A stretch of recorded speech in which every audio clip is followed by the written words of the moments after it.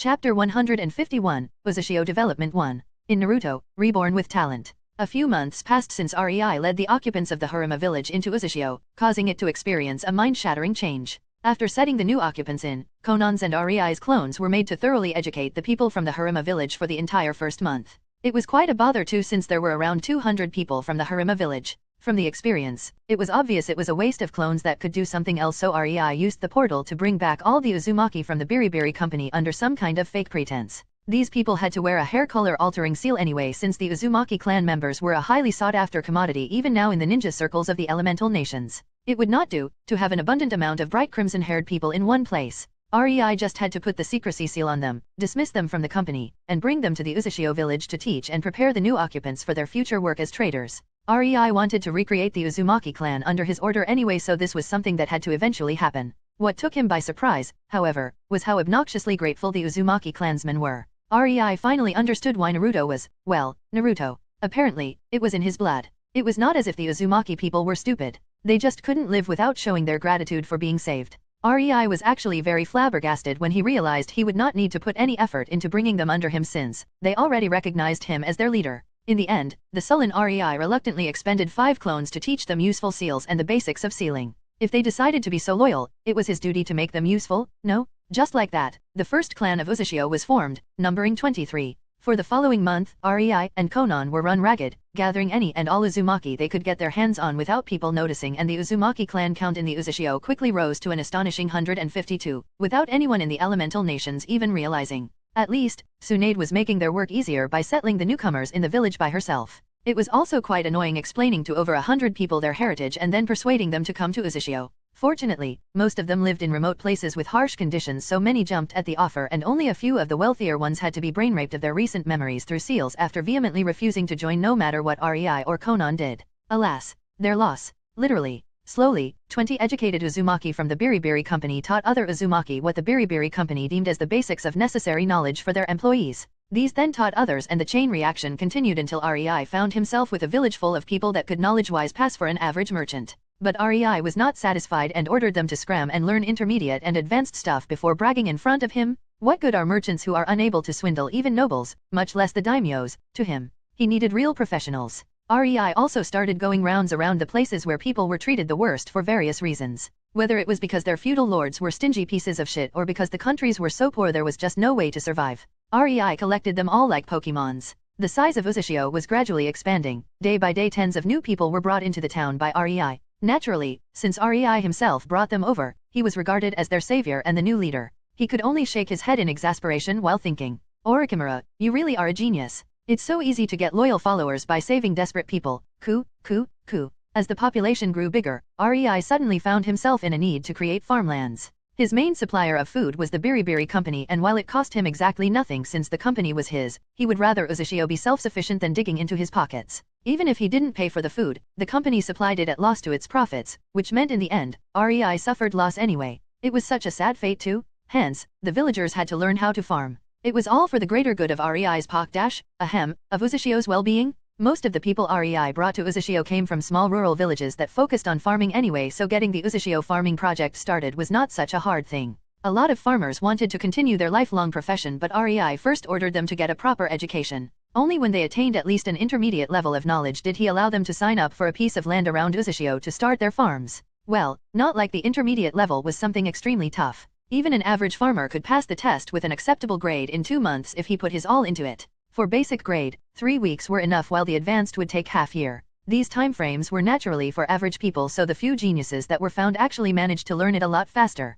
One even attained advanced grade in under 3 months. Honestly, finding talent through this method while also making sure that Uzushio's future will be assured to become extraordinary due to the intelligence of its occupants was much easier than Rei previously thought. There were only a very few of those who refused to learn, mostly because the level of education provided to peasants and farmers in the world was abysmal at best. There were civilian schools, but these were only in big towns or ninja villages. Even then, ninja school had much higher requirements in things like math, and even then it was only learning stuff that could potentially help in their future ninja careers, like calculating throwing angles, distances by the shadow cast on the ground, etc. The civilian school mostly focused on things like how to run a business, and so on. These were for daughters and sons of wealthy merchants, after all. Other kids were simply homeschooled.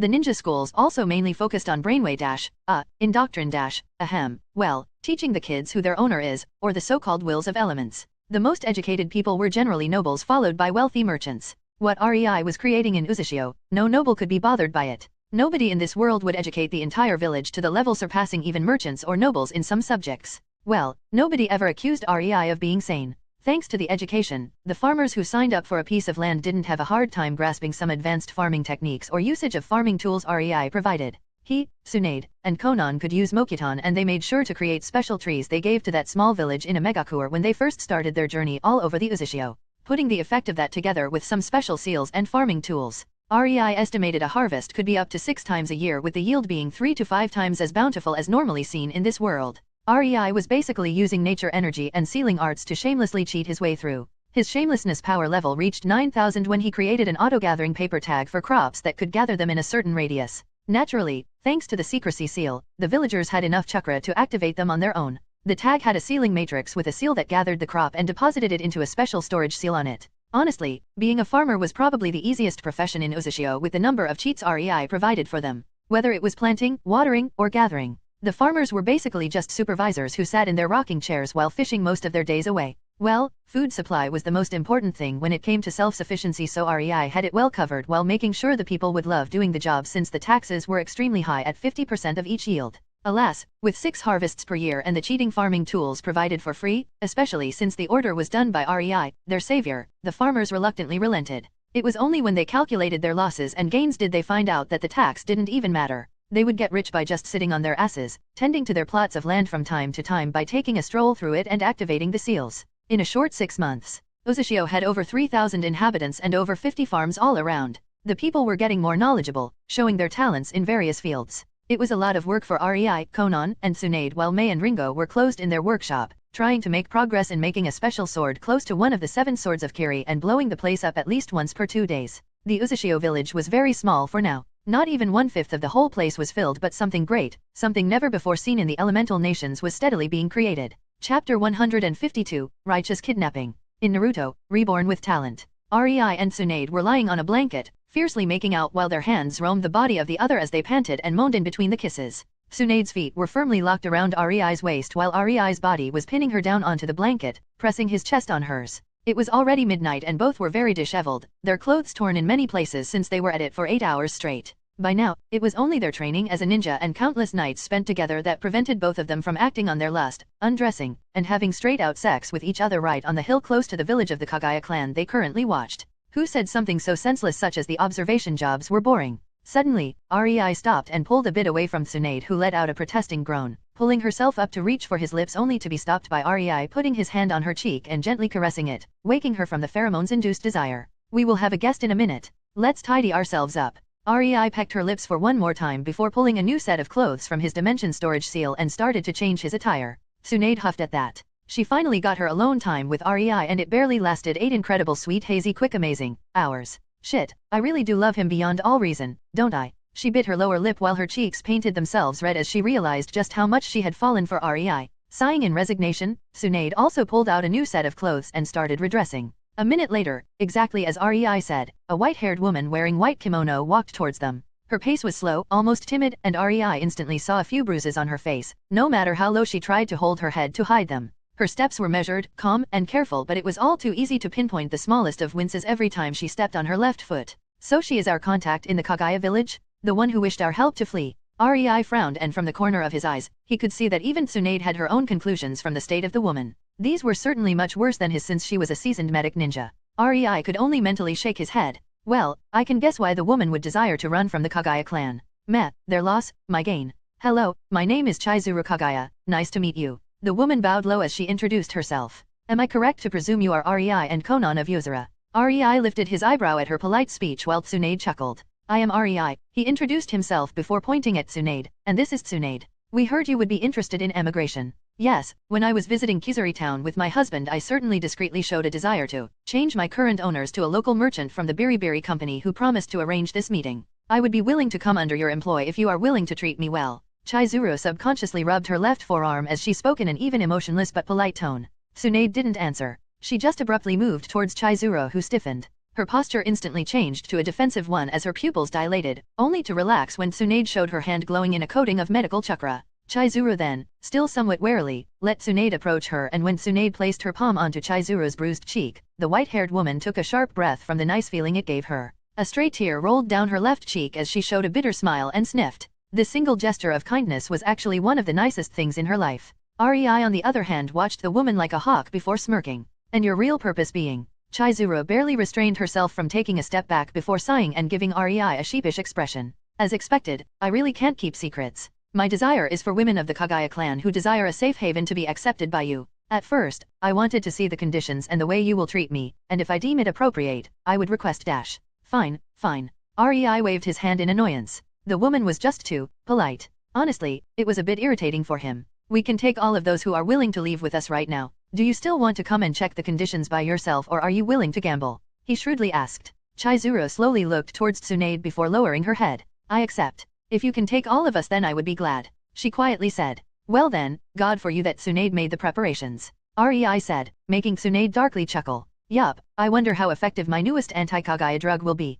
The chilly night wind spread through the Kagaya village as the time neared 1 a.m. Slowly, a mist started to form, blanketing the area, but the guards did not panic as this was natural for the land of water. They only checked if there is a chakra in the mist, and when they discovered there was none, their shoulders immediately relaxed. Minutes ticked by as the mist thickened, and soon, by the time the clock rang 2 a.m., the mist covered the whole village in a thick white mist. The Kagaya clansmen slowly became weary and sluggish, their eyes dropping as their bones appeared to become heavier and heavier in their bodies. The whole village fall asleep.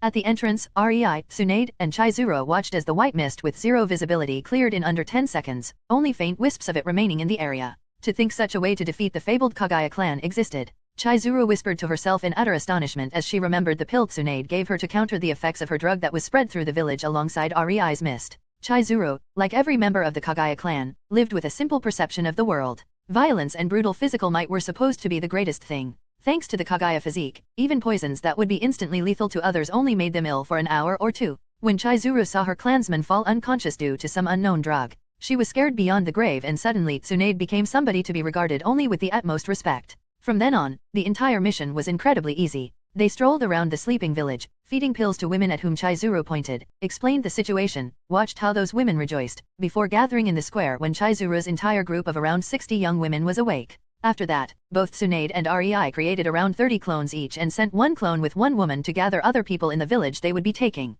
This time, they didn't wake them and they would be relocated while unconscious. Man, who would think I would be kidnapping young kids and girls? Rei whined as he watched around 40 sleeping kids under 5 years old being placed on the square right next to the sleeping forms of around 100 girls up to 17 years old. I somehow feel really dirty. Rei deadpanned, making Tsunade giggle. Well, just imagine what would become of them without us doing this. She tried to cheer him up, causing Rei to give her a playful look. Sure, we can count this as righteous kidnapping, then. He nodded with a snort. It didn't take long for around 300 of the Kagaya clansmen, most of them still asleep, to be relocated to Uzushio. Just like that, the biggest case of missing people greeted the world. Chapter 153, Uzushio Development 2. In Naruto, Reborn with Talent. There were naturally a few problems with the Kagaya clan members when they woke up. The 60 women did their best to persuade the older teenage girls to be cooperative while calming down the kids. Unfortunately, 20 of the most crazed ones had to have their memories adjusted and were promptly dumped back into the Kagaya village the following night, with their last memory being going to sleep 2 days ago.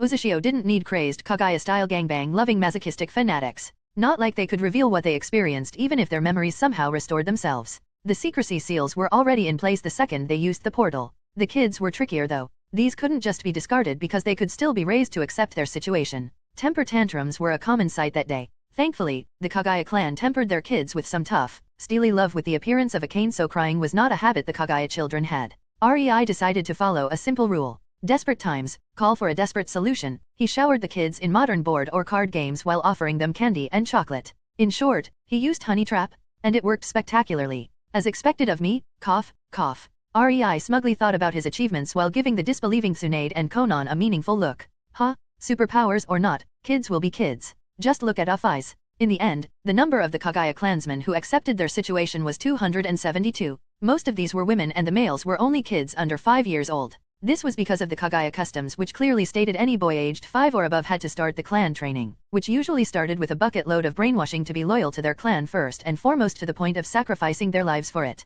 Alas, these kids simply were just not worth the effort in Rei's eyes. But Rei was patient and he could wait a decade or so for his Kagaya clan members to grow. No pressure. especially the lil crying bundle that was stolen from the house of the Kagaya clan head, little Kimimaro. Uzushio now had two clans, Uzumaki and Kagaya. For now, both lived in the same compound, which was quite intentionally done by REI so these people could grow closer to each other. REI would not suffer internal clan disputes in his own village. Being at odds in certain situations was fine, but if he could make them understand and help each other, teach them how to work together instead of against each other from the start, REI would try his damnedest to do so. This also came with the added benefit of Uzumaki teaching Kagaya kids their ways, whether they were about the love for their family or the reverence they had for REI. Maybe I should stop copying Orochimaru. REI thought about the prospects of having the Kagaya kids grow up into his fanatics due to the care of the ever-so-loyal Uzumaki. Then again, maybe not. After all, Orochimaru was the favorite pupil of Sarutobi. He knows his stuff when it comes to manipulating impressionable children. Surprisingly, the Uzumaki clan members were steadily learning and developing their sealing arts.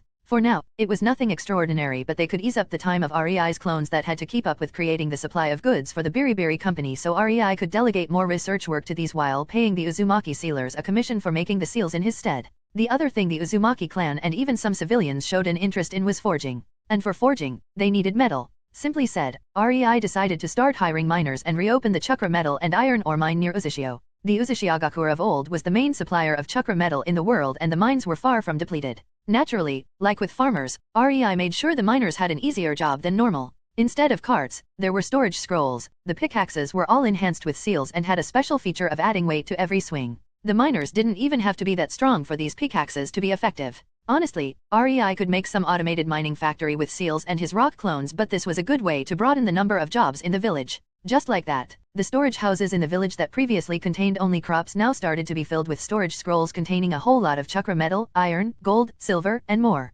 The future Uzushio Trading Company gained their first saleable commodity. The next thing REI put the effort into were docks. Creating ships was not hard since REI, Tsunade, Konan, or even their clones could do so without any hassle with just a few hours a day and a bit of effort put into Mokuton shaping. Considering Uzushio was an island nation, ships were important and REI made sure to put Mokuton and sealing arts together to create floating fortresses when it came to both defense and offense. The best part in REI's opinion, however, was the natural camouflaging seals all over the hull that could make the ship invisible unless in close proximity. After all, why fight with pirates when you could show them the middle finger without them even noticing? The last part REI needed was capable sailors, but that was quickly solved by secretly sending some capable men and women to the branch of the Biribiri company that focused on naval trade, where they would learn under the supervision of an experienced captain. REI could almost see how a year later they would return, and Uzushio would gain their very own trading fleet. Just a year more and Uzushio Trading Company can start operating. REI smiled in content. Yes, the fleet was the last thing Uzushio required before rejoining the world stage.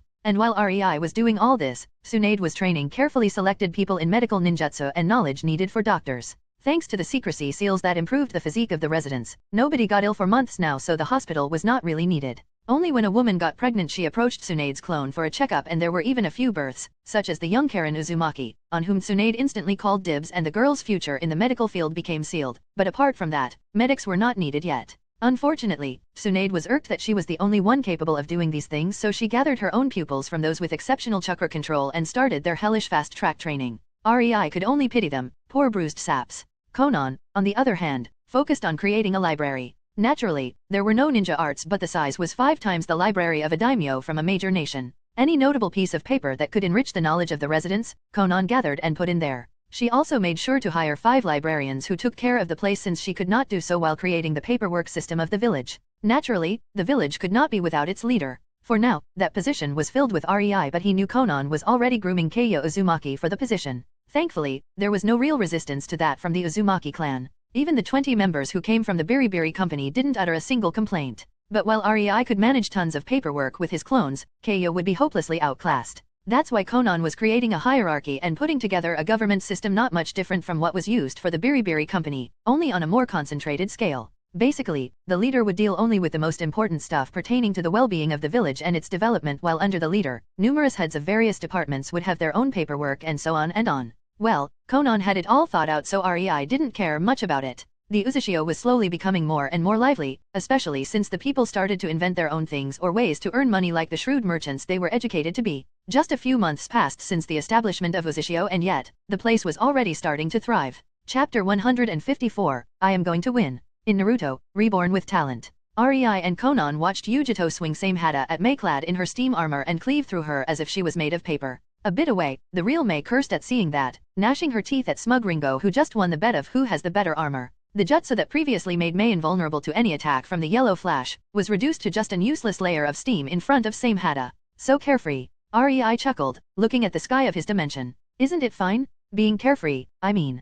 Konan sighed in contentment and leaned closer to Rei who just lovingly pulled her even closer as they watched Mei trying to attack Yujito who countered almost everything with Same Hada or used her nimbleness to dodge. Mei was naturally not going all out but she was using enough power to take down a rank ninja without a problem. The improvement rate of Yujito was incredible, especially since she was taught shadow clones. That technique was really created for Jinhuriki. It has been a while since Yujito was recruited, and Rei was really astonished when he one day found himself in front of the kneeling blonde as she swore herself into his service while he was still half asleep due to just waking up. Rei had no idea how to feel about that. One part of him wanted to reject but the other knew Yujito would be useful so he dazedly nodded in acceptance at the time. Just like that, he earned himself a devoted kunoichi. At least she doesn't have any romantic feelings towards me. Rei felt immense relief because that would be just awkward since he didn't spend much time with the girl due to the last months being very busy. He saw her more like a cute little kitten living in his house. Mei's pet of a sort. So, what about Konoha? Rei asked Konan, admiring how Yujito kicked Mei's chest and sent her flying back only to reveal it was just a clone.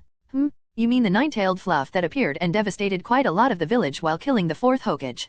Konan tilted her head. Meh, they will get back up on their feet. It will take years but the peace treaty is still valid. No new war is coming. She shrugged in disinterest. And the Jinhuriki? Rei asked, wincing as Mei brutally slugged Yujito right into her right cheek. What Jinhuriki? The fourth supposedly killed the immortal beast, no. Konan sarcastically exclaimed in a mocking tone while appreciating how Yujito returned the punch by kicking Mei's stomach. Rei derisively snorted, please. I can't believe Konoha higher UPS are stupid and naive enough to hope other villages would believe a make-believe story such as our Hokage killed the strongest Baijuyo. Cower before us. The entire thing is the biggest joke the entire elemental nation ever heard of. He rolled his eyes. It's as if the Konoha in their stress and panic completely forgot the other villages have their own Baijuyo and know their own fair bit about them. Yeah, Konoha is pretty much the laughingstock of the world right now. The only measure of respect they command is due to them winning the last war. Konan nodded just as Mei's experimental sword blocked Same Hada which was promptly blown away by the seal incorporated into Mei's sword. Who would have thought the sword would actually work? Konan added with an interested smile. Yeah. Rei's lips also curled to a small smile. Ringo and Mei will eventually create incredible swords. To think their repelling sword would work so spectacularly to repel even Same Hada. Rei said before kissing the temple of Konan's head to get her attention. So, back to my question, the Jinhuriki. Konan happily hummed, averting her pondering gaze from the sword, and stopping scheming about how easy it would be to steamroll through an army if her ninjas had these repelling swords, before starting to talk, in an orphanage, supposedly for his own protection. His status is apparently kept as an S-ranked secret, except, Reikage received the report about the boy yesterday and Tsuchikage today. Heck, they even know his parentage. Both could care less whose son the brat is. They are well aware he would not receive proper training the second they heard about the rumors about the demon reincarnation into a small boy. So far, neither is interested since they have bigger problems on their hands due to the war just ending. In the end, it is just a simple attempt at manipulating a child by the third Hokage.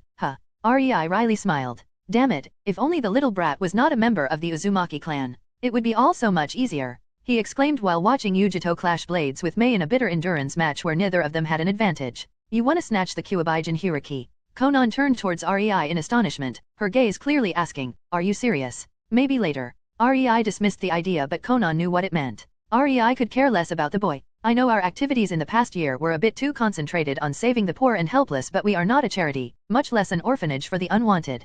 Konan shrugged, losing interest in the topic, and looked back towards the fight between Yujito and Mei. Yujito was keeping up only thanks to her status as a Jinhuriki, the fact she was holding Same Hada, and due to Mei not brutally aiming at Yujito's body. Instead Mei was only trying to disarm her. I have no idea what I am going to do. I can let the little guy suffer. I can help him. I can manipulate him. I can snatch him. Choices, and consequences. Rei mirthfully chuckled. He was still tempted to just let nature run its course but, maybe he could give it his own twist? And what about the case of the villages disappearing? Did the ninja villages finally give up their respective investigations? He changed the topic just as Mei managed to land a blow on Yujito, injuring her left upper arm. Let's see. Konan became a bit dazed as the information was relayed to her by her clone. Tsunagakur already called it off and just signed it off as some kind of unnatural sandstorm. The village was in a very remote and desolate area, after all. Figures. Raza has other problems than 100 or so civilians going puff into the air. Rei nodded, already predicting this outcome. Oh, would you look at that? Yujito landed a right hook just after dispelling Mei's smoke armor.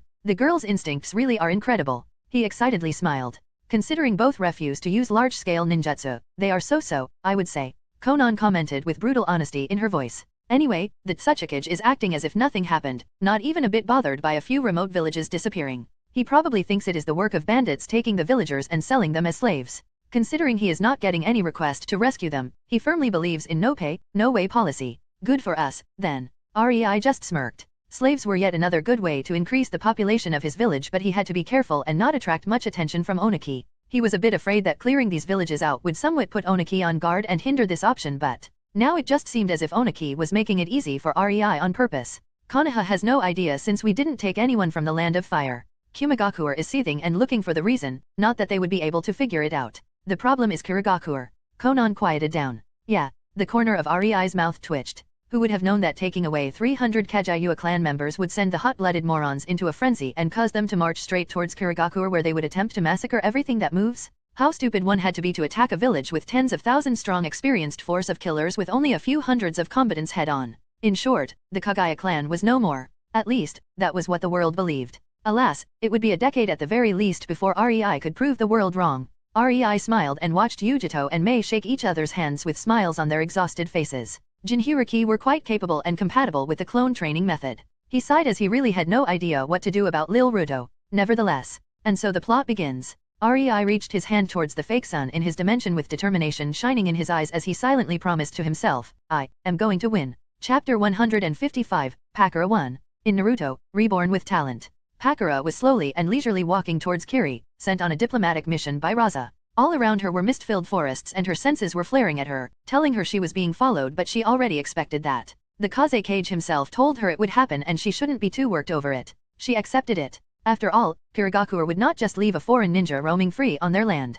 Nevertheless, Pakura was still cautious and kept her guard up. She was almost halfway on her way towards the village through the land of water when her senses flared into high heavens and she only managed to whip out a kunao into each of her hands as her eyes widened. She nimbly started to deflect the flurry of projectiles flying her way while acrobatically jumping from side to side, weaving through the trees and using their trunks as temporary shields. Pakura deflected the last projectile and glared into the mist as she could feel her body getting numb from a small cut on her thigh. I am poisoned. She thought in panic and tried to counter the poison with her chakra, only for her stomach to sink when she found out it was impossible. Chakra poisoning and partial paralysis? How? This is a poison only Tsunagakuer can produce. Her mind completely halted. What's the meaning of this? Pakura screamed only for laughter to come out of the mist as 10 figures appeared. They were all clad in IWA shinobi attire, but what made her widen her eyes was that she recognized them. They were quite famous Kiri hunter ninjas. Why? She asked as her mind was swirling with possibilities. One shinobi smirked at her provocatively, his eyes clearly condescending as he twirled his chokito in his hand. Well, Suna scum, wouldn't you like to know? Now, be a good girl and let us kill you. He smiled widely and Pakura's eyes steeled. There was no walking away from here, it seemed. She would have to fight. Pakura wasn't just standing while they talked, her chakra was ready, and the second he finished his monologue, she pushed it to create 3 scorch release orbs and combined them in a blink of an eye into one big flaming orb several times as high as she was. She held it with her chakra above her head and with a snarl, she threw it onto the Kiri shinobi while jumping backward. White vapor exploded as the orb hit the ground and vaporized everything in its range. The vapor quickly spread and engulfed the entire battlefield, thickening the mist around even more. Pakura was in the process of conjuring more of her flaming orbs while panting from exertion due to pushing her chakra through the poison effects when she could feel her thigh to be pierced, forcing her to drop onto her knee and grit her teeth in pain. You bitch! You killed Akio! Another man shrieked, giving away his position. As she heard him from the mist, she raised her kunao, just in time to block a sword about to decapitate her. Shit! They are all masters at silent killing and moving through the mist. Pakura thought in despair as she could barely see 3 meters in front of her. The sword stopped, and Pakura could feel yet another senbon aimed at her other leg, and with a great deal of effort, she twisted her body into a roll, making the senbon hit the ground. She sprang up and put her entire weight on her uninjured leg as she protectively held her 2 kunao at the ready while secretly kneading her chakra for her scorch release as she started deflecting more and more senbon flying her way while her back faced a tree. She was fucked and she knew it. The initial flurry poisoned her and her body was getting number and number by the second. She could only move due to her extraordinarily strong chakra coursing through her body and somewhat forcefully mitigating the poison. A normal Suna Jonin would already be a completely paralyzed lump of flesh lying on the ground. Also, she was an agility-based shinobi. One of her legs useless basically meant game over for her. She steeled herself and decided to take as many of them down together with her. It was then that a Raiden-coated sword pierced the tree she was leaning on from behind and her lower abdomen with it, making blood spurt from her mouth. She looked at the piece of sharp steel in her and lashed out with her orb, vaporizing the man behind the tree. With a painful groan, Pakura pushed the sword out of her body as she dropped on all 4, coughing blood while panting. She could feel the poison spreading through her body more and more as she slowly grew weaker and started to lose even the remaining control over her chakra. The remaining Kiri men appeared in front of her, smiling in amusement. Just give it up. You won dash. That was as far as the man got before Pakara's kunao embedded itself into his forehead. This however alerted the others and her follow-up scorch orbs missed. Pakara cursed and stood up. Well, if I am to die, you are coming with me. She brokenly smiled, her eyes the picture of exhaustion as she was pressing on the wound on her bleeding abdomen. 3 flaming orbs appeared around her and the bloody clash in the mist-covered forest continued.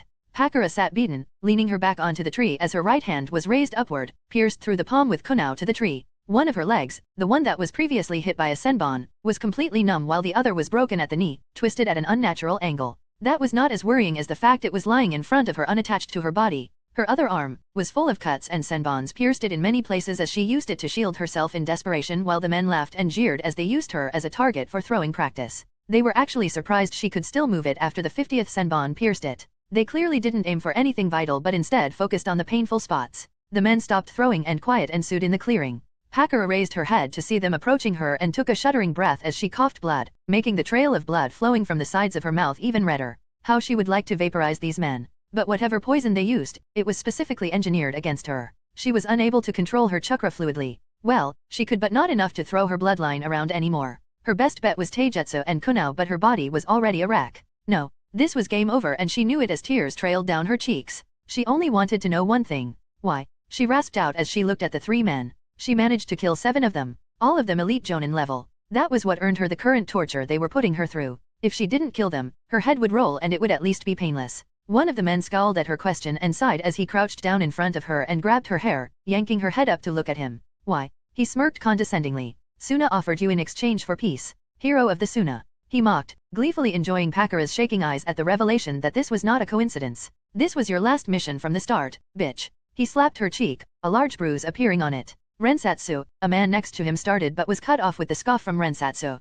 Pakara still couldn't believe she was sold to Kiri. She sacrificed her entire life for the village. Academy, training, war, more training, training disciple. She had never had time for herself. She gave herself to Tsunagakur and this was how she was repaid. With wide eyes, she stared in horror at the 3 men as her throat went dry. It was so unfair. I know, Akabo. Rensatsu, the man crouching in front of Pakara said in annoyance. I won't hit her again. Good. Akabo grinned as his hand went to his pants. I was really looking forward to this. He eyed Pakara's broken and bloody body with a want in his eyes, making her shudder. She knew what would follow. Hours upon hours of being their sex toy. She stared at them in despair, unable to move. This is it. Tears streamed down her cheeks with even bigger intensity as she watched 2 men unbuckle their pants, leering at her, while the third went away in annoyance, clearly disgusted but uncaring to her plight. She shakily stuck her tongue slightly out, between her teeth. She would prefer a swift and painful end rather than a miserable and humiliating one. She was about to bite her tongue off as her eyes closed. Her mind was hazy and afraid, confused due to the revelation she was sold out by her own, no less.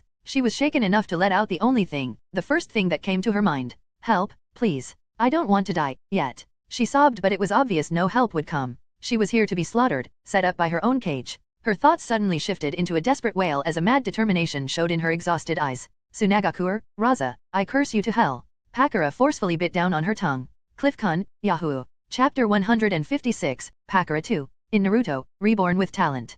Pakara's teeth jerkily touched her tongue in full force about to bit it off while she tightly closed her eyes. Ninja or not, death is death and humans fear it like the plague. Pakara was simply no different. While she might not exactly fear it in the height of combat, suicide was still a big mental pressure for her. As her teeth went through the first layer of flesh on her tongue though, her entire body froze, completely paralyzed. No matter how she tried, she was unable to twitch even a singular muscle. Holy shit, I was almost late. Damn, Tsunade really knows how to hold on to somebody. Suddenly a disgruntled loud voice resounded right in front of her, causing Pakara to widen her eyes as a young man in the process of hastily pulling on his shirt just popped into existence there, kicking the 2 approaching Kiri ninjas away. Unfortunately for them, their pants were half down so there was not really much resistance they could offer. For better or worse, REI didn't really pay attention to where his foot flew. One received a nice kicker into the crotch, sending him flying a few meters back while the other got himself a nice one right into the noggin. Oh. REI realized he kicked somebody only after feeling the impact, Sordesh he was about to apologize when he saw Pakara and he finally understood why his alarms went off.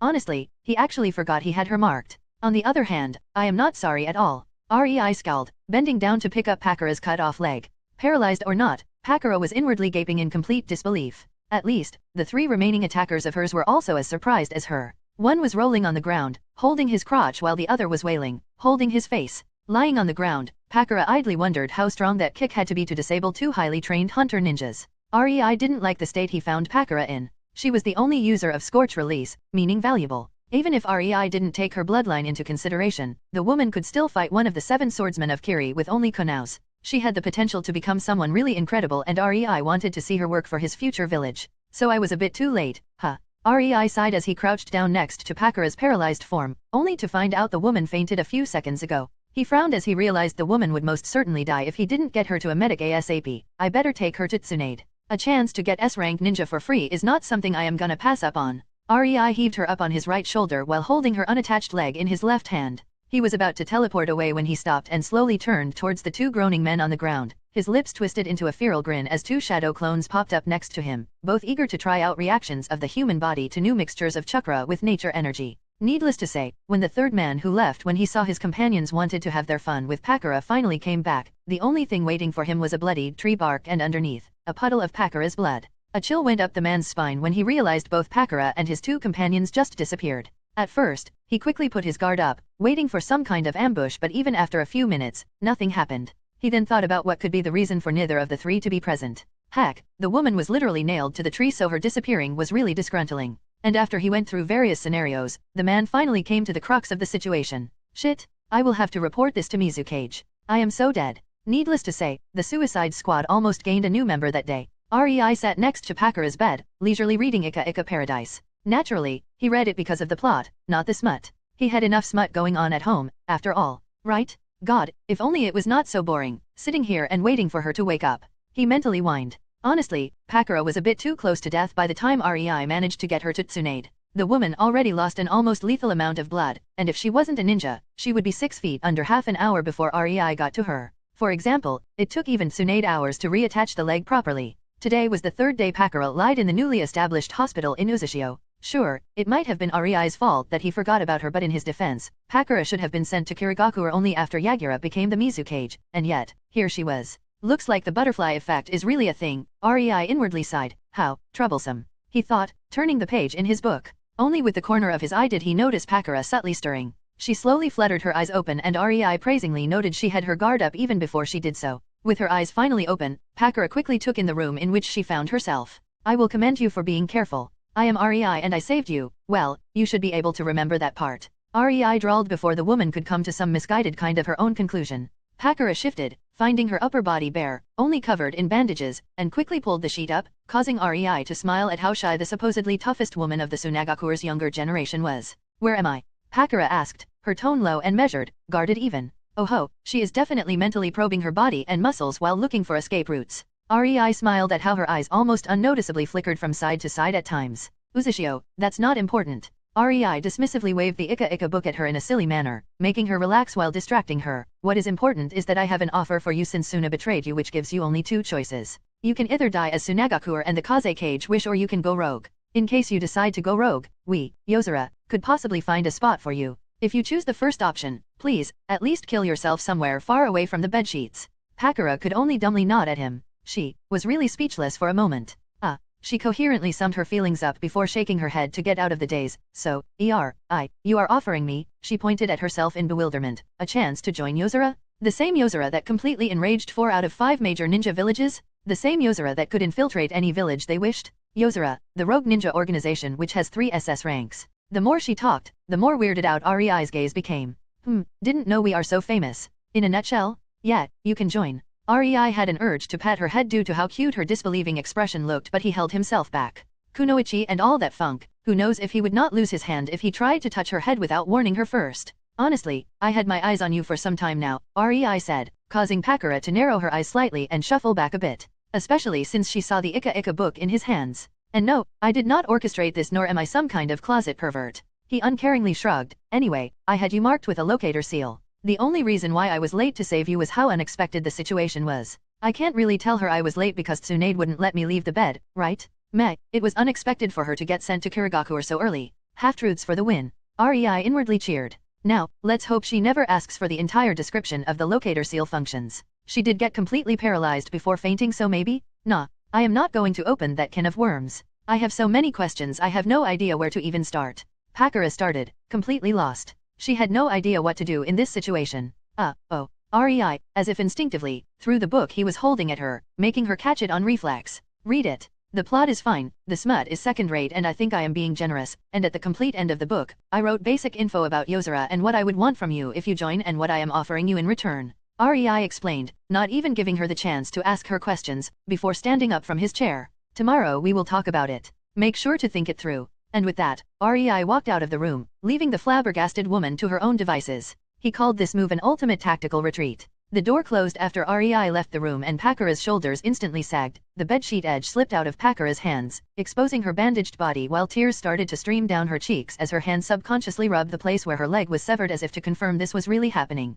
Pakura let her body fall back onto the soft bed, sobs escaping her lips while her free hand worked hard on wiping the rivers of happy tears when her brain finally registered how close she was to "I am still alive." Pakura's face bloomed into a beautiful smile, her eyes turning towards the closed door with sincere gratitude in them. Thank you so much. Chapter 157, Pakura 3. In Naruto, Reborn with Talent. I accept. REI momentarily halted, his hand on the handle of the door in the motion of opening them. Well, that was quick. And here I thought we would at least exchange greetings first. It was already a day since he gave her the book and REI was sure she looked through every nook and cranny of the room, tried to get outside at least 53 times only to be stopped by a nurse or a doctor with Tsunade certified training under their belt. Needless to say, Pakura stayed put. She then tried to look for monitoring devices, checked and rechecked her kunaos which were left on the table near her bed in order to give her a bit of safety, and spent hours near the window, trying to find out as much as she could about Uzushio through it. On top of all that, she also made damn sure the food nor water she received is drugged or poisoned.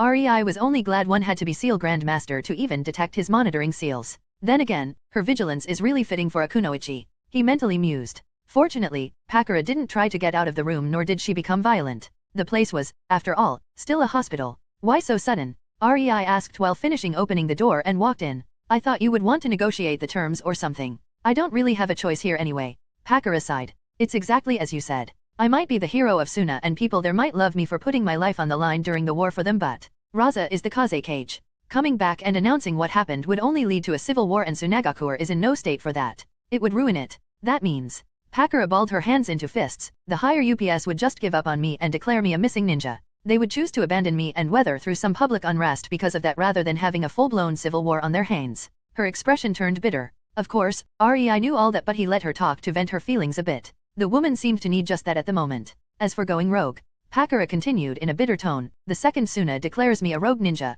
Konoha will follow because of their alliance. Kirigakuer will also put the kill on sight order on me if only because it is a mark of shame that I survived the ambush from 10 of their hunter ninjas and destroyed their plot to implicate Uegakuer. As for Uegakuer, I killed quite a lot of them during the war. No way I would find peace in that country. She shrugged amusedly, the only real possibility is Kumigakuer and while the new Reikage is rumored to be putting some old policies down, they would still sooner breed me against my will to reproduce my bloodline rather than have me on their roster. Well, they are basically more barbaric and showy Konoha. REI quipped, making Pakura smile at the jab on Konoha's hypocrisy. It was no secret Konoha liked their bloodlines a bit too much. Frankly, REI knew it would end this way. It might, at first glance, be easy to hide in the wide world. After all, there are only so many ninjas that would hunt for her. No, she could always hide in some remote island in the far south or something, right? Or in the continent on the opposite side of the land of water. There are not many ninja villages and it is quite big too. But in reality, ninjas, for better or worse, roamed through every nook and cranny of elemental nations. All it would take was one who would recognize her without Pakura knowing about it and stopping him for good, and there would be a hunt for her. Umbu from all villages, mercenaries, and worst of all, the fellow rogue ninjas would all scramble to get their hands on the bounty for S-rank ninja's head or body, especially since she was the sole user of Scorch Release. Anyway, being in the organization with 3 SS-rank ninjas would give me far more protection and opportunities than going by myself. Pakura honestly said. She was very grateful for being saved and it might or might not have played a role in her final decision. When she was on the brink of death, knowing that Tsunagakuer betrayed her, all she wanted was a place where she would be safe and for somebody to save her. It was the very first time in her life she ever wanted to be saved. Pakura believed in training, in giving the effort if she wanted something. She never depended on others more than necessary. But for the first time, she prayed to be saved and something she thought to be a miracle happened. The man in front of her saved her and then offered her a safe haven. While she was still a bit wary, Pakura decided to stay. Not to mention, if the man in front of her was able to conceal the existence of the whole Uzushio village during its formation, hiding one more rogue ninja would be no problem for him. Just tell me what exactly you are expecting of me, she asked, hoping REI would not say anything outrageous. Well, I am in the process of making a new hidden village, you see. I need somebody capable to be my Jonin commander. REI shrugged. Konan already called dibs on the secretary role. Tsunade wanted to be the head of the medics. Ringo quickly decided she would pull the reins of hunter squads, and Umbu and Mei decided she would be a housewife. And as it usually happens between men and women, REI was informed about their decisions only after they were set in stone and there was no way to change their minds. Not like I can offer you any other position. Sorry, Pakara. He thought, feeling a bit exasperated. I can do that. Pakara smiled in relief. Position of Jonin commander for a soon-to-be established hidden village? REI wanted to give her protection and on top of that offering her a relaxing but prestigious job? Pakara ashamedly averted her eyes. If REI asked a lot out of her, the next request would be so much easier. But, in the information you provided, you wrote I would be allowed to leave the village, within reason of course. Pakara started a bit unsurely. You also described the secrecy seal. I am fine with that, but would it be possible for me to covertly go to Suna and have a talk with my apprentice? I practically raised the girl and she would surely follow me. She looked at her hands. Naturally, Pakara understood that Uzushio was still hidden from the world and REI didn't want people to know of its existence just yet. Making this request was a bit awkward for her, but she loved Maki as if she was her own. REI momentarily halted. So, she is basically giving herself to me as if gift-wrapped and even offering to pull her apprentice with her? 2 for the price of 1? The one being for free at that? Sure, why the hell not? A Cheshire grin spread on his lips. I see no problem with that. In fact, let me give you a lift to Sunagakur. Chapter 158, Land of Snow 1. In Naruto, Reborn with Talent. REI, sitting in the armchair in the corner of Daimyo of the Land of Snow's office, watched the unsuspecting man as he walked into his office, humming a happy tune. It was a bit sad sight in REI's opinion since the man didn't even know he was about to die in a few days. Or maybe he suspected something going on. It would certainly explain the more frequent visits to his beloved daughter and hiring little and depressed Kakashi to protect her for the next few days. At least the man had enough common sense to expect someone trying to kidnap his closest family to get an advantage over him during the talks between Yukigakure and the daimyo of the Land of Snow that will be happening in 2 days. Despite all that, Sosetsu Kazahana still could not see his brother Doto betraying him. How sad. REI thought with an eye roll. The man was not stupid. He just always tried to see the best in people. Then again, because of that, he always did what he thought was best for the people of the Land of Snow. A trait that made REI think highly of the man, and ridicule him at the same time. The problem was not that he did so. The problem was Sosetsu did nothing substantial to protect himself and his daughter, to deter anyone trying to take the country from him. I see the life of a daimyo is quite busy. REI announced his presence to the man shifting through paperwork with a sour expression. REI enjoyed how the man stiffened when he registered he was not alone. And yes, the security in this castle sucks hard. You may think about updating it. Nah, scratch that. You should fire every idiot you call a guard first. I spotted 5 sleeping on duty, 1 going at it with a maid, 3 playing cards, 5 talking about their scary wives and shivering as I walked right past them, and, well, you get the picture. He sincerely added. Thoughts flashing through his mind could almost be seen flashing through Sosetsu's eyes as his expression changed almost every second. From stunned to scared, changing to resigned, only to morph again when he heard REI's jab at the security. It changed to a hopeful one. Since you are giving me such advice, you are not here to kill me, are you? Sosetsu asked in a quiet voice that made it obvious the man was scared beyond belief while trying to look brave. That is quite a naive thing to ask. Would I really answer truthfully if I was an assassin? REI couldn't help but smile. But no, I am not here to kill you. Hearing the answer, Sosetsu's sweat dropped. So is he or is he not an assassin? He mentally cried in a sullen way. I came to propose a, let's call it a business deal. REI said, standing up. He walked towards Sosetsu's table, making the man more and more uncomfortable as REI came closer. When he was finally near the table, REI reached his hand into a pocket of his black garb, purposefully being slow about it while enjoying how Sosetsu's nervousness levels shot through the roof, making the man sweat like a pig. REI then quickly whipped his hand out of the pocket and slammed it onto the table. Sosetsu's heart almost jumped out of his throat at the sudden movement. His body, however, really jumped back on reflex. Or at least, it tried to. His chair blocked his attempt, causing him to flip over alongside it, his feet shooting into the air. REI peered in satisfaction at the groaning mess of a man he most likely frightened to death, and he couldn't help but chuckle at Sosetsu as he tried to scramble back up while gasping for air. Didn't I tell you I am not an assassin? What are you jumping for? REI innocently asked, getting only an annoyed grunt in return. Sosetsu finally managed to stand up and sit again behind his table, this time a lot less wary of REI than before. Seeing him read through the document he slammed onto the table while being somewhat relaxed, REI inwardly grinned. Well, that worked perfectly, didn't it? The more Sosetsu read through what REI came to propose, the more horrified he became. A huge frown appeared on his face and his wide eyes stared at the text in apprehension. Well, at least he didn't freak out. I will give him that. REI mentally praised. After all, how many men could stay calm when finding out the preparation for their execution are already in place and they have no way of surviving past the next 2 days? Worse yet, his daughter was also already marked for kidnapping at the very least. Honestly, there were many ways Kazahana Koyuki could end up after this little rebellion. Running away from the country was a very good outcome. She might have been only a child, but she was an heir to the throne in the land of snow, meaning she could become a corpse quite fast. That was also a quite good outcome for her, to be honest. Dodo's wife at 13, prisoner, slave, toy, experimentation subject in Yukigakure were all possibilities. REI made sure to portray the situation somewhat realistically, leaning more towards a pessimistic outcome for the girl. He was here to persuade Sosetsu, and what he wanted from the man was a whole lot. He needed Sosetsu desperate, so letting the man know his daughter would be saved by the Konoha ninja he hired was a big no-no. Oh, and yup, these documents are completely truthful. If you want a proof I can provide one, no problem.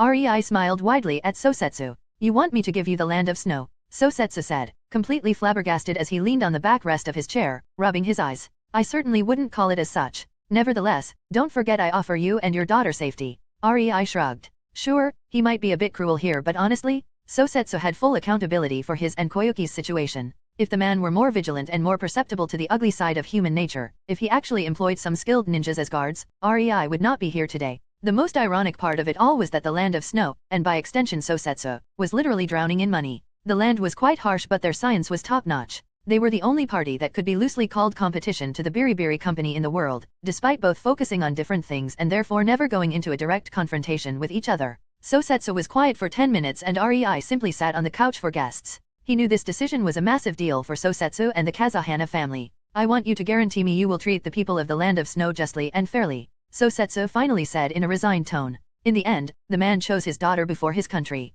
Define justly and fairly, Sherlock. I am sure May would think melting somebody who she deems a prick is quite just and fair in her humble opinion. REI inwardly snorted, but outwardly he only rolled his eyes. But I can work with this. Nah, do it yourself. Sure, I want control of the land of snow and the final say, but I never said I want to manage it. Consider yourself hired into the position of the daimyo. REI jovially stated. I want to create a new hidden village, so I have no time to manage an entire country. If you want the people to have good lives, then simply stay as a manager of sorts. That way you can check what I do and how I do it. Frankly, I think me being here would give this country more benefits. Hidden village? But we already have Yukigakure. Sosetsu suddenly quieted down and REI nodded at him, seeing that the man understood his meaning. Well, since they are going to betray you, the daimyo, I would say they desperately need reforming. And coincidentally, the right man for the work stands right in front of you. REI barely held himself back from laughing. The entire situation was incredibly humorous if one wasn't on the receiving end. Sosetsu stared at REI with an open mouth when he finally managed to comprehend the magnitude of what REI wanted from him.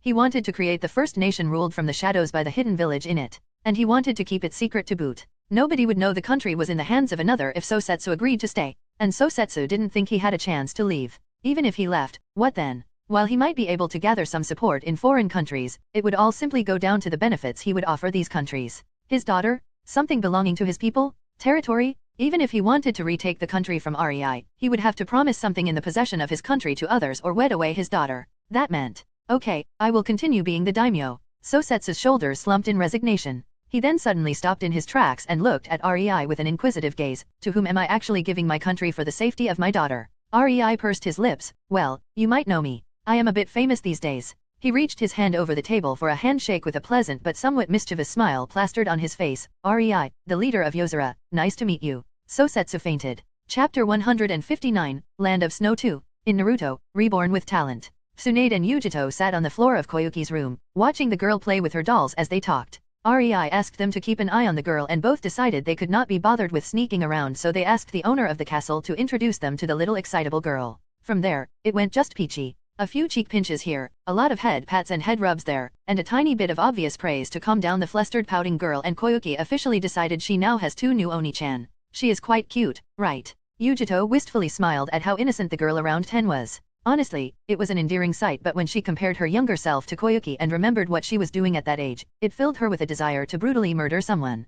Preferably the closest councilman from Kumo. Yeah, Tsunade chuckled, her eyes following Koyuki. She reminds me of my younger brother. She sighed sadly. It was not the bitter sigh of the regretful and lost woman, however. REI made sure she faced the fact Noeka died head-on, and now Tsunade, while sad about it, no longer dwelled so much on it. It was just something that happened in the past, something unable to be changed. Tsunade actually put quite a lot of thoughts into the research of resurrection jutsu. If her uncle was able to create such a jutsu for combat purposes, was she supposed to be a lesser senju or something? She indeed could bring somebody back to life by now. The problem was it always needed something to balance it off. Sacrifice, lifespan, unimaginable amount of energy, and most importantly, it needed to tinker with soul, and that was the thing which finally convinced Tsunade to just let it go. She was simply unwilling to tinker with the souls of her kin. Alas, after studying the topic, she only hoped her uncle would one day appear in front of her so she could smack him right into his noggin for creating the impure world reanimation and not creating a proper fail-safe the Senju clan could use against it. Sure, he created and put into the clan library a way for the summoned Senju to break the hold the user had on him. Such a thing was so easy that even a paralyzed genin could do it if he knew the proper way. Problem was, Tobirama probably never imagined the jutsu could be used by anyone other than a Senju. Yet another thing that made Tsunade seething mad at her supposed sensei. How the heck did Senju clan jutsu appear on the Forbidden Scroll? She knew for a fact her uncle never put it down there. His diary certainly said so. What about you and Rei? Did you think about having kids yet? Tsunade was suddenly pulled out of her reverie by Yujito's question. It took her a few seconds to comprehend what her fellow blonde was asking. She blankly blinked, before snorting. Do I look like a motherly type? Yes, you look like someone who would like being surrounded by family. Yujito deadpanned, making Tsunade open her mouth but stay quiet, which made Yujito involuntarily smile. Spot on? Way to go, girl. In the end, Tsunade just sighed heavily before looking at Koyuki and discerning that the girl was thankfully not paying attention to them in favor of the new wooden doll she was given by her. It's complicated. Having a kid would be easy, you know? Just disabling the anti-pregnancy jutsu for 10 days and with the pace, we are going at it. But we are all just so busy nowadays. When we were in Kiri, our days were more or less leisure, but now, Rei is shoulders deep in planning, researching, creating these pseudo-baijuyu of his, taking in refugees, setting up the Uzushio trading company, and now here we are. I help with settling people in after they arrive in Uzushio, train new medics, help at the hospital. There is just always something going on. I even have to drag him to bed every other day. Tsunade pouted and Yujito giggled. Yeah, you are the only one who ever took Rei by his collar and pulled him out of the living room by force. His expression was just so hilarious. Tsunade cracked a small grin. That's nothing. Konan can be far scarier when she gets going. It's just that she would never direct it at Rei. One time she dragged Ringo to the training ground before leaving her there half dead without care. Fortunately, their relationship improved a lot since then, but still. Wow, what did Ringo do to deserve that? Yujito excitedly asked, and Tsunade showed her a grin before starting to narrate how Ringo jumped at Rei like a bitch in heat and how Konan gave her a proper beatdown for it. Sorry, Yuji. Tsunade thought, very pleased she managed to change the topic. But kids, huh? With how slow our bodies are aging after being tempered by the nature energy in Rei's dimension, there will be millennia before they lose the ability to reproduce. No rush there. I certainly am not bringing a new Senju onto the world when just one little slip-up would basically mean all of the 5 ninja villages hunting him or her down for the Senju bloodline. Tsunade had no illusions that her kid would be able to use a very potent Mokuton. She theorized that the parents of her grandfather simply had too strong Senju bloodline, and Hashirama was gifted with extraordinary sensory ability. He simply could sense nature energy from an early age, somehow discovering how he could create Mokuton through it. It was all just one big coincidence, to be honest. And that was also why the other Senju were completely unable to awaken it. They either lacked sufficient Senju physique or sensory abilities capable of sensing it, no matter how fleetingly. No wonder her grandfather kept quiet every time he was asked about his unusual bloodline. Tsunade and Yujito chatted their time away, going from topic to topic. Tsunade had to admit, the younger blonde grew on her during the days they spent together since Mei brought her from Kumo. She only had no idea if it was because of both of them being blondes or some other mysterious force, but Yujito was very easy to talk to for Tsunade, not to mention amusing. The kitty girl was so easily distracted. At times, Tsunade likened her to a cat staring at a ball of yarn. Yujito suddenly stiffened mid-sentence, her ears perking up as a small breeze ruffled the curtains on the sole open window in the room. Yujito, I think a cup of tea would be lovely. Would you mind bringing some, please? Tsunade asked, making Yujito tilt her head slightly to the right and slowly nod as her shoulders slumped. Yeah. Yujito heaved herself up and leisurely walked towards the door, briefly stopping before her hand reached the handle. Milk or sugar? She innocently blinked, to which Tsunade chuckled. Sugar. Tons of it. Gotcha. With that, Yujito left with a nimble spring in her step, seeming a bit happier and somewhat anticipating. Tsunade also lazily stood up and walked towards Koyuki before gently rubbing her head to get her attention. The pouty girl looked at Tsunade with a small glare, not liking being interrupted from her playtime. So spoiled, Tsunade almost shook her head at the sight, but she knew she could not fault the girl. Growing up with no mother and a daimyo for a father, the people who raised her were servants and well, paid to fulfill every whim of her. They were servants, period. Tsunade didn't wait for Koyuki to start speaking. That would be stupid. She leaned slightly forward and asked, do you like butterflies, Koyo? Koyuki, already prepared to give her biggest Oni-chan a piece of her mind, stopped in her tracks at the question and scrunched her forehead. She unsurely nodded after a while of pondering. Do you want to see one? Tsunade lifted an eyebrow in a coaxing manner. Are you sure? Tsunade teasingly asked. Then look. Tsunade pointed forward, making Koyuki turn around, her back facing Tsunade. The time almost stopped as Tsunade, who was slightly leaning forward, used her posture to quickly spin her body around on her toes. It was so fast, the man standing behind her, about to plunge Konao into her back, only managed to widen his eyes as Tsunade slugged him into the face, sending his body into the air, causing him to fly through the open window behind him. And while surviving being dropped from high places was a mandatory thing for tree hopping, chakra-using ninjas, unfortunately for the man, having his cheekbone broken in multiple places was quite distracting, causing him to go splat. While the man was having his last flight, Tsunade used the force of her spin to carry her on her toes, stopping only when she did a whole 360 degrees, ending up in her previous position, just in time to smile at the peeved little girl who didn't manage to find a butterfly. Koyuki was about to protest when she spotted a small, colorful, and finely crafted butterfly made of wood, perching on Tsunade's pointing finger, causing her to whoop in excitement. Tsunade just crouched down and started playing with the girl. 20 minutes later, the door slowly opened, and Yujito walked in, holding a tray with 3 cups of tea. But Tsunade quickly discerned something changed. The air around Yujito was more subdued, satisfied. Yujito put the tray on the floor where they previously sat and started sipping on her milk-heavy tea. It didn't take Tsunade long to coax the girl into chasing her new wooden butterfly that could somehow fly. Naturally, Tsunade really appreciated the chakra strings. Sitting down on the opposite side of the tray, Tsunade smiled. Did you have fun? It was sugary. Yujito shrugged and Tsunade snorted, looking at the small, almost indiscernible bit of blood on the cuffs of her right sleeve. A testament that same Hada saw some use in the previous minutes. Milk always calmed Yujito down while sugar gave her so much energy she just had to get a proper beat down from May or be all fidgety for the whole day. The second Tsunade told her tons of sugar, it basically meant go nuts. How many? Tsunade asked as she took her cup of tea and grimaced the second she took a sip. Sugary indeed. She mumbled, causing Yujito to chuckle and wordlessly put the third cup of tea in front of Tsunade, who gave her a small glare. 20. Not bad. Haichinin, maybe? For a small village such as Yukigakure, it is a considerable force considering they mostly give guys like this rank of jonin. She said as if she was talking about the weather, but Tsunade only shrugged. 10 minutes later, a disheveled, bloodied, exhausted, panting and high on adrenaline Kakashi with an umbu mask strapped onto his face barged into the room with Konao in his hand, ready to, and then he froze the second his eyes landed on the leisurely sitting Tsunade, sipping her tea. Oh, hello there, Kakashi. Having a fun afternoon, I see. Tea. Tsunade swept him with an amused look and tilted her head as she innocently pointed at her previous sugar bomb of tea with an inviting smile. Kakashi fainted. Chapter 160, Sosetsu's Problems. In Naruto, Reborn with Talent. While Tsunade and Yujito babysat Koyuki, Sosetsu was being babysat by Rei. Sosetsu was currently sitting behind a round table in the meeting room of his castle, waiting for the Yuki cage to show up for a little bit of chat. The prick is really taking his sweet time. Rei, who was hidden in a dark corner of the room, thought bitterly. The Yuki cage was supposed to be there for an hour already. Sigh, if only the land of snow had some kind of strong standing army.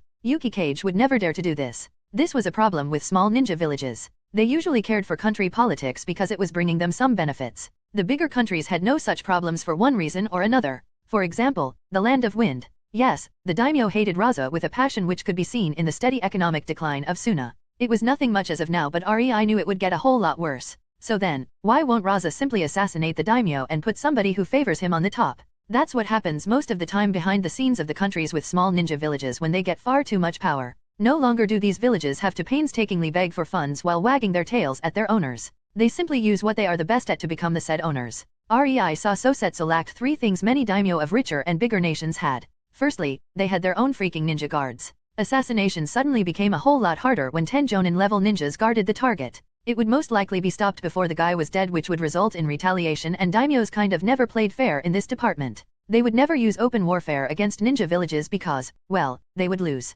Instead, they almost always used money, refusing to fund them, ruining their reputation by spreading the fact they tried to assassinate him, and so on and on. Hence why every ninja who accepted a mission to assassinate some kind of daimyo, no matter how small the country was already written off as a rogue ninja. If he managed to successfully accomplish the mission without anyone knowing about his identity, this record would vanish and nobody would talk about it. If he didn't, well. Secondly, reputation. On paper, the whole concept of a village of superpowered ninja warriors seems strong, nice, and appealing. How the heck could such a thing be toppled by a powerless withered old chump such as daimyo, right? Shouldn't he be afraid? And here Rei wanted to groan every time he thought about this. Surprisingly, no ninja village was self-sufficient, and it had an excellent reason. A reason why he went for a place such as the Land of Snow, which is ruled by a kind-hearted but still somewhat competent wimp such as Sosetsu. The daimyo more often than not had control over merchants to some degree. Konoha was a picture-perfect example of this. The supposedly strongest village that is able to rally up and work together, civilians and ninjas alike, to protect it even when they are facing enemies on 3 fronts. During the war, the civilian council made damn sure to do their work and give the Hokage time to focus more on the war efforts than running the village. Now, they are subtly sabotaging the village whenever possible. And REI knew not all of it was because they were bored. The fire daimyo had his own grubby hands in it. The Hokage knew it. The Konoha Shinobi Council knew it, but what can they do when the man who is feeding them is behind the scenes? Especially after the catastrophe with Kuwabai, at the very least, it had its advantages. So many merchants/saboteurs meant they were the richest village and didn't fully depend on the fire daimyo. But this was just yet another layer of dependence on the daimyo in itself. Konoha clans knew their wealth came to existence thanks to the daimyo and his support of their businesses. Merchants preferred to do business with them, gave them discounts, and much more. There was really not much the Hokage could do when even the clan heads were supremely reluctant to deal with the civilian council simply because of who stood behind them. And then, the civilian council couldn't do too much damage to the village either. Firstly, most of their wealth kind of depended on the existence of ninjas, and secondly the daimyo wanted the village to exist as some kind of a buffer. Since these ninja villages sprang up, there was no war between the major countries of the elemental nations. The wars were fought by the ninjas while the daimyos and nobles watched from the front rows as if it was some kind of sport, occasionally sending in a few samurai squads to deal with some breaches if enemy ninjas actually managed to enter the country. The system worked like clockwork in every major village. While the ninja villages had brute power, the daimyos and the nobles were political and economic powerhouses who simply used the system that had been set up for centuries to hinder them and keep them exactly where they wanted, which was horribly missing in the land of snow, causing the Yukigakur to grow a bit too big pair of horns. According to Tsunade, the sole exception to this rule was Konoha when it was ruled by the Senju, and it had a good reason why the fire daimyo started harassing it only around 10 years after Sarutobi became the third Hokage, and the Senju clan was on the brink of extinction. REI glanced into the opposite corner of the room where the young Kakashi was hidden, completely oblivious to REI's presence in the room. Seals sewn into the clothing were simply that broken. It is kind of ironic, isn't it? The masters of espionage, infiltration, and assassination are being spied upon by lowly merchants. All that is needed is a list of their expenses and some rumors for the daimyo or the nobles to know what is currently going on in the village. The saddest part, the corner of REI's lips twitched. Most jonin have no idea it is going on. After all, there was a perfect reason why Sarutobi was so thrilled. REI rolled his eyes when the younger monkey wanted to become one of the fire daimyo guards. I mean, other than the fact it was a bit humiliating for his son to be one, lazing around on the ceiling while making sure that probably the safest man in the whole country is safe. Prestigious position, my ass. The door finally opened and inside walked a small man with shaggy brown hair and a self-important expression, clad in what looked like armor. REI blinked before a proverbial light bulb went on in his head. So that is the earlier stage of the chakra armor? The only selling point of Yukigakur? Looks a bit bulky and useless, to be honest. Suzufumi, welcome. Sosetsu smiled and gestured towards the empty chair opposite him. Mikado Suzufumi, the Yuki cage, just walked towards it, not even bothering to greet Sosetsu. Behind him, on his right side was Dodo and on his left side was Nadare Raga. Both gave at least a slight bow to Sosetsu before sitting down next to Mikado. After all, it was common courtesy. Even if Dodo planned to kill his brother, he would at least bow in greeting before he got to the bloody work. The man was still his brother. Ouch, judging by the way Dodo and Nadare are looking at the uncultured prick of a Yuki cage, the guy is not supposed to last long in his position. REI noted with amusement. Well, not that it matters now that I am here. Mikado grunted and his gaze landed directly on Kakashi, causing his lips to briefly twitch before he narrowed his eyes at Sosetsu. Let's get straight to the point, Sosetsu. I want independence. Chapter 161, Negotiation? In Naruto, Reborn with Talent. Sosetsu stared at Mikado, completely startled out of his wits. He knew the snow bastard would ask this exact question but never would he expect he would be so blunt and rude about it. It was finally driven home for Sosetsu just how arrogant Mikado was. This is the man leading a village that is supposed to protect my country from the shadows? I really screwed up with Yukigakur, didn't I? His eyes then trailed to the figure of his brother, Dodo, hiding a measure of surprise. What the hell is he doing here? Sosetsu's mind went into overdrive, trying to think up a good reason for him to be present. He liked his brother and still wanted to refuse he would actually have a part in this scheme, but him being in the presence of the Yuki cage was a deep blow to that trust. So, in the end, everything in these documents was really true. Sosetsu mentally slumped in defeat while outwardly maintaining a picture of courtesy. I am willing to give you some level of independence for certain concessions on your part, but autonomy is impossible. What do you say? Mikado looked at Sosetsu funnily as if he couldn't believe what he was hearing. He didn't even try to hide his disbelief and let it show on his face, maybe even a bit exaggerating it on purpose. Are you sure you want to be like this? Mikado airily asked, giving a glance at Dodo. Look, we are both leaders. We both want the best for our people. REI almost snorted when he heard that. He made sure to investigate the Yuki cage a bit before coming here, and Mikado Suzufumi was a picture-perfect example of a selfish money grubber. The only thing he ever invested in at his own expense was the chakra armors, and even that was because the guy was for some reason somehow obsessed with them, spending millions of ryo on their development. Honestly, REI was baffled by it. The bulky junk wasn't even that good. Sure, it could protect a person against ninjutsu and give him an overall boost to his abilities through a mechanical chakra circulation system to key points of the armor. On top of that, albeit slightly, the armor still helped with chakra control, making jutsu more powerful and less demanding on the user. This made even a genin have capabilities of a jonin after a few months of practice, which was awesome, but the thing had to be built mostly with lightweight chakra metal, hence expensive as heck. On paper, it was perfect war gear. In reality, the main problem outside of the cost was that the wearers could only reach jonin rank with it, meaning the second they encountered S-rank ninja or above, they would be melted almost instantly. After all, it still had many weak spots and openings that could be poked, let's say with a kunao. Then the users of the chakra armor often got too used to using it and stopped developing their own capabilities, relying on the armor instead. That meant the quality of the Yukigakuer ninjas actually lowered since the armor started to be manufactured. Think hard about what is best for this country, Sosetsu. Mikado continued with a pressing tone. I don't think a civil war is something you would like to have on your conscience. I am actually giving you a way out here, you see? I am trying to help you. By giving Yukigakuer full autonomy, we will still help the land of snow. Naturally. We are living in it, after all. It's just that the price will be a bit hig. Utterly ridiculous, Sosetsu finished for him in a cold and a bit angry tone. That's what you want to say, right? Sosetsu knew Mikado cared mostly about Yukigakuer's power, which translated to chakra armors, which meant they needed more money. What Mikado tried to do here was to get autonomy so he could actually start taking a protection fee from the land of snow and be able to approve more human-oriented experimentation when it came to the armors by himself, not needing the permission of the daimyo. In the end, you want money and power over the state. Don't hide it, be clear? Don't you have any pride? Sosetsu barely held himself back from shouting. Hearing him, Mikado frowned, his eyes hardening. This was not a result he imagined. Not in the slightest. He always took Sosetsu for a weakling who could only butter up to the masses. The sheer thought of such a person trying to oppose him was an utterly ridiculous notion for him. I think, he started in a measured manner, making sure to put weight in every word, that you should look more into the long-term gains rather than the short-term losses. Once Yukigakuer develops better armors and starts mass-producing them, we will be the strongest ninja village. Even the emotionless and depressed Kakashi lifted an eyebrow at that, while Rei only face-palmed at Mikado revealing such a thing while knowing there was a ninja from a different village present.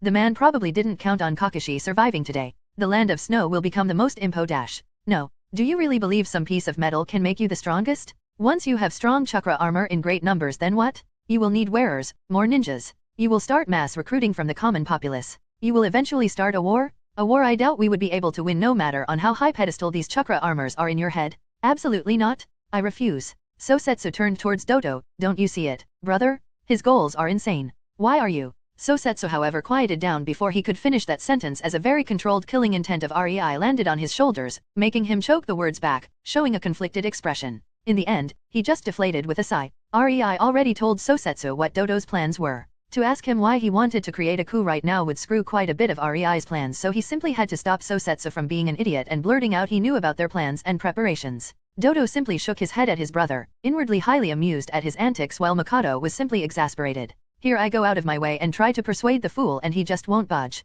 Ugh, how frustrating.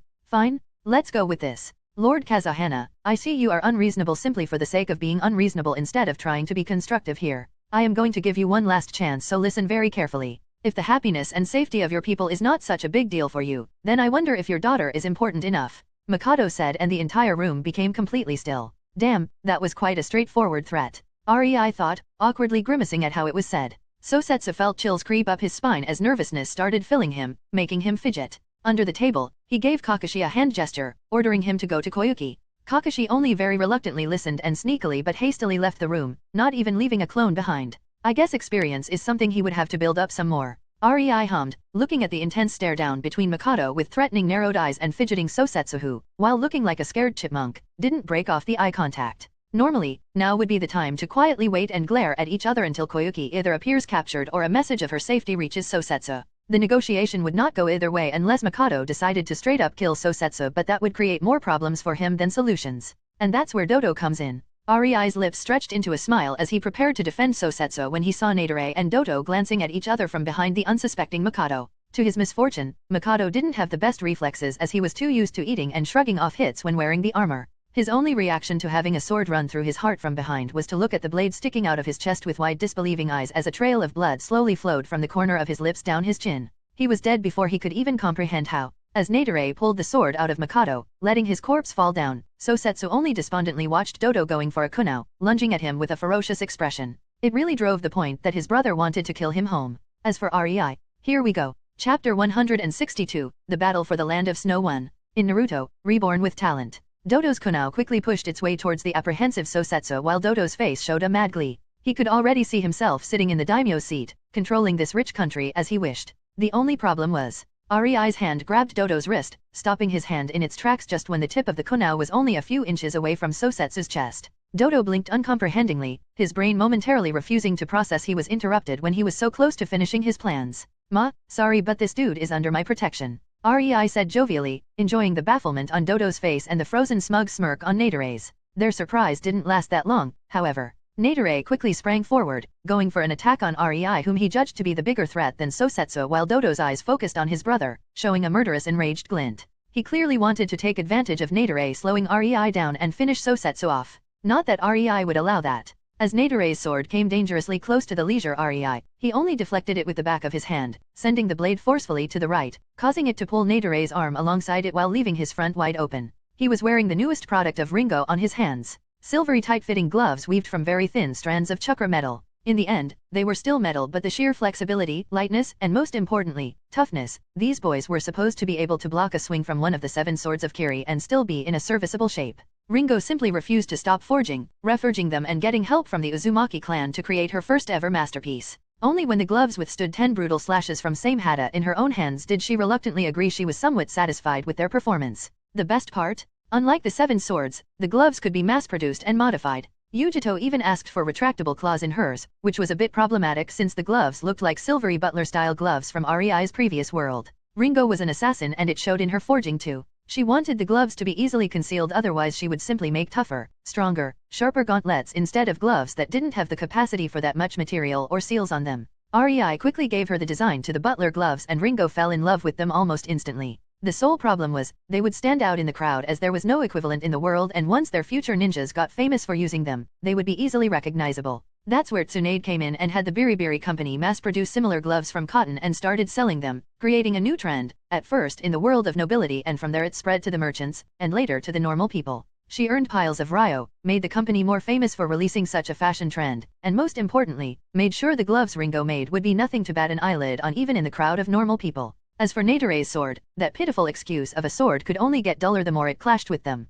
The single deflection already chipped the blade. Rei estimated that the sword could handle no more than 5 clashes before it broke in front of Nadore's eyes. Rei also didn't take the chance to use the created opening in Nadore's defense. He only used the momentary surprise of Nadore and stepped to the side, closer towards Sosetsu while sending the approaching Dodo flying back with a light kick to his gut. Rei then stepped back, pushing Sosetsu closer to the wall. He was now in front of the Snow Daimyo. If either Nadore or Dodo wanted to get to Sosetsu, they first had to go through him. The first to attack was Nadore. He once again slashed the sword at Rei who simply caught the blade in his gloved hand, slightly grimacing, so this is the strength produced by the chakra armor. Seeing his grimace, Nadore grinned. Despite his sword being caught, his mood actually improved as he let go of it, fluidly drawing a kunai from a pouch on his belt and slashed at Rei again. By that time, Dodo was already on his feet, rushing towards Rei's other side, also having a kunai in his hands. Apparently, he decided to first end Rei and only after that focus on Sosetsu. Rei who was holding the sword in his right hand found himself in a disadvantageous position as Nadore's kunai was approaching him from the right side and Dodo's from the left while he only had his left hand free. Or at least, that was what Nadore and Dodo thought. Rei simply snapped his left hand towards the right, bitch-slapping Nadore away, sending his body spinning through the air until the wall stopped him. Instantly, Rei used his left foot to snap-kick Dodo's ship, causing him to lean more towards Rei's left side which bought time for Rei to snap his left hand from the right towards the left and slap Dodo towards the ground as his grimace turned into a pitying frown. Man, I know it is just an early version but these armors are shit. He whinily drawled as he mentally noted Dodo was just a genin level ninja if taken into consideration his actual strength without the armor while Nadore was genin at best. To think it would only increase your physique this much. Rei shook his head. If I had to compare the effect, it simply made them from cheap and small fishing boats into battleships with cannons. Still, as surprising the huge boost in their power it provides, it is a bit underwhelming for its actual cost. Rei could see why Kakashi could have a problem dealing with the guys and even understood where their confidence in taking on the world came from. They could probably take on smaller ninja villages with just a few teams of shinin. I will have to take a few armors and let Ringo and Mei study them to find out how exactly they work. They might create a gear working on similar principles but YAAI cheaper. As it is now, the armors are just a costly shit. Wearing clothes made of diamonds would be cheaper than one of these suits. If I was in my old world, I bet I could afford a nuke for one of those. Rei inwardly chuckled, getting out of his pondering only when he heard Sosetsu's voice. Why, Doto, Sosetsu whispered towards the groaning mess on the floor. Somehow, the man actually managed to stay awake after REI bitch slapped him with the chakra metal gloves. Should have hit stronger, shouldn't I? That guy's skull must be quite thick. REI blinked at the sight, half expecting Doto's neck to be already broken. It's always yo-yo. Doto wheezed through the pain. Jonin would be completely fine eating such a hit and Shinin could also shrug it off after some time, but Doto was barely a genin level and as such, it was not advisable to meet chakra metal with his cheek head on. It was prone to cracking. What? Sosetsu awkwardly furrowed his brows, not understanding what his brother meant. What was it that Doto lacked? Luxury, money, and as shameful as it was for Sosetsu to admit it, even women. Doto had everything he ever wished for. From birth, both of them were given only the best and Sosetsu was actually glad that the work and burden of being the daimyo fell from him. It was a very tough job from time to time. There was no need to burden his brother with it. So then, why would his brother want to kill him? Didn't he have as comfortable a life as possible? I should have been the daimyo? I should have the weapon that you are building in my hands? The crystal, ugh. Doto started to get progressively louder and REI didn't like it, so he kicked the nuisance in his ribs, shutting him up. Crystal. Sosetsu's eyes widened. So he was after the spring generator? But, what weapon? It is just a device to bring spring into this country. Sosetsu stood there, gazing at his brother in utter bafflement. I should rule. I am the better one of the two of us. Doto continued madly mumbling through the pain. It was then REI took Nedere's sword by its handle and ruthlessly slashed Doto's throat, making the man look at him with wide fearful eyes as he gurgled while blood poured out of him like a waterfall. REI turned towards Sosetsu, who watched in horror as his brother's blood flowed on the floor and Doto slowly died. Sorry. He would die anyway, and the longer it would take, the more awkward it would probably become for you. He shruggingly said, showing he was not sorry in the least, while looking towards Nadere, noting he had his neck broken. Sosetsu could only wryly smile at such logic. And killing my brother in cold blood in front of me is not awkward for you at all. Chapter 163, The Battle for the Land of Snow 2. In Naruto, Reborn with Talent. Well, then, it's time to go, I guess. REI said after a while of letting Sosetsu stare at the lifeless corpse of his brother. He could at least give the man a bit of time to mourn the guy. Common courtesy or whatever they call it. Sosetsu awkwardly grimaced but gave a short nod to REI. On one hand, he was glad and grateful for REI protecting him and making sure his daughter is fine. No matter his goal, without him, Doto knew he would most likely die today and Koyuki's life would be either turned upside down, if she survived, that is. On the other hand, though, REI just killed his brother in front of him. Hatred? No. Sosetsu didn't feel hatred. Revenge? After seeing REI's capabilities and knowing of his identity, that would be just a suicide. Honestly, slightly hoped REI would show himself to the Yuki cage who would recognize him and back off. Sosetsu knew this was just his wishful thinking. REI of Yozora had no available description at all, so even if he stepped forward and introduced himself, the Yuki cage would either get a bit wary or laugh him off on the spot. He would nevertheless think he is an imposter either way though. There were just so many rumors about his supposed look and REI didn't fit even one of them. He was not a bulky 3 meters tall giant capable of crushing skulls with his hands, nor was he an old unassuming expert with a sharp cold gaze. In short, the number of his rumored appearances was off the charts. As such, the number of imposters also grew. There were only a handful of people knowing how REI really looked, and most of these had his secrecy seal on them anyway. Sosetsu was actually surprised. He felt only a slight apprehension towards REI. 2 days, that's how long it took REI to persuade Sosetsu that handing over his country is actually a very good deal for him and the people of the Land of Snow. The number of benefits REI could provide. And yet, he killed my brother. So why am I not resenting him for it? Is it because Doto tried to kill me? Was I always such a cold person? Oi, Sosetsu. REI called out again, snapping Sosetsu out of his thoughts. I said let's go. I still have work to do, you know? I promised to keep you safe, after all. REI rolled his eyes at the slowpoke. What do you mean, work to do? The people who wanted me dead are finished, no? Sosetsu asked in a confused tone, making REI laugh as his amused gaze landed on the bewildered older man. Do you really think they would smugly march here, attempt to assassinate the daimyo, and take over the country with just the 3 of them? REI's eyes sparkled in an "are you an idiot" kind of light. I mean, sure, they were pretty stupid, but, nah, they were not that brain dead. Of that, I can assure you. As if to prove his words, numerous huge explosions rattled the capital city of the Land of Snow, sending the entire city into chaos. Sosetsu's eyes widened in horror as he quickly jumped towards the closest window, looking outside of it. The capital was on fire. What they came here to do is to overthrow you. REI's leisure voice resounded from behind Sosetsu, who was getting more and more worried about the people of the city. What is going on? He hurriedly turned towards REI with a desperate expression, demanding answers, and REI, happily obliged. This was not some pitiful assassination attempt where you are finished by getting rid of the assassin. Yuki Cage himself would not make his way here just to assassinate you. That kind of thinking is just silly, isn't it? No, this, REI smiled widely, is the start of a bona fide civil war. Chizuru Kagaya swiped the sharpened bone that was previously her forearm through the neck of her unsuspecting victim, quietly laying his body onto the floor while making sure to keep a hand on his lips until he stopped trashing. This is so tedious. She heard a quiet whine from next to her as her partner, Kurumi Uzumaki, also laid the dead body of her target onto the ground before they continued on their way through the dark halls.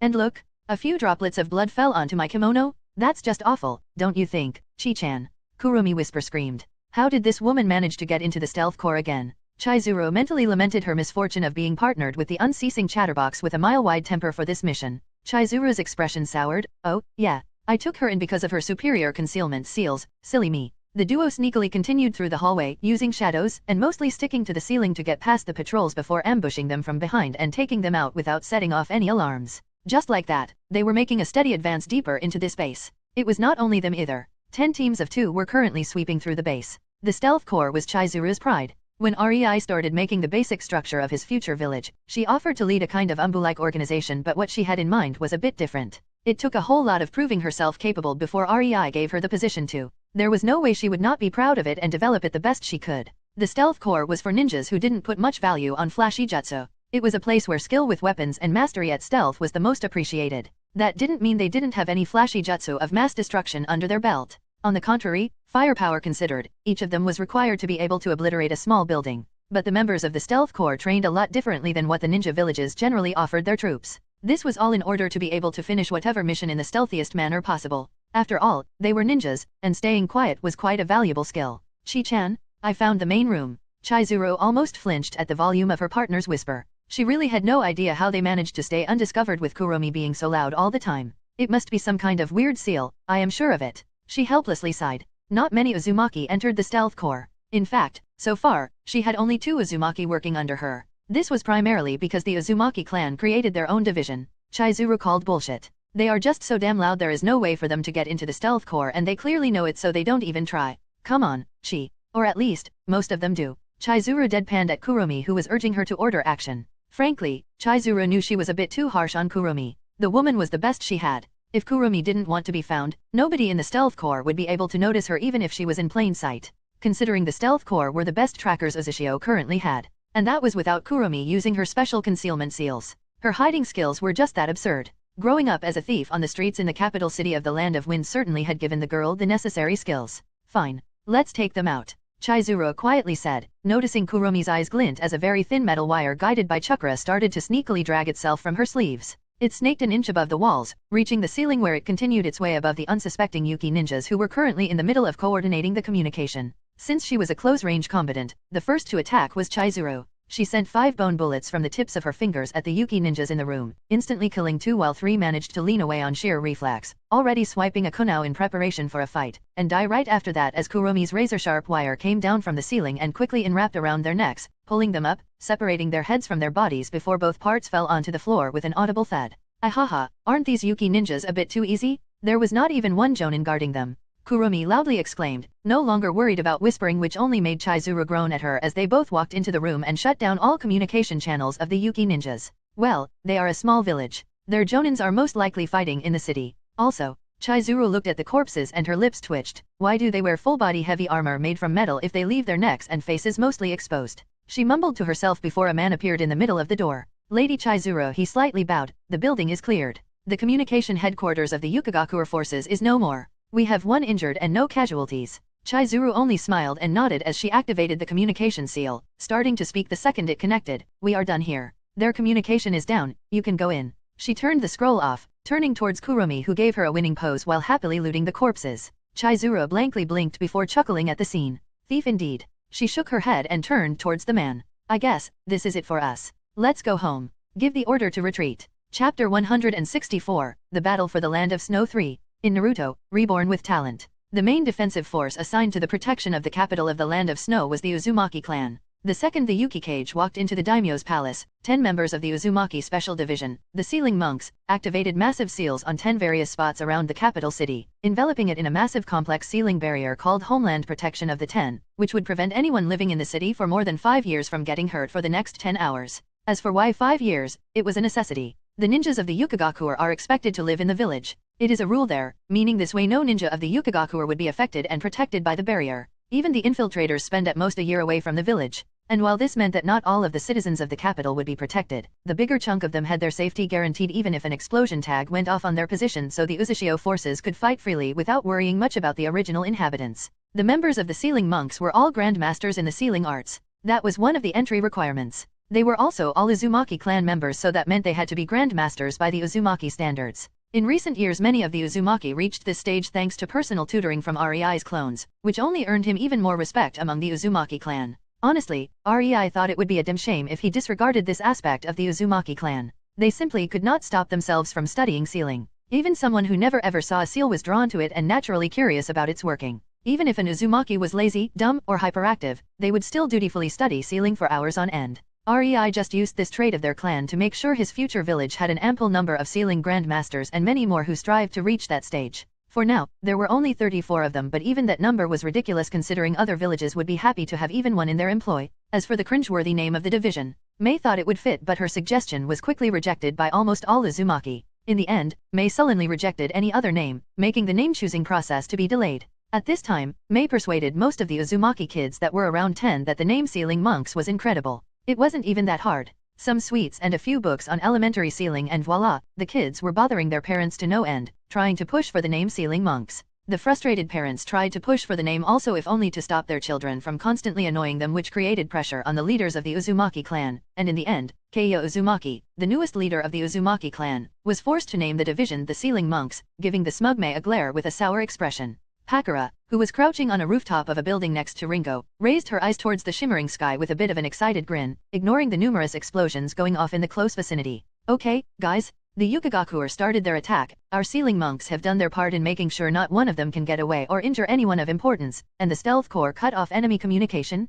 It's time for us to join the fray, Pakura ordered, making the air turn serious around her entire force of 100 Jonin-ranked ninjas who started running towards their first target. This was the strike force composed of 100 Jonins formerly from Kiri that fought under Rei's command on the Nagari Isles, the ones that were sent there to be sacrificed. When the war ended, not even 150 were left of the original 200. So when the time came and Rei found himself in need of some high-level ninjas, he quickly remembered those outcasts that didn't quite fit in the political climate of Kirigakure. Needless to say, it didn't take much enticement for more than 130 of those still alive to join him. All it took was to promise them to take in their families as well, and Kirigakure gained over 100 new rogue ninjas overnight. And what shitstorm that was! Pakura was a bit nervous. She was supposed to be the future Jonin commander, and that was why she was leading this mission, while Ringo was here only to make sure not one of her ninjas lost their life during the mission. Something every single member of the strike force was grateful for. Normally, having to face over 1,000 Yuki ninjas, who were around Shinin rank with some Jonins mixed in, with a force of only 100 Jonin would be called a suicide, but with communications disabled, and the Yuki ninjas currently split up into multiple groups of 20 all over the capital city.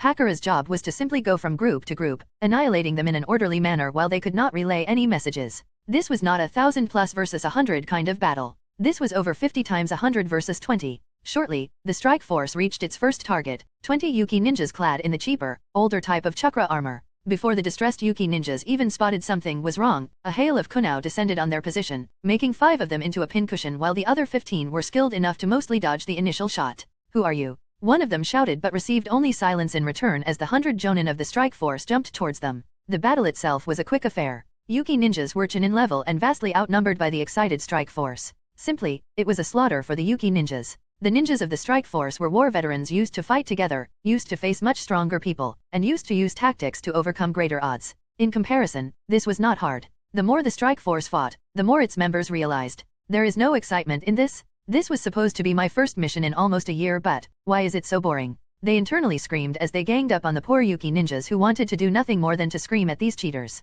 Okay, let's move on, Pakura said as she finished off the last of the group while Riley sighing. She was a bit peeved she could not use her scorch release and show her real might, but her kunao would have to do for now. Really, this was supposed to be the very first mission for these ninjas, and Pakura was sure all of them wanted to show off. They just had no idea Conan's plan would make it so easy but tedious for them. We still have a few tens of these groups left until the work is done. The entire group could think only one thing. Why the hell did I volunteer for this? Oh, yes, I wanted a bit of excitement, damn it. At the end of the day, what was supposed to be a civil war, ended in overwhelming favor of the daimyo of the Land of Snow and Rei. Only a very few of the Yukigakure ninjas survived, and even then, they were all captured. Now, it was time to march into the Yukigakure itself. Chapter 165, Yukigakure 1. In Naruto, Reborn with Talent. Mei stood on a dune of snow, in the mountain range on the north of the land of snow where the Yukigakure was supposed to be located. This is really a well-hidden location. Mei frowned, seeing exactly nothing through the freezing snow hail that was ongoing through the entire year in these mountains. Her mouth then suddenly widened into a gleeful grin. I can see why I was sent here.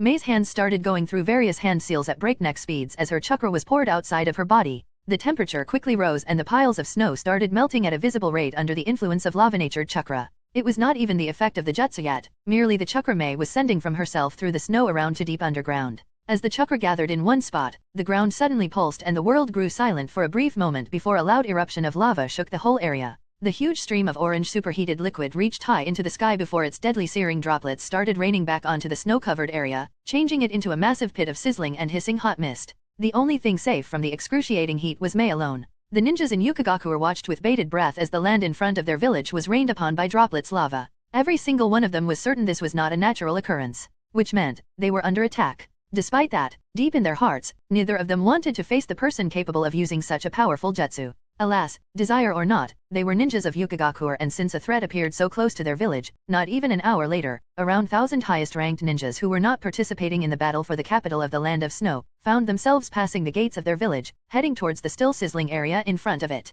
Most were honestly hoping whoever threw that jutsu into the wind would be already gone, but everyone knew the chances of that was effectively nil. The Yuki ninjas ran all the way towards their destination, taking extra care to not be ambushed. It took them 10 minutes to reach the location where the jutsu originated, and look and behold, right in the middle of the now muddy plain that looked as if a war was fought on it, stood a woman clad in black umbu clothes and blank white mask with kanji for root on its forehead, impatiently waiting for them with her arms crossed on her chest. Before their leader could even start questioning the mysterious woman, she spoke with an impatient tone.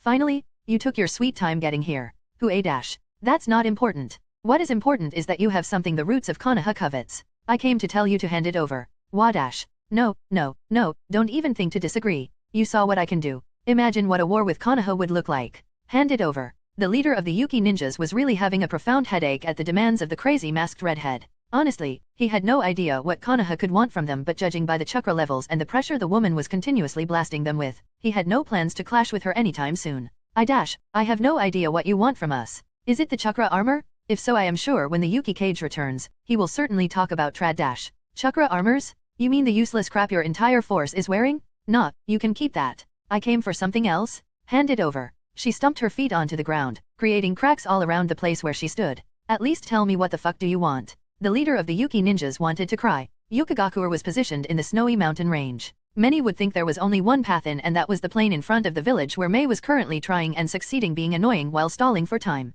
Konan on the other hand was using the universal entry path to any settlement above the ground, the sky. As Mei attracted the attention of the village, Konan flew inside through the very scarcely protected back of the village that faced a mountain. Nobody would expect such an attack, but Konan was a ninja, something the Yukigakure defense designers forget to account for. Konan had her clothes change into the attire of Yuki ninja. Her own paper transformation jutsu was far superior to its genin equivalent. Then again, it was A-rank jutsu since she first had to change her body into paper and then mold the paper to a new appearance. Now, however, she was using only the clothes variant, and since her clothes were always made of paper, it didn't take even half of the reserves a normal henge would. Konan proceeded to create 100 paper clones in an alley that was out of the hand, and with those, she started doing her job. Going around the half-empty village while putting tags with spying seals into the walls of important buildings, the Yuki Cage office, and even on the streets. REI decided to let Yukigakure off the hook. Part of the reason for his decision was the fact he didn't have enough ninjas. Uzushio currently had around 300 of them, but even with their superior seals and skills, REI had no confidence in taking over Yukigakure without losing even one of them. Well, he and his girls probably could do that with some massive ninjutsu, wiping huge parts of the village out of existence, but the only reason why the main combatants in the defense of the capital of the land of snow were ninjas currently staying in Uzushio and not REI himself was to get his forces some experience and see how well they can work together. He did that because he was certain no one from Uzushio would be hurt, much less killed. But attacking Yukigakure was a different matter. Konan knew REI wanted to use Uzushio as cover. People that mattered knew of Yukigakure's existence and its dominance in the land of snow. REI simply wanted this belief to stay alive. Hence, the village would survive in order to cast a shadow on the creation of REI's new village. After all, nobody would expect there would be two hidden villages in one nation. Yukigakure would certainly not allow that, right? Well, Yukigakure would have an existential crisis soon enough with most of their jonins and kage killed. Not like they would find out about a new village rising in the land of snow anytime soon. As such, Konan's clones were now making sure they had proper eyes in Yukigakure while the original was traversing the deep underground tunnels. These tunnels were the only thing the man captured a week prior didn't know about. The poor sod was simply a too low rank. Well, at least he knew they were there. In short, if the group wanted to know what is deep down here, they had to send somebody to explore. And since Konan had a mission in Yukigakure anyway, she decided to take a little stroll. Konan knew the strongest and highest rankers of those who stayed in the village are right now being messed with by Mei. It was not like Mei could not troll her way through the Yuki ninjas for a few hours. Her chakra pressure was too big to not make these generic shinin chaps shitting their pants. As such, Konan walked through the underground tunnels with an excited skip in her step, looking around searching for a treasure. Now then, let's see what do I find here. Chapter 166, Yukigakure 2. In Naruto, Reborn with talent, the deeper into the underground tunnels Konan went, the dimmer the light became. It would be actually spooky if, wow, the one who designed this really had to have a big flair for dramatics. A pity I have the night vision seal on me. Konan saw her surroundings as if it was a bright day with a clear sky. After 10 minutes, she finally arrived at the door. Briefly glancing behind herself, Konan smirked at the sight of the tunnel littered by kunaus, senbon, shurikens, many of them no doubt lethally poisoned. Looks like my little stroll set off every trap in here. Konan shrugged. She was honestly too deep in her thoughts to notice that anything was trying to harm her. Suddenly, Konan's face lit up. This might be the very first potential flaw of Mei's steam cloak. I have to tell her about this when I return. Konan was using her own wind release version of the defensive steam release jutsu Mei used to play with Minato. It was a bit iffy to use against strong high-level piercing attacks or something extremely destructive on a wider scale, but kunao, those had no chance of penetrating it. All in all, it was a good passive defense since the jutsu was not hard to maintain. Naturally, this wouldn't reach the defensive power of what Mei used against Minato, but anything classified below B rank would be stopped, which potentially rendered any sort of trap useless unless. Konan carefully opened the door, making sure to prevent them from letting out any sound that could alarm anyone on the other side. This appeared to be a wasted effort, however, because the second she took a peek at what is on the other side, it was just an empty spacious room, resembling a laboratory. On the right side was unfinished chakra armor of unknown type, a new prototype, most likely, and on the left side was a singular cell where a woman of 30 was sitting on the floor and leaning on the wall. She had white unkempt hair, similar to those of the Kagaya bloodline, but lacked their other tells. The biggest difference from them, however, were their icy blue pupil-less clear eyes and complexion as pale as snow. One could even mistake her for a sick person. Her feet and wrists shackled with chains connecting her to what seemed like a box with cores for the chakra armor. Konan quickly put it all together and understood that the woman she saw was essential to the production of the chakra armors because her chakra somehow activates the cores. I wonder how that works. She blinked as she noticed the exhausted, barely alive woman directly staring at her with a pleading gaze that just washed over her with almost no effect. Let's ask somebody who was present for the entire process, then. Konan simply walked towards the cell, crouching there beyond the eye level of the chained woman. Hello, she smiled, plans forming in her head. Let's make a deal, shall we? The chained woman opened her mouth, but no sound came from her throat, telling Konan that it was a damn long time since she drank something. It was only then that Konan noted the transfusions in the corner next to the cell. Oh ho, so she is not fed nor watered? Only receives nutritious transfusion? Heh, this will be easier than I thought, won't it? Don't strain yourself. What about this? Konan used her chakra to create a ball of water and levitated it into the cell where the chained woman almost pounced onto it while Konan analyzed her further. No signs of violence. Well, if she was so important in the creation of the cores for the chakra armor, then I guess they would not want her damaged. Sunken cheeks and malnutrition. Konan took another peek on the transfusion. That means whatever they are injecting into her veins is mostly spent on the production of chakra necessary for the cores, only leaving enough for her body to barely survive. Fortunately, I put quite a lot of nature energy and medical chakra into the water ball. The next second, Konan was stunned, however. She expected the woman to be slightly healed since her medical chakra was frankly crap, but contrary to her expectations, the second the ball of water, a small amount of nature energy, and medical chakra was completely drunk, the woman underwent a mind-boggling change. First to change was her complexion. It brightened up. While it was still snowy white, it no longer looked sickly, instead, taking frosty shade. Her eyes acquired a spark of life in them and the black circles under them disappeared while an almost invisible snowflake-like pupil appeared in her eyes. It was so small, one would miss it without having a proper look.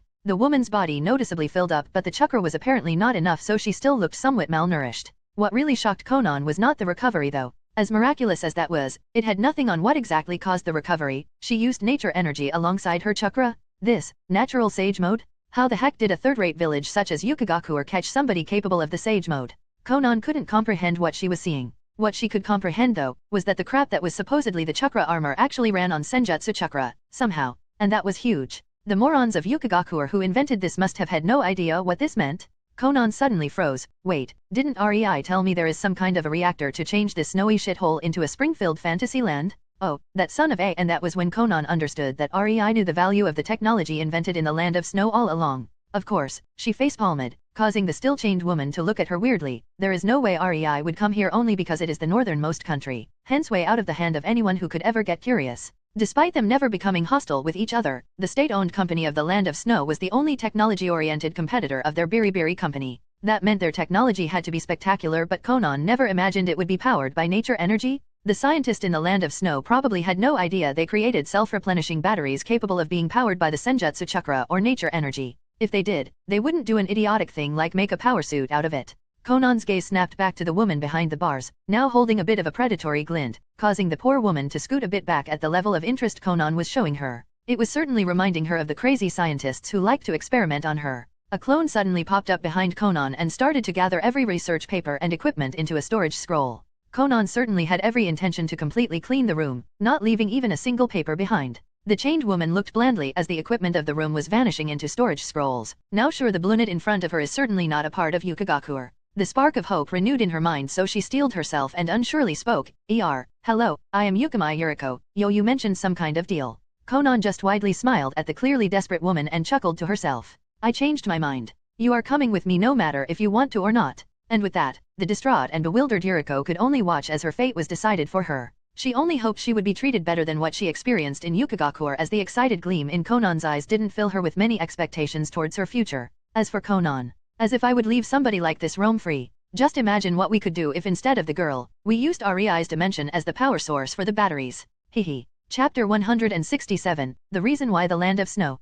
In Naruto, Reborn with Talent. We are back and bringing gifts. Conan jovially said as she opened the portal to the mansion in Uzashio where they currently stayed and stepped inside, right into the living room. Mei was somewhat sullen on the way back from Yukigakure, muttering something about snow-brained dunderheads, but Conan didn't pay much attention to her. Now that they were back, Conan barely finished her first sentence when Mei rudely whizzed past her, flopping down onto an empty seat next to Ringo, who was polishing her swords, and released a fed-up sigh. That only prompted Pakura and her apprentice, Maki, to shoot her amused glances, momentarily breaking their excited but quiet chattering, which was becoming a more and more common sight these days. Especially since Pakura tried to stick to REI like glue since he saved her, and Maki tried to stick with Pakura. Nowadays, seeing REI in a room without these two when they were at home was almost an impossibility, and it took some weeks for Mei and a bit less for other girls to get used to it. Even the corners of Tsunade's eyes seemed to twitch a lot these days whenever Pakura was nearby. Only Kana thought it was cute how the strict and no-nonsense S-rank Kunoichi got all flustered whenever she was alone with REI. As for REI, he decided to simply take it in strides and mostly tune them out.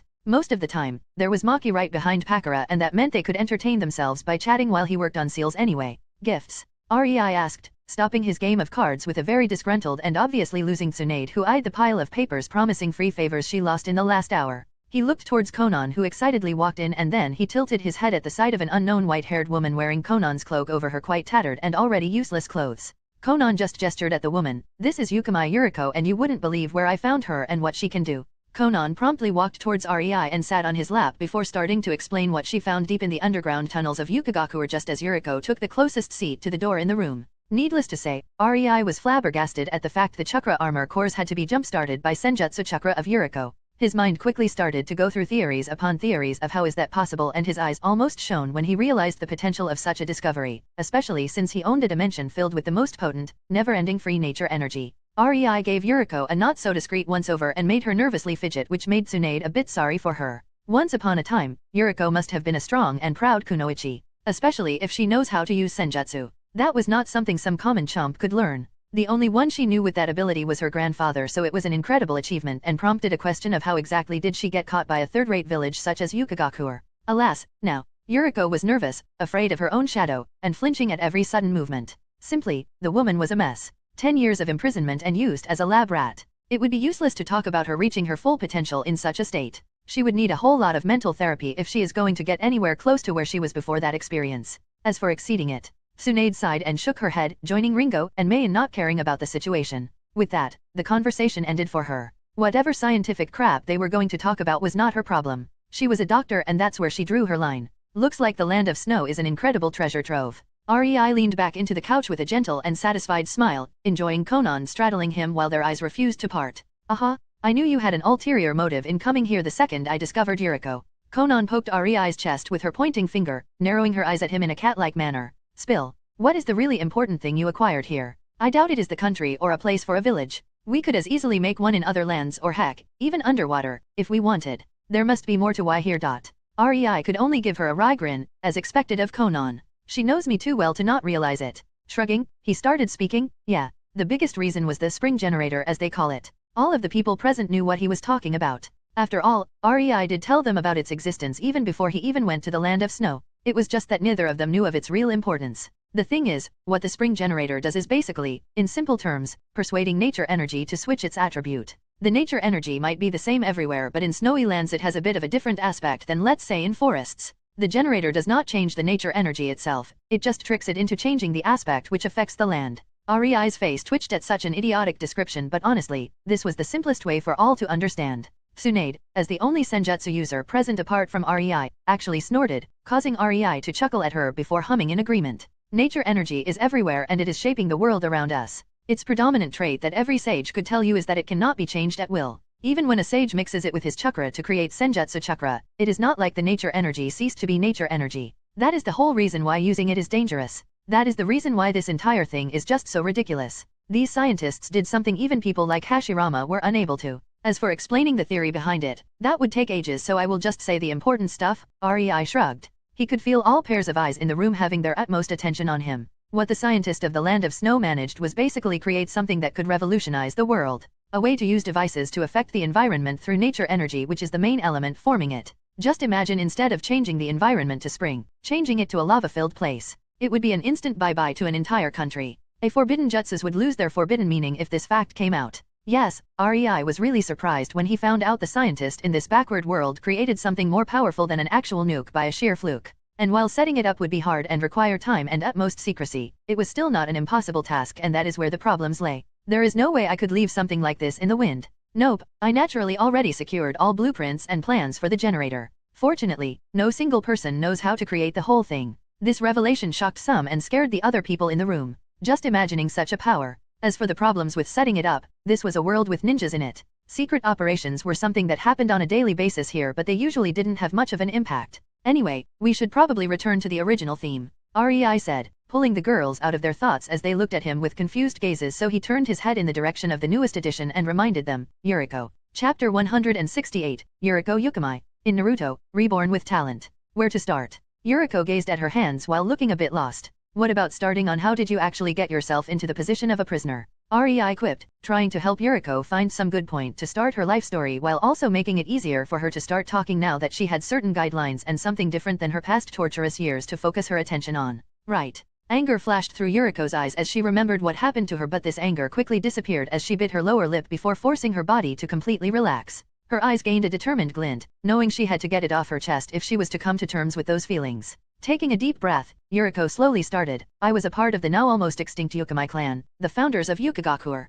It was actually my grandfather who founded the village, Yuriko said a bit self-mockingly while her voice shook at the memory of her childhood. The second Tsunade heard her, she halted for a moment and her attention almost doubled. She could not believe how similar the circumstances between them were. Looking again at the woman with slumped shoulders who was projecting a dejected aura all around herself, Tsunade could only wryly smile. She briefly wondered if she also became such a sorry sight if she didn't meet REI. Since young, I lived in luxury and the only thing expected from me was to better my ninja arts, especially my bloodline, which seemed to be extraordinarily strong. Grandfather often used to say that according to the records of our clan, I am the first in 2 centuries to have such strong blood, Yuriko said in a sad nostalgic tone, not even knowing how many memories this evoked in Tsunade. When REI naturally noticed it, but he could only gently put his hand around Tsunade's shoulder and cuddle her closer to himself in order to give her a bit of consolation. Things like cooking, cleaning, and so on were not important. All I had to do was focus on developing my bloodline jutsu, the snow release, which is capable of absorbing the chakra of the enemy and replenishing our chakra with it, among other things.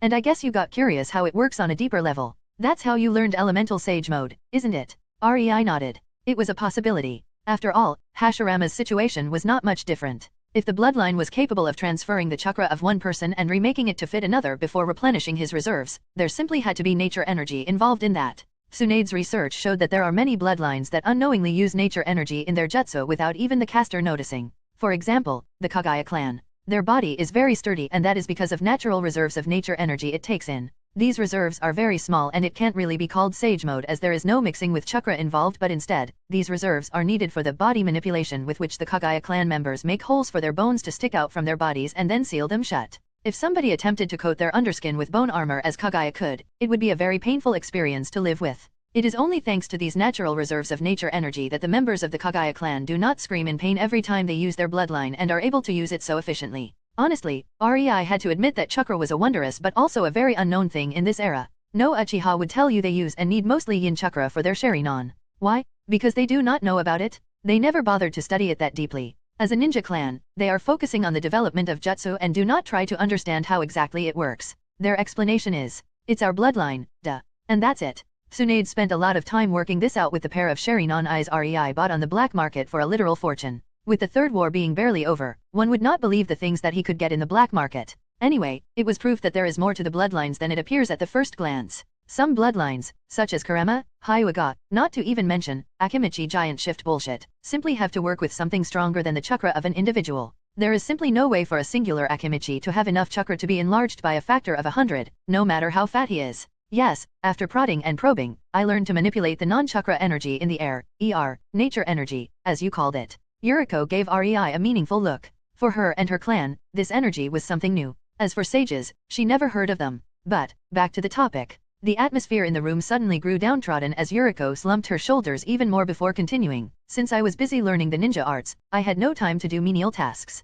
I was given an attendant, a slave if you will. The air around Yuriko grew heavy as her killing intent involuntarily poured out of her, earning her a few raised eyebrows. Even Maki, the newest member of the group, had already experienced far heavier killing intent from Yujito or Mei when they spared, so this was frankly nothing but amusing. Nevertheless, they quickly understood this attendant will play a crucial role in this story. Yuriko gritted her teeth before she barely restrained her anger to get the next sentence out of her. His name. Mikado Suzufumi. Oh boy, I think I know where this is going. The corner of REI's lips twitched. Ma, you will be delighted to know he died by being literally backstabbed by his right-hand man and had enough time to realize what happened to suffer through the betrayal. Not the most painful of deaths but a very pathetic and enraging one indeed. That remark created a small satisfied smile on Yuriko's lips, but her face still showed a slight discontent at being unable to kill the man herself. I was good to him, you know. Yuriko started in a low tone. I never treated him like a slave. There were other slaves, but he had so much freedom and his life was simply better because of me. I even allowed him to practice ninjutsu from scrolls belonging to my clan. And then, 12 years ago when our clan was not in the best shape because of the Second Ninja War, I turned my back on him after a long and exhausting fight, and with a slight dull ache on the back of my head, the world suddenly grew dark.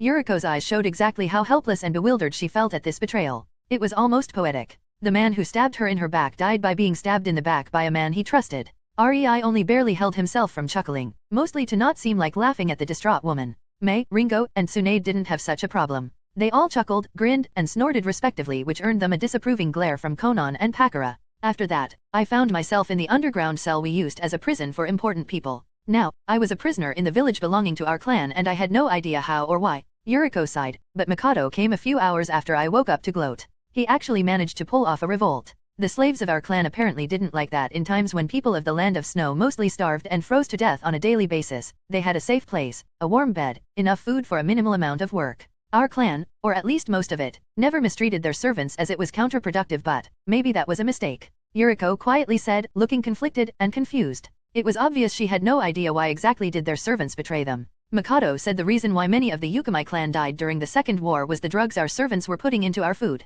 Yuriko lowered her head to hide the tears that started streaming down her cheeks with her hair before she wiped them away. Most of my family died in the war. The clan was so weakened that Mikado, who was one of the most skilled people in the ninjutsu in the village after the heavy losses the Yukamai clan incurred, was capable of killing almost everyone who could give him at least a bit of resistance. He killed them in their sleep. I should not have let him get stronger. Yuriko lamented, growing silent for a moment as her gaze grew distant. See, that's why you have to use seals to put safeguards on people. REI burst out, nodding in agreement to himself, highly satisfied at being proven right. Only after getting a few disapproving looks from his girls did he add in a small voice, I mean, if you want to enslave somebody, you gotta make it foolproof, no? Not that I would ever put such a failsafe on you. Hehe. REI didn't realize his girls silently agreed with him and only glared at him because of how inappropriate that remark was at the moment. Yuriko, whose mood slightly improved watching REI getting glared at for his remark, decided to continue. On one hand, she was on the verge of breaking down, on the other, she knew it was important to not bottle it up. It was hell for any captured member of my clan, especially women and children. Mikado especially liked me watching how he and his subordinates torture my clansmen in various ways while showing me how superior he apparently is to me. Yuriko shuddered, her thighs clamped together and her arms hugged her body as she tried to make herself seem small. The first 5 years, it was pure torture and I was the last of my clan alive, living only to satisfy Mikado's vanity. It was only later he thought about creating chakra armor after a lot of experiments. Yuriko was now openly sobbing in between the words, and Tsunade decided to cut this short. She pulled herself away from REI and stood up before walking towards Yuriko and hugged her while whispering, "All is fine, you are no longer there," until the woman finally calmed down. Yeah. REI slowly started when he saw Yuriko finally calm enough to listen. "I think we can wrap this up.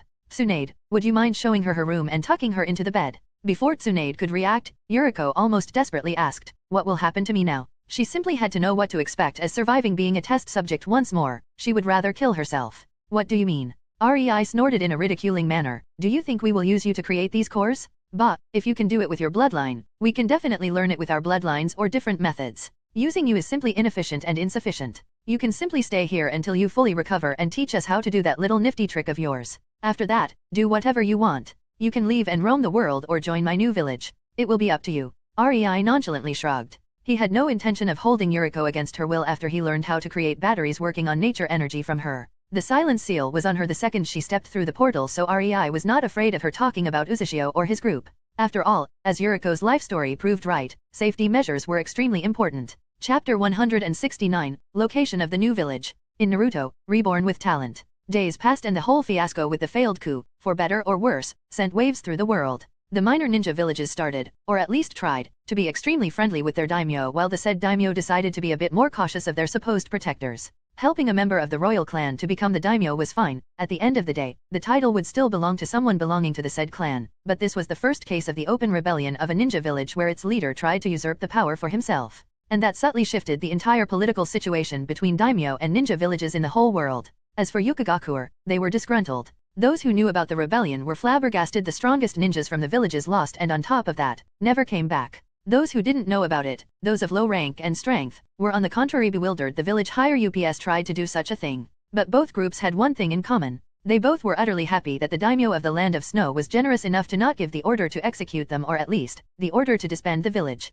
Just like that, Yukigakure, while weakened beyond belief, continued to exist. In the days after the rebellion, while the ninjas of Yukigakure were too afraid to leave their village, REI finally found a good spot to set up his village. While Yukigakure was situated in the northern part of the country with its back tightly protected by an impassable and dangerous mountain range, REI decided to establish his village on the other side of these mountains. The reasons for this were simple. The mountain range was the literal edge of the world. Well, not really, since REI knew the world was not flat, but as far as the inhabitants of this world were concerned, the mountains were the end. They were so far north, nobody ever found a good reason to try and cross them. After all, the Land of Snow was the northernmost island of the elemental nations, and beyond that, nobody has a clue what is there. The mountains were also incredibly dangerous. While the Land of Snow, or as it was nowadays being renamed after Sosetsu, used the generator, the Land of Spring, changed its climate, the mountains were not included. In front of Yukigakure, the plains that were previously covered in a monumental amount of snow were now covered in colorful flowers and fresh grass, but the mountains behind the village are still covered in snow.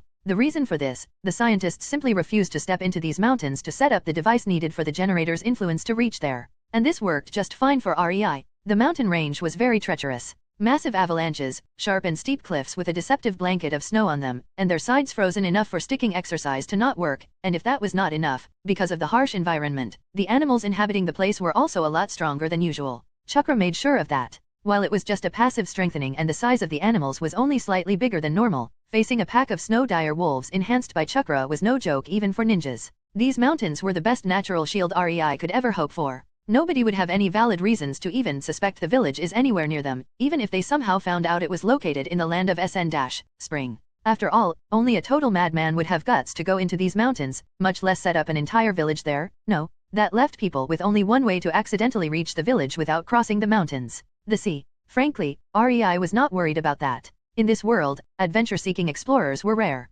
Everybody was too busy trying to survive and get stronger or richer in this war and conflict-infested world. The closest thing to explorer was merchants who sailed on the sea to sell their goods in a different country, and even they would never get off their normal course in fear of sinking in unknown waters. Plus, this place was so far up north that nobody had any valid reason to even go here. On top of that, the Land of Snow was too big for merchants to take detours around it. The climate was freezing, the winds were slow, it would take at least half-year to sail around the island. It was simply not worth the time. And that was without taking into account the various dangerous creatures living in these waters. Yeah, REI was fairly positive the village's location would stay hidden unless he outright said where it was. No accidental stumbling upon it was happening anytime soon. It's beautiful, don't you think? REI's shoulders suddenly felt added weight as Konan embraced him from behind, pressing herself to his back and leaning her chin on his right shoulder while her arms took a tight but loving hold of his chest. REI involuntarily smiled, enjoying the sudden warmth of his lover as he took yet another look at the surroundings around the hill he was standing on. High snowy mountains, blue glittering sea, whitish forests.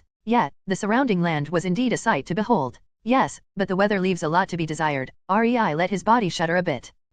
She distractedly hummed as she started to rub her hands on REI's chest in an attempt to make him warmer. It will take a lot of work to make this place habitable. The corner of Conan's lips twitched upwards. Tough. REI could only helplessly groan. In a way, he brought it upon himself. The second his girls saw the climate and felt the cold, they promptly turned around while shivering and left through the portal, back into the warmth and coziness of their mansion in Uzashio, where they stayed for the next week under warm blankets before the shiver went away. Only Conan and Tsunade stayed, and even that was to give REI a smug yet encouraging smile that obviously meant, "I told you so." Even with the current amount of clones, it will take at least a year to cover the entire place with a huge ceiling matrix that would make the place pleasant and warm without affecting the surrounding lands. REI half grumbled. He could not afford to spend more clones on this. His clones were already spread thin with researching new seals, building the new village up, taking care of Uzashio development, setting up the Uzashio trading company, and much more. Saving Pakura was one of the best things I could ever do. Without her, I would have to take care of my current shinobi forces. Thankfully, she is competent enough to basically act as the cage in my absence.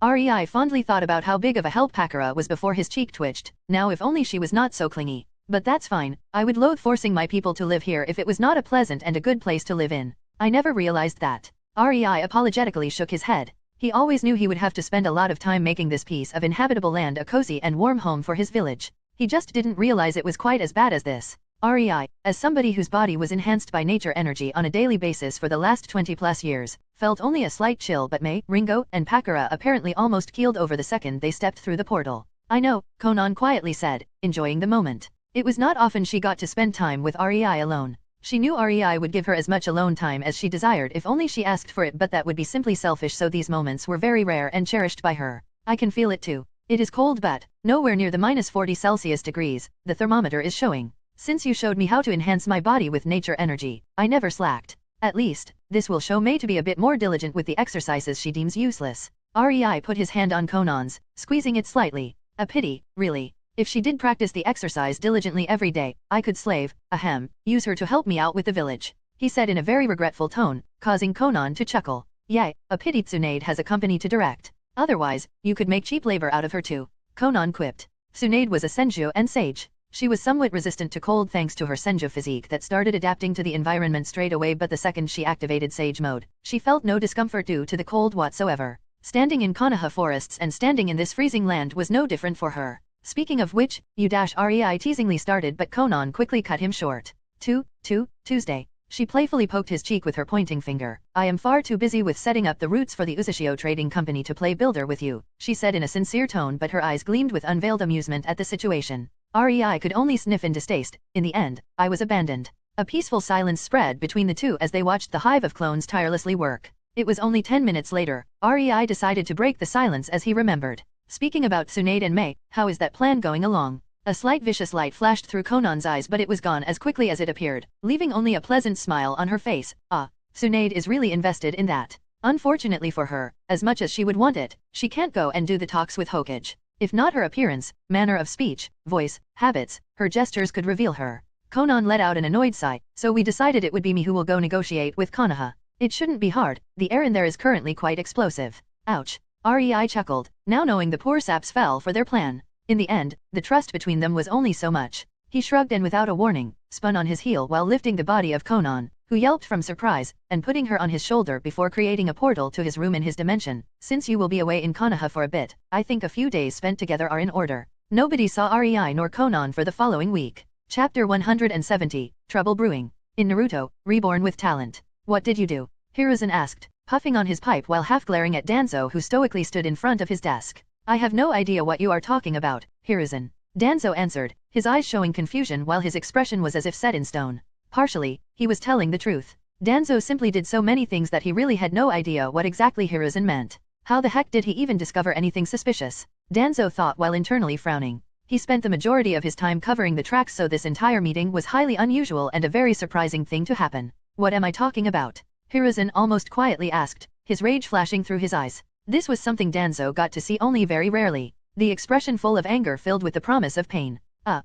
He thought warily, but he really had no idea what Hiruzen meant. "Yes. Tell me, please." he added to show some measure of respect. An enraged monkey was very hard to deal with, after all. Hiruzen's expression twisted but he barely kept calm, just throwing a letter at Danzo who caught it with almost practiced ease. Read. Danzo furrowed his brows at the pissed tone of his longtime friend and started reading the letter. The more he read, the more his always expressionless poker face came closer to breaking from the sheer shock he was feeling. But before Danzo could voice out any of his doubts, Hiruzen started speaking. How about explaining why Root is still in function? I remember very well that years ago I gave the order to disband it, Danzo. Silence descended on the office as the air between Danzo and Hiruzen turned chilly, both staring at the other with unflinching determination in a powerful show of wills. What was really surprising though, was the result. Hiruzen slightly lowered his head, not enough for it to be taken as defeat or, sage forbids, submission, only enough to show how tired he was at having to wipe Danzo's ass. I am not angry because Root is still operating. Hiruzen wearily sighed as he started talking in an old and tired tone, that was given the second you tried to assassinate me after the death of 4th Hokage on my way to the Fire Daimyo to reintroduce myself as the new temporary Hokage.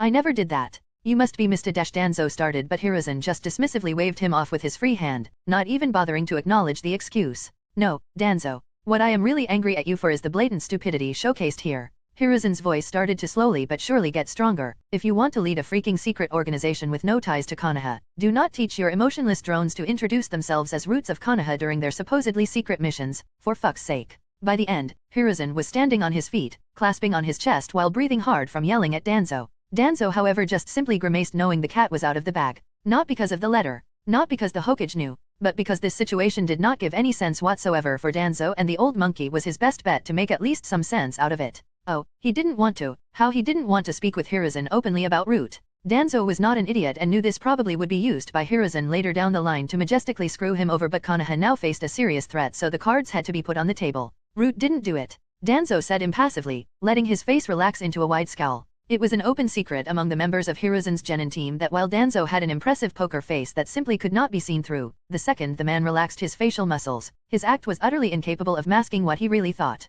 This was a big part of the reason why Danzo always wore his grim look, which was why Hiruzen believed every word coming out of Danzo's mouth the second he saw his confused and enraged scowl. I have no memory of allowing such a mission. Danzo was the head of Root. That simply meant he was the one who handed out missions to his ninjas and he knew one thing for sure. He did not send even one of his ninjas to the land of snow in decades. Hence, the report is bullshit, you want to say. Hiruzen flopped back down into his chair, not knowing what to think anymore. First, a few days ago he received a report that there was an attempt at revolt in the land of snow. This didn't mean much at the first glance but since then, he always had some pretentious noble from the capital visiting Konoha in the guise of the treaties between the village and the daimyo slightly changing in the favor of the daimyo. Honestly, Hiruzen was too old and tired to care about these small things. Who cared if ninjas were not allowed to step into the daimyo palace without an escort from the daimyo's ninja guards? Who cared if they had to report their presence in the capital to a special secret samurai guardsman?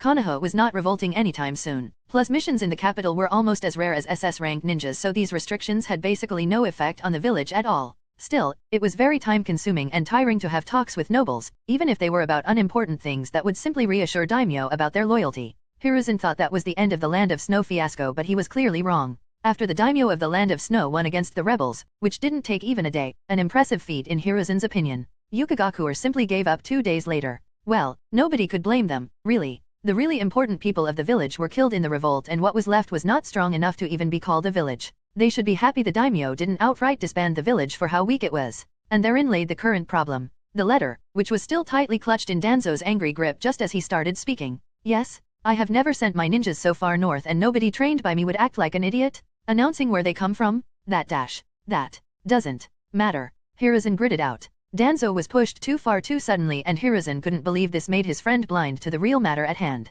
The most important thing is that Root's existence was revealed. This is an official complaint letter from the daimyo of the Land of Snow on behalf of Yukigakure for the actions of Konoha's secret Root division. Danzo suddenly grew pale, meaning the dignitaries of other countries will have free access to it. He muttered almost wordlessly, causing Hiruzen to stiffly nod. Root was an incredible concept but it only worked if they were totally secret even from the higher UPS of Konoha. Over the years, the organization did various things and caused mayhem in too many places. The only saving grace was nobody knew they belonged to Konoha. Oh, people suspected but that was it. Suspicion was at the end of the day just suspicion. The second evidence starts coming about Root being Konoha's division though, all the families of the victims of assassinations. Danzo could almost see the map of the elemental nations getting painted in the colors of Konoha enemies. After all, every eyewitness that caught even a glance of the blank white mask with the words Root on it, now knew to blame Konoha for it. kidnapping a member of the Yukimai clan from the village and having over 100 eyewitnesses to the said red-haired female agent's introduction as somebody belonging to Root. Hiruzen continued, it honestly would not matter and we could just dismiss it as lies. The daimyo of the Land of Snow would have no leverage, if only the Biribiri Company didn't join the fray and confirm his claims to be truthful. The same Biribiri Company that holds incredibly high relations with many daimyos, important nobles, and wealthy merchants. The same Biribiri Company that is one of the richest in the world. The same Biribiri Company that was totally impartial and has the best reputation there is. The same Biribiri Company we desperately need if we want to recover after the Kyuubi attack in a reasonable time frame. Danzo finished it for Hiruzen. This was the main problem. The daimyo of the Land of Snow somehow managed to convince the Biribiri Company to support his claims. Frankly, Hiruzen didn't think this was hard. It was a well-known fact that Biribiri and Snow Corporation never clashed and their relationship was very cordial. The men stared at each other silently before Hiruzen decided to act like a Hokage for a moment. I want you to disband Root. This time for real, Danzo. He started in a commanding tone. I let it go on for far too long.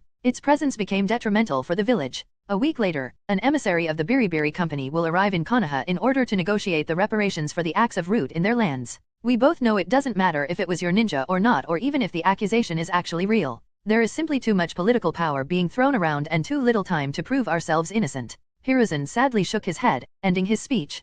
Konoha needed the goods of the Biribiri Company, and the Fire Daimyo was far too friendly to their representative in the capital of the Land of Fire to ignore the company. The best Hiruzen could do was to go headfirst into this already lost negotiation with their emissary and try to reduce any sort of payment they would ask for while keeping their relationship on a good basis. Hearing Hiruzen's order, Danzo just turned on his heel and silently left the office, silently swearing to find out who played him for a fool. Without the support of so many daimyo, Konoha could just throw around its weight and past achievement, but now, damn it all to hell. So many years of my effort wasted in a blink of an eye. The second Danzo closed the door behind himself, a man appeared from the shadow of Hokage's chair. Will he really do it? Disband the Root. Hiruzen could only exasperatedly yet tiredly shake his head. If only, Rado-kun, if only. Chapter 171, Visit to Konoha. In Naruto, Reborn with Talent. Welcome in Konoha, Miss Kona.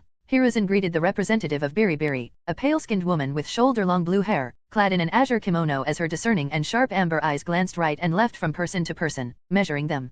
Hiruzen's stomach sank at the sight. He never expected the negotiator would be the previous president of the Biribiri Company. Konan, or as she was known by her alias, N.A. Kona, came to Konoha to negotiate the reimbursement Yukigakure would receive for the attempt to kidnap a member of the Yukimai clan, the founding clan of Yukigakure, and a blatant attack on the village, which was actually a breach of the peace treaty signed after the Third Ninja War between all the ninja villages. Most villages in one form or another broke the treaty, but the important thing was to keep it all hush-hush. If it came to the light and was important enough, a situation like this could easily happen. Konan couldn't help but grit her teeth hard in order to prevent herself from mockingly grinning like a loon, and she was still unable to wipe the smile from her face completely. The most she managed was to keep her lips set in a small gentle smile. Normally, an accusation such as this would mean shit and would be completely ignored. Normally, Konan would be laughed off with some crap-like excuse from the Hokage and that would be it, but REI really had a good idea with making Biribiri the picture of neutrality and making connections with every important daimyo family there is. One word from us and suddenly, this became the talk of the year. Better yet, nobody can accuse us of siding with Yukigakure, much less being the one who orchestrated all of this.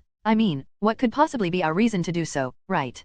Konan mirthfully thought while exchanging pleasantries with Hokage and his council. The Biribiri Company was simply too important to ignore, and so this entire thing was blown out of proportion so fast, Konoha had no time to counterattack. A mere dispute between Konoha and Yukigakure became something every country closely watched. This was the closest the countries got to the start of the Fourth Ninja War since the Third ended.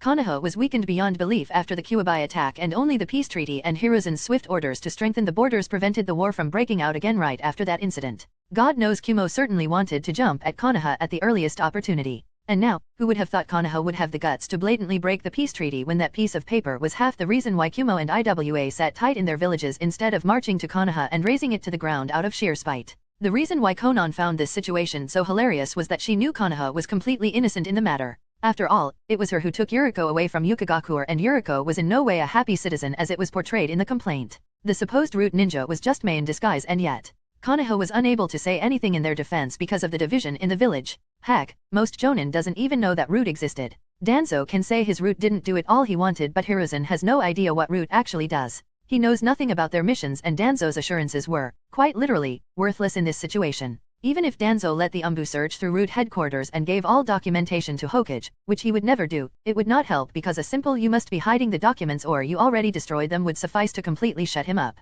There was simply no proof Root didn't do it, and at this point, it didn't even matter if Root actually was responsible. Konoha had to grit their teeth and pay up to prevent a war they were in no shape to fight. I must say, I am very grateful to the Biribiri Company for stepping in and preventing a war from breaking out because of this incident, Ms. Kona. Hiruzen amiably said, gesturing at a pre-prepared chair for Konan. Kana chuckled, unable to keep it in. The man was actually thanking her. No. War would simply postpone too many of our projects, so we decided to step in and use our influence to resolve this dispute between Konoha and Yukigakure. Konan answered while shaking her head as she sat down on the luxurious chair. Any Konoha ninja would know Konan was somebody important the second he got to know she received a chair in front of the council. In order to show their importance, anyone answering to the council was left standing in front of them. Well, then, gentlemen. Konan took the lead in the discussion. She crossed her legs and put her hands on her knees while leaning her body slightly forward as her amber eyes gleamed in excitement. Shall we begin the negotiation? Konan naturally didn't come to Konoha alone. She was supposed to be an important person, and that meant a bunch of bodyguards and attendants. These people were currently housed at the best hotel in the village, finally resting after a long trip. It was already evening when they arrived in Konoha, and they knew they would probably stay a few days in the village until the negotiations were over. Moreover, tomorrow, Konan will most likely assign them some kind of work, so they wanted to enjoy their free time to the fullest while they could. Only one of Konan's tag-alongs did not share this mindset. Ringo sneaked out of her room, clad in black clothes, heading to fulfill her own mission, while Konan provided a distraction by requesting the council to gather despite it being practically already a night. Hey, everybody is so focused on these negotiations, even the patrols are lighter than what they normally should be, Ringo thought as she slipped past two Chinins hidden on a rooftop, watching the still busy street. She basically stood only a few meters away from them, but Ringo was not one of the best Kiri assassins for nothing. The Chinins had no idea she was ever there. Correction. Konoha is just incompetent. Continuing through the empty back alleys and occasionally using rooftops to get to her target, Ringo finally landed in a crouch on the rooftop next to the orphanage, staying hidden for an entire hour as she observed the surroundings. Done with observation, her eyes darted to the right, towards an old house opposite the orphanage, while narrowing the first set of guards. She spotted the ninjas occasionally taking a peek through the window. Ringo clicked her tongue as she looked to the left where a restaurant was located. Two watching from there. These two were actually very well hidden, and only their unnatural interest in the orphanage gave them away. And if my chakra sensing is true, 3 more are hidden inside the orphanage. Damn, this is pain. Ringo quietly complained to herself as her body started to move again. While she was observing the situation, a clone of hers disguised herself with makeup and found a spot close by the two observers in the restaurant. Getting a signal from the original, it quickly used an invisible chakra string to trip a nearby waitress, causing her to spill the contents of her tray right onto the disguised ninjas. Needless to say, both of the observers quickly stopped paying attention to the orphanage when their hair was full of sticky noodles. The two in the restaurant solved, only the two in the house opposite the orphanage became a problem. Well, not really. They only looked out of the window occasionally, unlike the two in the restaurant who stared at the building almost religiously. Ringo simply sneaked inside the orphanage right after the ninja behind the window turned around. And I only have to avoid the 3 nuisances inside, she thought as she silently walked through the dark hall. By now, it was way past curfew and the children were already asleep while the workers could be heard talking in the kitchen, the only lit room in the whole building. Ringo simply silently ran like a shadow around the open door to the kitchen, heading towards the room with the younger kids. Finally getting to the door behind which her target slept, she could feel 3 adult presences inside. Suddenly, Ringo's smile widened into a predatory grin when one of them felt somehow emotionless. Let's see how this will work. Crane, a member of Konoha Umbu, was watching the young 2-year-old Jinhuriki sleeping after yet another day of being rejected by the kids and caretakers alike. It was a bit of a bother to stay silently put in the corner and observe the kid. Really, for 2 years nobody even came close to threaten his life, and yet, he and Bear had to watch him. Maybe it's time to finally resign from Umbu. Crane contemplated, knowing well he took this mission upon himself because he was as lazy as any Nara. After all, 2 years of peace in Umbu? He basically exploited the situation to make his career skyrocket, and suddenly his eyes were attracted to a closet inside the room where a small amount of lightning crackled. Crane's eyes widened as he realized, shit, we are not alone. Before he could even attempt to sign his companion, Bear, to be silent, a man wearing a mask with root on the forehead ran out of the closet and in one move jumped outside through the window. The two Konoha Umbu watched dumbfounded for a second before their brains rebooted and both promptly gave chase. Ringo stepped into the room through the door, amusedly watching both guards running after the root operative. Honestly, she thought one would stay behind to watch the kid, but she was apparently wrong. Well, an easier job for me, I guess. She shrugged and approached the sleeping blonde kid. Putting her pointing finger on his forehead, Ringo flared her chakra into her hand, activating the seal put there by Rei before she left Uzushio. She watched as the kanji from the seal slithered down her hand onto the kid's forehead where they set themselves in a circle before promptly disappearing under his skin. Rei said he has no idea what to expect from this kid, Ringo whispered to the sleeping boy, but I hope, for your own sake, you won't end up like me. Brainwashed and willing to sacrifice yourself for ungrateful ingrates who couldn't be bothered to throw you away on the first opportunity after you lose your usefulness. I guess, only time will tell. Ringo turned around and silently left. The rest was not her problem. Chapter 172, Afternoon with Pakura. In Naruto, Reborn with Talent. Rei and Pakura were having a picnic on a grassy hill near the Uzushio village, both somewhat awkwardly pondering how to start a light-hearted conversation. Damn, Rei chuckled, this is harder than I thought. I think this is actually the first time we are truly alone. Pakura worked as Rei's Jonin commander, which currently, while the village was not yet built, meant she temporarily took the role of his secretary. The problem between them became quickly apparent. Despite Pakura's obvious affection towards Rei, they were both used to being professional towards each other, so now that they were alone, it was hard to have a casual talk. It was actually Konan who was responsible for the current situation. Pakura got surprisingly along well with the resident Blunit, who was also of the strict and no-nonsense type during work. Their similar personality and approach towards work made the two girls close, considering they both worked together on many projects. And since Konan was the best at psychology out of Rei's girls, she quickly noticed Pakura's feelings. Well, at least, she did so sooner than others. Noticing it didn't require any psychoanalytical skills, really. Pakura sucked at hiding her feelings in every meeting that didn't pertain to her job, so once she started spending some time with Rei and his girls during her free time, the cat was out of the bag pretty fast. It was only a half-year later after Pakura's arrival when Konan noted Rei started to notice Pakura more. At first, it was just a few additional glances, but the two were clearly being drawn to each other. And yet, Rei refused to make any advances despite all four of his girls giving him their blessing. After all, even now, he was run ragged by his projects, whether in sealing or in the village creation, and on top of that, he had to find time for all four of his girls. Well, Rei was not complaining. Work could go stuff itself. For Rei, his girls were his priority, but still, time was precious, and getting involved with yet another woman? Rei didn't really think he had time for that. As such, 2 days before she left for Konoha, Konan took the situation into her own hands, and somehow, here they were. Rei and Pakura were ordered to go on a picnic date with a no-nonsense I dare you to disobey kind of tone. If it works it works, if not, at least you know where you stand with each other, she said. Rei thought as he side-glanced at the fidgeting woman sitting next to him. Whatever. How is training Maki going? Rei started. He really had no idea what else than their work to talk about with Pakura. With his girls, it was just so easy as they always had a common topic, but now, Pakura furrowed her brows, not expecting such a question, and her mind slightly panicked as she hurried to create a coherent answer. It is fine, she said unsurely, making Rei chuckle, which only made Pakura fidget nervously even more. Seeing her state, Rei decided to help her out a bit. He knew Pakura had no time to spend on interaction with males, and he had more experience from dates with his girls, so Rei put his hand on hers, squeezing it slightly in the reassuring manner, and when Pakura's face snapped in his direction adorning a stunned expression, Rei just gently smiled at her. It was not an easy feat since he was quite nervous, but he was a ninja and acting was a fundamental skill of his profession. Thankfully, Pakura considerably relaxed after seeing Rei's calm smile and shuffled a bit closer to Rei. The duo started to snack on the sandwiches while looking at the sunset painting the Uzushio orange in pleasant silence, their hands still connecting. So, this time it was Pakura who started speaking.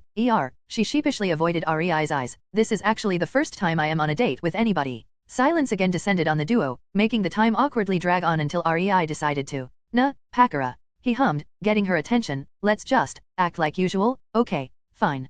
Pakura chuckled and amusedly shook her head, to think Konan would forbid us from discussing anything work-related. Yeah, I don't think that will work for us. Right. It's actually my fault. She sighed, but her eyes stared into the distance in a nostalgic way. I have nothing but Maki and my work. From an early age, I was led to work hard for my village. Pakura, get stronger. Pakura, our village needs you. Pakura, you have to support the village. Pakura, you're Kekkei Genkai. Her lips twisted into a distasteful mocking smile. I had never time to have a normal life. Even Maki was literally thrown into my arms with orders to train her to the best of my ability because she showed a promise. It wasn't even my own decision to take her in as my apprentice. She sadly muttered. And now, work is the only thing you know and love Maki as if she was your own. Rei amusedly hummed in acknowledgement while putting his arm around her shoulder and pulling her closer to him. We all found it a bit strange that you don't have even one hobby or interest. You just spend all your time on your duties as my Jonin commander. I am actually very happy about getting the position, you know? It consumes just enough time that between training Maki and focusing on my duties, I don't have time to think about the betrayal of Tsunagakure. You know, at some point, it will come out that you are alive. You will have to face it one day. Rei gently reminded her, but to his surprise, Pakura just took a refreshing breath and brightly smiled in a way as if a burden fell from her chest. That will not be a problem, she assuredly stated. As long as I have Konan backing me up, nothing is impossible. I am sure she would be able to persuade the Tsunagakure higher UPS I am dead even if I stood in front of the council itself. All she would need was their documentation of my apparent death. She snickered. After seeing Conan's mind at work in political manipulations, Pakura really pitted any village trying to make problems for REI's lands through diplomacy. Cheers to that, REI smirked and reached into the basket, pulling out 2 bottles of water before handing one to Pakura. Honestly, just as Tsunade is scary good at the economy, Conan's niche is politics. That's actually why she was sent to Konoha for the negotiation instead of Tsunade going herself, among other reasons. Speaking of which, Pakura's eyes gleamed in interest made of schadenfreude as she excitedly turned her body towards REI. I heard you got news from her yesterday. How does the negotiation with Konoha go? The second it was decided the emissary will be Conan, it was an established fact that Konoha is fucked. What remained to be seen, however, was what mood Conan will be in during the negotiations. Mei and Tsunade even bet on how much Conan would make Konoha suffer. Needless to say, Tsunade lost the bet. Her guess was too small. REI quipped. The negotiations are almost wrapped up after these 2 weeks. They only discuss some minor unimportant things now, so Conan will be returning quite soon. According to Conan, it was quite dramatic. In the end, she only managed to secure a reparation payment of 100,000,000 ryo. He nonchalantly said with a shrug. Hearing the sum, Pakura actually spat out the water she recently drank and started coughing while hitting her chest to calm down from the shock REI gave her. Can you repeat that? She asked almost hysterically after she finally found herself in a condition good enough to talk again. You heard me correctly. REI smugly smirked. We both know that Conan is a miracle worker, alright. But, how? Such a sum is no small matter for a village? That kind of.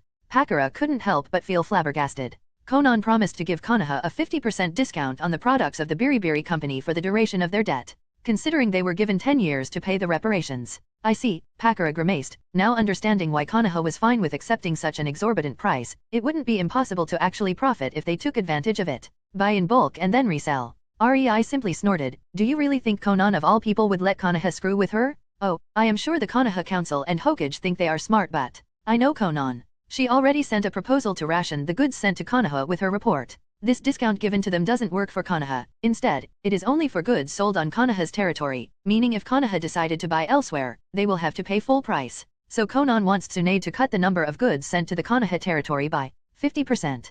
Pakura inquired. It seemed logical to her. This way, there won't be any loss, only an abundant profit, but REI quickly put that notion to a sudden stop when he amusedly shook his head. She will cut the supply by 3/4. REI gleefully stated, and Pakura shuddered when she realized the implications. Oh, Konoha is so fucked. They will actually have to buy from elsewhere for full price at this rate. They sure are. They thought they would be able to waive the contract in front of our company and demand goods at a dirt cheap price, and Conan is using exactly that arrogance. Sure, the contract does state we will have to sell our goods at half the price on Konoha's territory, but there is nowhere written we are obliged to deliver as many goods as Konoha desires. And without being able to resell our goods, Konoha won't be able to make the money to pay for the reparations, hence they will have to use what they have safely deposited in their coffers. That is actually a very insidious scheme. Damn, Conan is ruthless. Using only a single hole in the contract to make Konoha pay almost 2 times their annual income. Pakura leaned closer to REI, her eyes sparkling in glee. REI blinked and his eyes slightly widened. It was only now he realized they somehow got too close during their heated talk about the negotiations.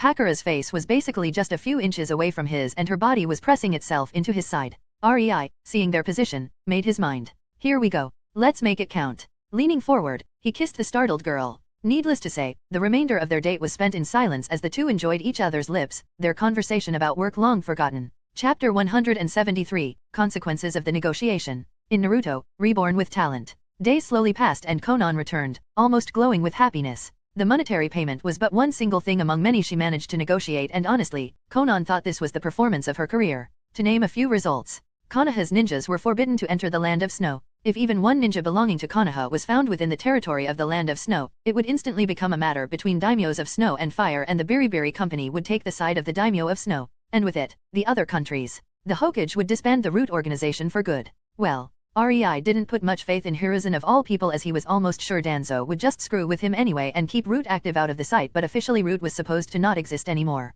The best part, however, was that all villages and countries now knew Root is disbanded, which basically meant that if even a single Root agent was caught and confirmed to belong to that organization from hence on, Konoha would be shit out of luck with their own daimyo due to the diplomatic shitstorm it would cause. Sometimes, diplomatic pressure can be much more devastating than brute force. At least, Danzo would have to be more discreet and careful in his operations from now on, and as such, nothing would go as smoothly or quickly for him as it was up till now. And since the massively overpriced payment was mainly compensation to the Land of Snow and the Yukimai clan, Konoha naturally had to compensate Yukigakure too, since they were the main victim whose founding clan was kidnapped. Conan complained for days about how much nitpicking went into it. She knew exactly which techniques she had to ask for, and by the end of the negotiation, copies of at least 100 D and C ranked techniques were handed out into her hands to be given to Yukigakure. Within those, there were even some high-ranking ones such as shadow clones. Sure, Tsunade brought the technique with her when she moved the Senju library into the mansion in REI's dimension, but now that Konoha handed it over to Yukigakure, REI can simply buy the technique from Yukigakure and nobody can say he stole it from Konoha when the ninjas of his future village use it.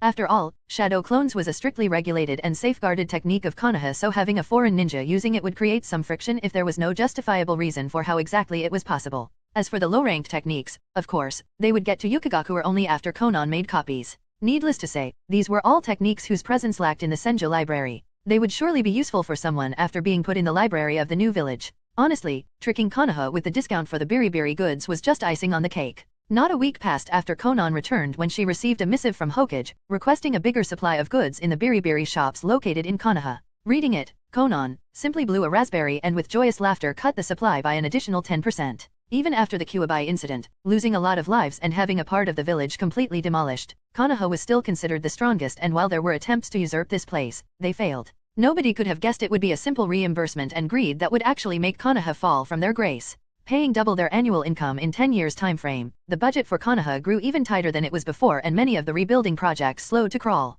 The richest village was officially having financial problems, and for the first time since its creation, the Fire Daimyo had to send monetary support to Konoha apart from the standard funding. The higher UPS of Konoha became the laughingstock of the decade, while the name of Na Kona became the equivalent of a devil who dethroned Konoha from its position of strongest via giving them a discount.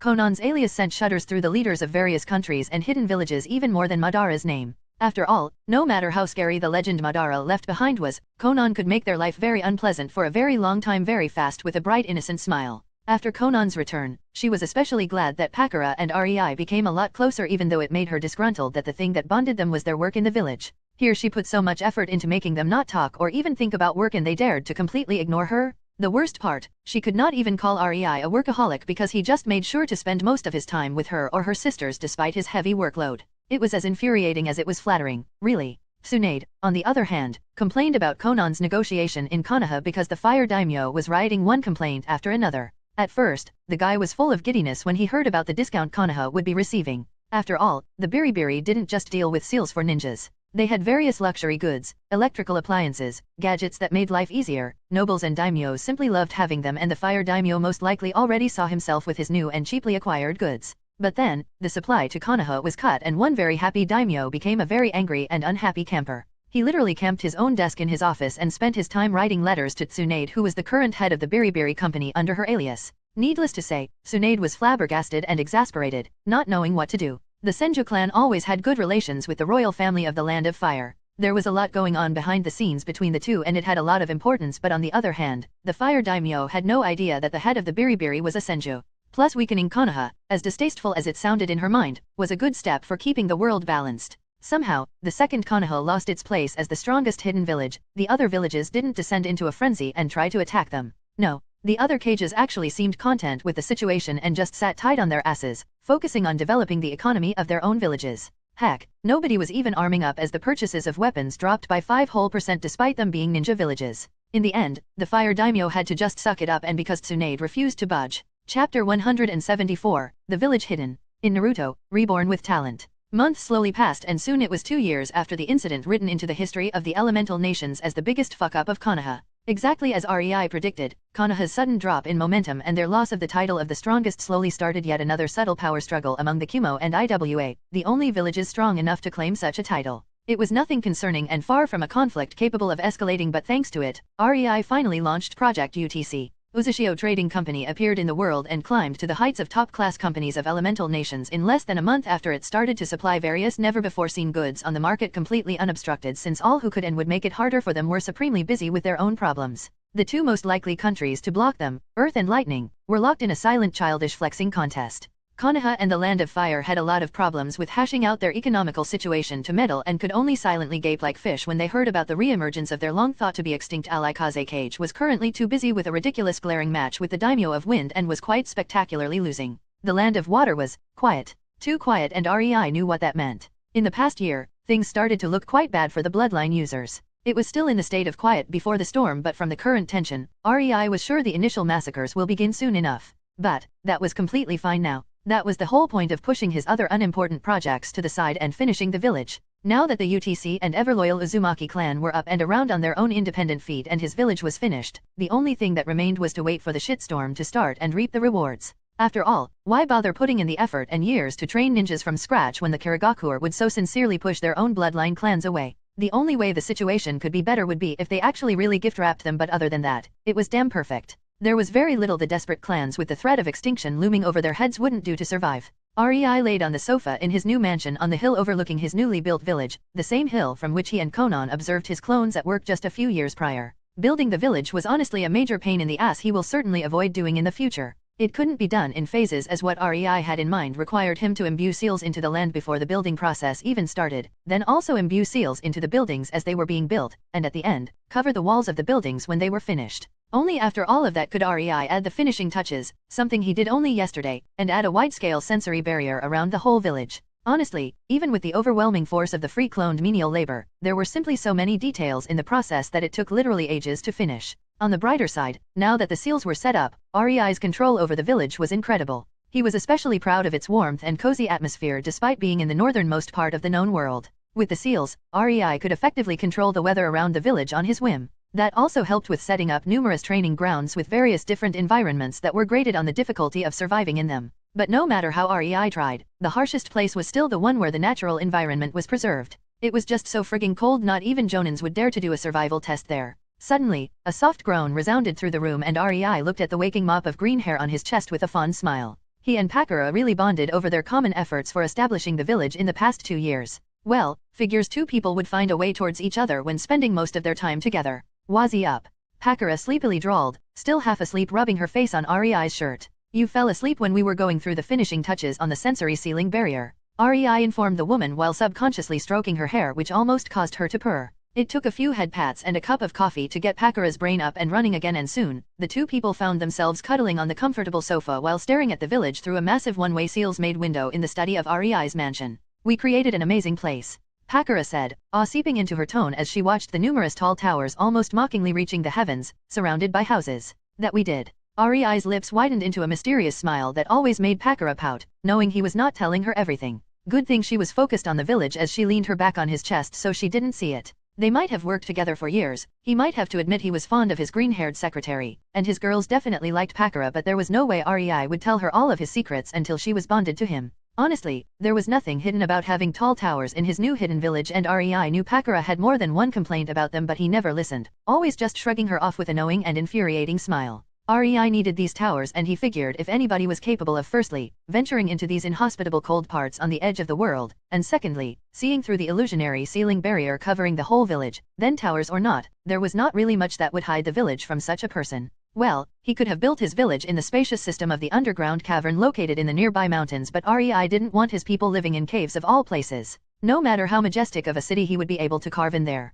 The purpose of the towers was simple. They, alongside the houses and the streets, were a part of a massive sealing formation that focused on converting nature energy into electricity, making the whole village have an inexhaustible source of energy all year long without the need for power plants. The best part, unless one was better than the Uzumaki Seal Grandmasters, there was no way to sabotage the sealing formation. It was not like the formation could only produce electricity either. It literally powered up the seals all over the village, whether they were the weather control seals, sensory barrier seals, anti-spying seals based on intentions, gravity seals put over certain training grounds. Simply, the whole village was an amalgamation of seals and they needed a power source, so why not use something like nature energy that is ever present in the world? For that, the placement of every house, street, and tower in the center of the village was carefully thought of and seals were placed in the foundation of these buildings, making various pathways through the whole village, in order to make the sealing formation with the sole purpose of energy production and management. Without it, Rei was afraid the place would most likely already be a smoldering piece of lava-filled crater considering the tens of thousands of seals working at once. There was simply something bound to go wrong, blowing the entire village up.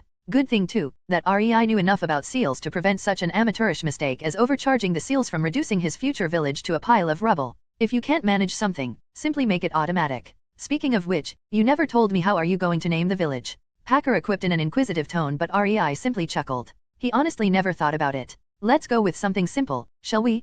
Considering we are on the opposite side of the mountain range than Yukigakuer and we will certainly want our name to be known but we also do not want people figuring our whereabouts from it. REI hummed thoughtfully before a mischievous glint passed through his eyes and his lips stretched into a grin as he stared at his village through the window. We shall be known as the village hidden on the other side. Chapter 175, First Council Meeting. In Naruto, Reborn with Talent. I hereby announce the beginning of the very first council meeting of our other village. REI quipped, finding humor in making it sound so unimportant it was almost casual. Not that it would be anything but since this supposed first council meeting was happening in the kitchen of REI's mansion while his group ate breakfast. It just so happened, he had every important person present, so why not? On REI's right side sat Konan clad in light blue kimono, sleepily munching on a sandwich. She, during these last 2 years, shed every responsibility of hers to the Beriberi firm and handpicked plus trained people to take care of them. Right now, she was completely free, and so one nice sunny day a few days ago, she kicked Pakura from her post of REI's secretary and delegated herself to the position. There was really nothing anybody could do about it, really. Even REI could only whistle and look away.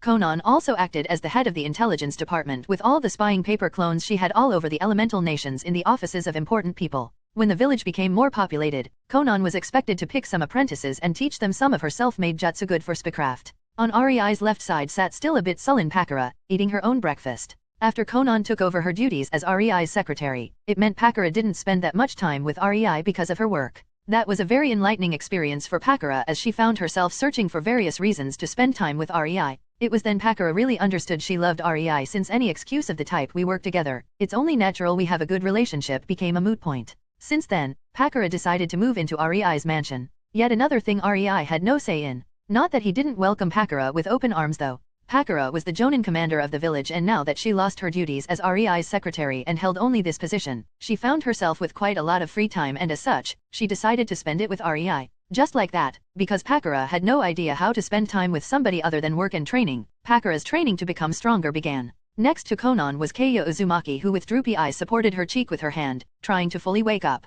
Keiya was the head of the Uzumaki clan and the Sealing Corps. It was meant to be a temporary thing until they found an Uzumaki with royal blood, but REI knew better. It was not like anybody protested her being the clan head either. Since REI delegated her to the position, the members of the Uzumaki clan respected the decision of the man who saved them. Alas, in the past years, Keiya showed her competence and ability to lead the clan, becoming very popular among her clansmen. The second it became apparent Keiya's daughter Karen held one of the Uzumaki bloodline jutsus, the deal was sealed and Keiya suddenly found herself stuck in the position even if she didn't really want it that much. Yesterday, she came to talk with REI about sales of a new seal, and it was very late when they finished, so she spent the night in the mansion. REI could only sigh in exasperation and hope she would get married soon. After all, Keiya's home might be countries away, but for them, it was only a single portal away, so he clearly understood the meaning of her stay, not that he would take her up on her quiet invitation. He had enough problems with 4 horny girls who demanded his attention, and Pakura, who was slowly also starting to become one of them thanks to Konan's oh-so-helpful guidance. On Pakura's other side, sat Chizuru Kagaya,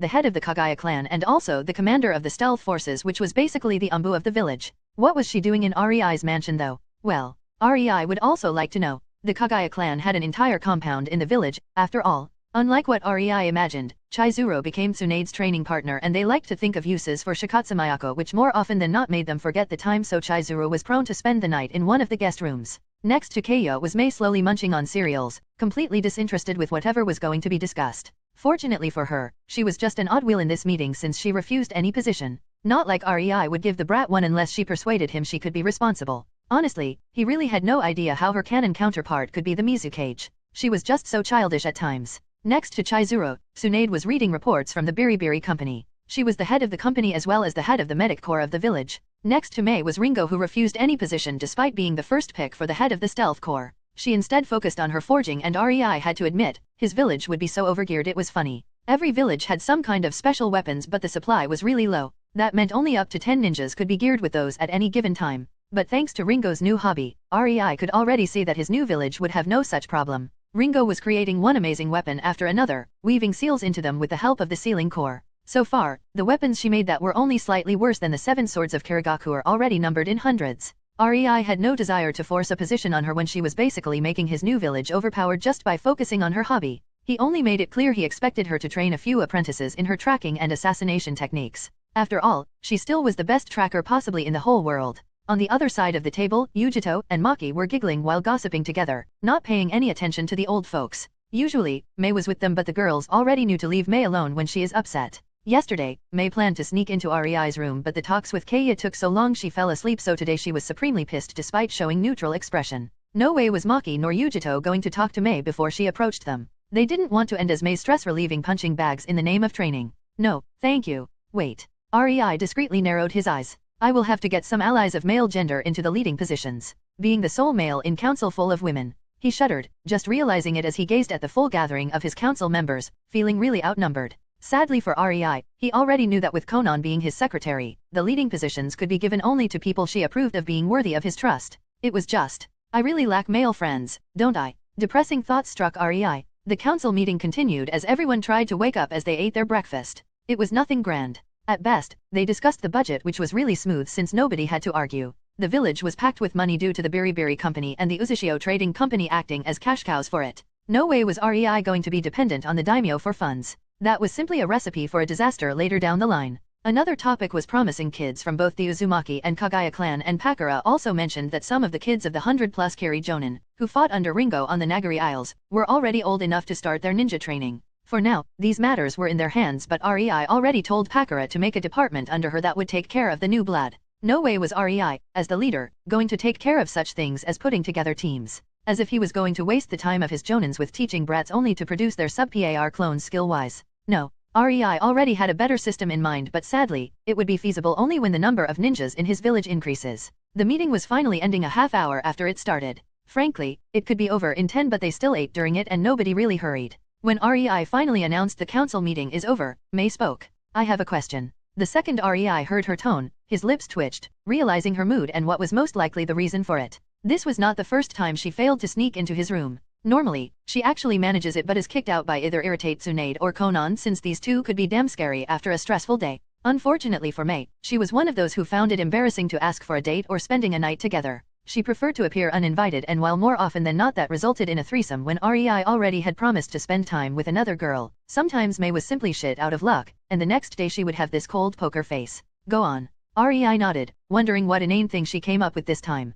Honestly, he really loved her for bringing laughter into his usually busy life. I would like to ask, now that we already have the village going, can't we go deal with the hideout of the Madara guy? Mei dropped the bomb, causing all to stop what they were doing and look at her in bewilderment, neither knowing where that came from. Seeing their expressions, Mei hurriedly continued. I mean, after we got the sample of the Sanbai's chakra, I know that Konan created a clone to follow that Obito guy before we left. I thought it would be stupid to fight a man who was once praised as one of the strongest two ninjas of the strongest generation, but now he would most likely already dropped the bucket. No? Konan said he has thousands of these wooden human-like things growing there, so shouldn't we go and take care of that? Nobody makes an army without intention to use it, after all. Aha, here we go. Her usual bullshit. REI brightly smiled. When she mentioned Madara, REI had no idea what she wanted, but the second she spoke of those wooden things, he got it. Considering Mei was pissed and irritated, she probably just wanted to melt something, and thousands of Zetsus most likely seemed like an appropriate target. No, it's not like we didn't go and kill Madara because I didn't have enough confidence to do it. He was old and his body was frankly useless at that stage. The only real threat would be his eyes if he had them in his eye sockets. REI rolled his eyes, remembering Madara's eyes were with Nagato. Speaking of which, he should probably account for Nagato in his plan. But Madara's plan is really beneficial for us, so sorry Mei, I can't let you relieve your frustration with his army. After all, we need him to declare war on all villages for my plan to succeed. Chapter 176, Plans Delayed. In Naruto, Reborn with Talent. That's a good reform, just make sure to contain any protests. If you proceed with it exactly how we discussed, it should work spectacularly. Third Mizukage told Yagura Karatachi, the new fourth Mizukage of the village hidden in the mist. Yagura was quite young, but third Mizukage figured there was not much his apprentice could fuck up with him as his supervisor. Mist desperately needed a new leader as he didn't win any favor with the clan heads for ignoring the rumors about how horrible their clans are.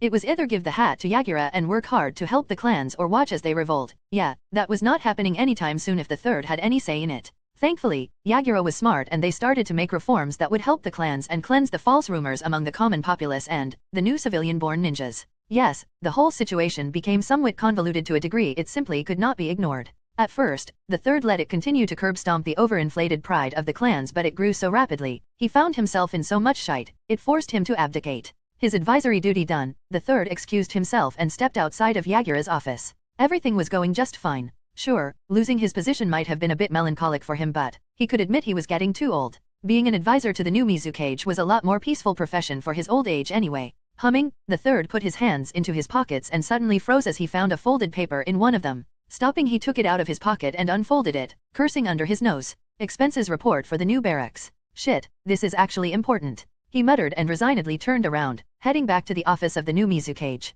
Stopping in front of the door to the office, he was about to knock when his hand halted just an inch away from the wood of the door and a frown appeared on his face when he heard an unknown voice coming from inside. The third Mizukage furrowed his brows and decided to listen for a second. More ninjas, reforms can provide, money, follow the plan, fight against. He didn't hear every word since even without silencing seals activated, the door was made of a special wood that dampened the sound so any unwelcome listener would most likely not understand what was discussed even if he was pressing his ear to the door as if his life depended on him. It was only his incredible sense of hearing that allowed the third to hear as much as he did. Sharinon Genjutsu. Oh, shit. All hairs on his body abruptly stood when he realized what was going on inside of the office. Not even thinking, the third Mizukage kicked the thick wooden door, snapping them out of their hinges and sending them flying into the office where they landed with a loud crash that alerted every umbu around the building. The third Mizukage got to see what was inside and indeed, Yagura sat behind the desk with a glossed-over look, and the bodies of his 5 unconscious umbu guards were strewn on the floor. Not even that loud crash woke him up? That must be some mighty strong genjutsu.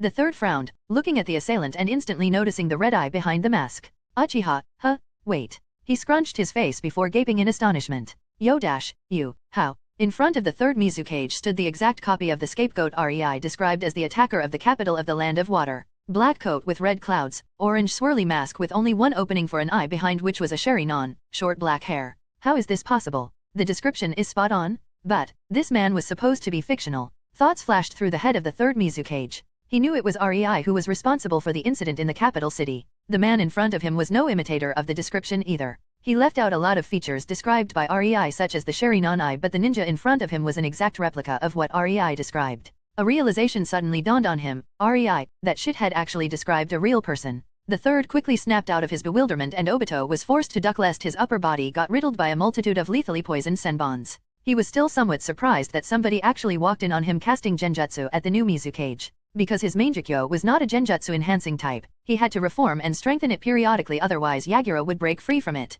It was simply lucky that Mangekyo strengthened his illusions enough that even a Jinhira ki could be influenced. I have no idea what you were trying to do to Yagura, but you are not walking out of here alive. The third Mizukage shouted and leaped at Obito, engaging him in a taijutsu bout. Obito blocked, evaded, and parried a few blows before a good opportunity appeared. The third Mizukage was inwardly frowning while throwing punches at the intruder. He is quite good in taijutsu, to match a cage. His eyes gleamed as they noticed an opening in the center of his opponent's chest. He quickly struck, but before getting the hit in, from his sleeve, a kunao suddenly appeared and flew into his hand. The steely tip entered the body of his foe on his way towards the heart, and the third Mizukage involuntarily grinned, but his eyes quickly widened in disbelief and shock as his hand started phasing through his enemy. Obito quickly let his whole body phase through the third Mizukage and pivoted on his heel, about to stab a kunao into the third's back. I won, he thought, but 3 Kiri Umbu appeared around him in Shunshin, mid-slash with their Tonto blades, and Obito was forced to again activate his intangibility, letting the 3 swords phase through him while his own kunao and hand harmlessly entered the back of the third Mizukage.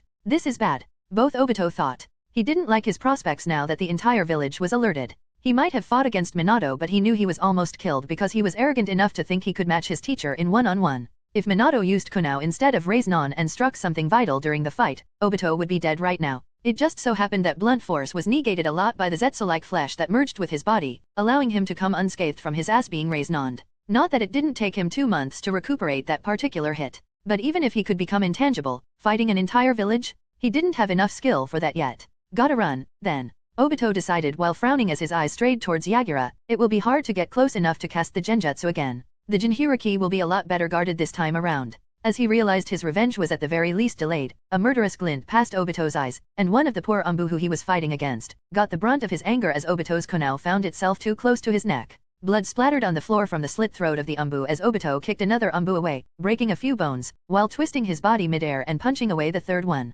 Obito then tried to use the momentary shock of the third Mizukage due to the death of his comrade and use his Mangekyo to swirl away, but the third Mizukage proved his lifelong experience by not standing like an idiot and watching him get away. He threw a senbon right in the middle of the swirl, forcing Obito to cancel his technique and lean out of the way of the senbon. I said you are going to die here. The third sneered while glancing at the dead body with the corner of his eye. That said, this man is really dangerous. Best wait for reinforcements. His intangibility is a real problem, but it must have some form of weakness. Not once did he attack with things inside of his body, so he probably can't become tangible while something is in the location where his body is supposed to be. Hey, I really didn't want to waste this. Obito released a tired sigh before his personality did a backflip.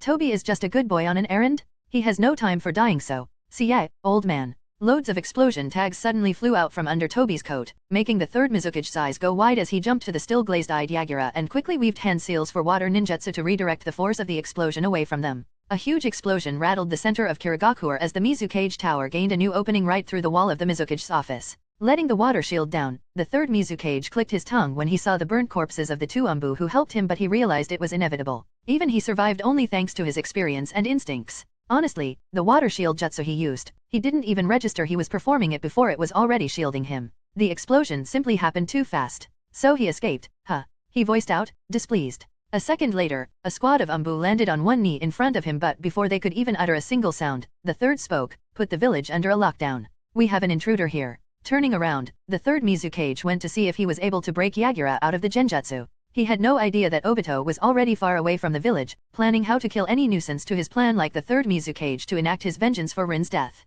Chapter 177, Jiraiya in Uzushio 1. In Naruto, Reborn with Talent. Welcome to Uzushio, Jiraiya-sama. Thank you. Beautiful. Jiraiya beckoned the woman responsible for reviewing documents at the gate to the village. Could you tell me, where can I find the hot springs? He asked, his grin turning loop-sided, only for the woman to look at the old creeper in obvious but polite disgust. It's 3 streets away that way, she answered with a broken smile, fully intending to alert the proper authorities the second he left. Clueless Jiraiya simply nodded before briefly pondering about inviting the juicy redhead wonder in front of him for a date, but decided to bite his tongue. After all, he was a ninja on a mission, and the woman looked really repulsed by him. Sigh, what did I do now? Such disrespect for super perverts. He thought despondently while shaking his head in clear amusement. Contrary to the popular belief of anyone familiar with Jiraiya, the very first thing the Sunin did was walk around the Uzushio, creating a mental map of the village, or at least, the allowed parts of it. Jiraiya could only narrow his eyes as he noted how many areas were inaccessible by travelers despite the village not being officially one of the hidden villages. Trading town, they call it. And yet, barely 40% of the village could be toured. This is fishier than Sensei's relationship with Danzo. Well, no fear. First the hotel and then. Jiraiya's face suddenly loosened. Research. Needless to say, the people of Uzushio were very startled by the weird, loud, and creepy white-haired old man running through the streets of their village as if his life depended on it while looking for a hotel, having a perpetual perverted grin on his face. The evening came and Jiraiya laid on his futon in his hotel room in the Whirlpool Hotel, the best and most expensive hotel in the whole village. Well, secret mission or not, Jiraiya had enough money to splurge a lot, so why should he live in some rundown motel on the edge of the city? I finally understand why Sarutobi-sensei always said Uzumaki are to be feared. No wonder even the second Hokage was utterly terrified by them. These demons actually created anti-peeking seals. Waterfalls of tears streamed down Jiraiya's cheeks as he complained at the injustice he encountered. How dare they, criminals. Unfortunately for Jiraiya, his research was interrupted due to his complete inability to peek in the hot springs. That was when he was forced to take his hat off and pay respect to the Uzumaki seal masters. Poor guy was forced to do the only other way of researching he knew, going to a brothel. Fortunately for Jiraiya, in the past 2 years, Uzushio became one of the main trading hubs in the world due to the incredibly high living standards of its inhabitants and the unusual goods usually using seals to work. This success naturally attracted all sorts of people. Thugs, the Uzushio police force could handle. These usually found themselves outside of the village with so many bruises and broken bones they would never dare coming closer than a kilometer away from the village. But as the number of visiting merchants increased, the Uzumaki clan who all but ruled the village had to make a few concessions and allow a few brothels to form. The redhead heaven. I think I shall report to Sensei that the mission got delayed and I will be spending a few months on this heavenly ground. They certainly know how to use the reputation of Uzumaki to attract customers. Jiraiya giggled before sighing in content as a frown set in on his face. Just a pity no real Uzumaki was among those redheads. His eyes narrowed in suspicion while his lips' expression twisted sourly. Jiraiya still remembered Kushina, and from her, he knew the most likely features of an Uzumaki woman. Needless to say, it was easy to spot none of the girls there were actually from the Uzumaki clan if one knew what to look for. But Uzushio is using brothels to gather intelligence in their own village. That's not really good. This is one of the main trading hubs, meaning there are many people with even more secrets passing through. Who knows when some important noble idiot from the land of fire gets his tongue undone by a pretty big-breasted redhead just because he was foolish enough to drink that incredibly strong sake they serve. Naturally, Jiraiya was very experienced in this field, especially when it pertained to courtesans and their job. He dedicated a big part of his life to the small nuances of information gathering in this field, with him owning a massive chain of brothels all over the land of fire and even other countries under various aliases using scapegoats as his public image. He knew exactly what subtle manipulations are used to make the clients more agreeable to disclose their secrets. Jiraiya was actually quite surprised he didn't find any subtle genjutsu-inducing seal inside the establishment, with this being the territory of the Uzumaki clan. He certainly used those in his establishments. Not that he was actually persuaded there was none of those. It just meant they were competent enough to hide them even from his trained eyes. This is such a drag. Jiraiya whined as his perverted grin appeared on his face again in full. Now I just have to go there again to totally ascertain there is no ulterior motive at work and unveil all their methods of getting the information? Yay, our ninjas will benefit greatly from knowing what to expect from the place. I will gladly sacrifice myself for the greater good of Konoha's male population. He nodded in complete conviction and righteous tears moistening his eyes. Jiraiya was far from the first Konoha ninja visiting Uzashio. Many merchants traveled there and that meant a lot of foreign ninjas from all over the elemental nations came with them as their escort. Obviously, only an idiot would believe there was no specially selected ninja supposed to act as a spy and find out as much about the village as possible. There were naturally tons of covert spies in these escort parties and yet, from what Sarutobi-sensei said, not one of our previous spies managed to find out what is in the restricted section of the village. I would bet my completely worthless ninja Pei Uzashio is secretly training ninjas and waiting to get stronger before declaring themselves a bona fide hidden village. Jiraiya's thoughts again became serious. The plan is sound though. Like this, they will, no, he frowned, correction, they already have a lot of support from foreign daimyos who are completely in love with their products. There is no way for any hidden village to openly attack them and not cause a major diplomatic incident. Looks like their previous destruction indeed taught these redheads something. They have as much time as they need to get to the level of the major five but nobody can really antagonize them. After all, they are just merchant villages, right? Why would ninja villages bother with them? No, you dare to spy, or God forbid, attack the suppliers of my favorite product? Look how I will cut the funding for your village to negative numbers, you scum. Jiraiya mockingly imitated an enraged daimyo in his head as he snorted. Yeah, Uzashio became nigh untouchable, officially, that is. Jiraiya found it almost poetic. The people behind the newfound rise of the Uzumaki clan must be really knowledgeable in the way how the world worked. Uzashio didn't rise to monumental heights in 2 short years because of overwhelming power but because of politics and using an exact moment where all major powers were either dealing with their own problems or with each other. In an ideal world, Uzashio would be razed to the ground the second it became public knowledge the Uzumaki clan is trying to re-establish it. They would be destroyed just because they were a threat in the past and honestly, that was completely enough for Iwa and Kumo to act. But we don't live in an ideal world. Jiraiya snorted. Power is nice and all but politics is what really matters unless you are on the level of Madara or Hashirama. The only way to attack Uzashio was covert 1, outside of the official records. Not one spy who was sent to Uzashio was actually there on an official mission to spy on Uzashio. If they died, or worse were discovered, during it, they would simply be written off as rogue ninjas working on their own. Their fates would then become not Konoha's problem anymore. And that was what really drove Konoha's higher UPS sparse. Every single spy we sent was discovered and discreetly returned to us with a mocking description of how utterly useless they were. Jiraiya would laugh if it were only people trained by Danzo but some of these spies were trained personally by him and that made it personal. Worst of all, not one of them actually remembers how they were discovered. They simply blacked out and the next thing they remember is being outside of the village with a message directed to Hokage and bruised black and blue. Who knows what kind of information was pulled out of them while they were out of it. And that was in nutshell the reason why the best spy master of Konoha was currently on a vacation from chasing Orochimaru. He would find out what nefarious things were going on in this village full of gingers. Who knows what other atrocities other than anti-peaking seals were brewing up under the visage of a peaceful town. No longer was it just a job for his village. Now it was his pride as a super pervert that was beckoning him to find out for sure. And then, Jiraiya was suddenly pulled out of his righteous contemplations as a knock resounded through his room, causing him to furrow his brows as he knew he didn't expect anybody to visit. In an office in one of the manors in the Uzumaki village, Keiya's mother, Kara Uzumaki was relaxing with a smoking pipe in her mouth and her feet resting on her desk while her husband contently massaged her shoulders and hummed a relaxing tune. Oh, Kara had no illusions how they would spend the night. Even if her selfless husband did so much only to make her feel better without expecting anything in return, it would be only fair to reward him, no? But before that, you say one of the girls in the Redhead Haven reported Jiraiya of the Sun in trying to pull information out of her during the act. Kara asked, completely amused while enjoying the hands of her husband kneading the muscles around her neck. Her secretary, a tall red-headed man, nodded. Yes, Kara-sama, how do you wish to proceed? Leave it and give the girl a raise.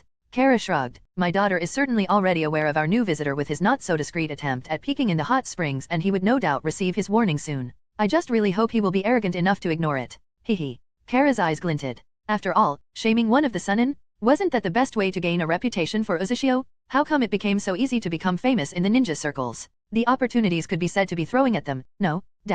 Author note. Okay, I am completely sure there will be people complaining about topics such as whores and brothels breached in this chapter but, dudes, we are talking about Jiraiya here. Not to mention those would be blasphemy? Where else than a brothel would the guy go if he couldn't access hot spring? So, nope, not going to bother with people complaining about it. Chapter 178, Jiraiya in Uzashio 2. In Naruto, Reborn with Talent. Jiraiya lazily stood up from his bed and went to open the door. His right hand was cautiously preparing to grasp the hidden knife in his sleeve while his left hand was opening the door. Naturally, he didn't let himself be wide open, and instead, most of his body was obstructed by the door. Jiraiya of the Sunin? Asked the masked green-haired slim woman with orange bangs who stood in front of his door. Yes. Jiraiya nodded, now knowing what to expect. He was quite famous these days, so he would half expect a warm welcome such as a visit from Resident Umbu if he stepped into a hidden village. The problem was, Uzashio was supposed to be just a normal trading city. To think they wouldn't even try to hide the fact there are ninjas in the city. Jiraiya stared, half in disbelief that Uzashio had the gall to send the Umbu. He judged the woman's identity by the mask. They were not even supposed to have to give him a greeting. The leader of Uzashio must have considerable balls to do this. That's one man I wouldn't want to compare the sexual prowess with. He grudgingly admitted with newfound respect, totally clueless about the leader being a woman. I was sent by Keiya-sama. Jiraiya's eyes slightly widened at that admission, causing him to instantly reconsider his willingness of prowess comparison. To give you a very simple warning. We know you are Konoha's spymaster, so don't spy. You won't like the consequences. The woman dryly stated, not amused at all at the raised brow her statement earned her. Jiraiya clearly didn't take her seriously, and if his expression was any indication, he found the entire situation extremely hilarious.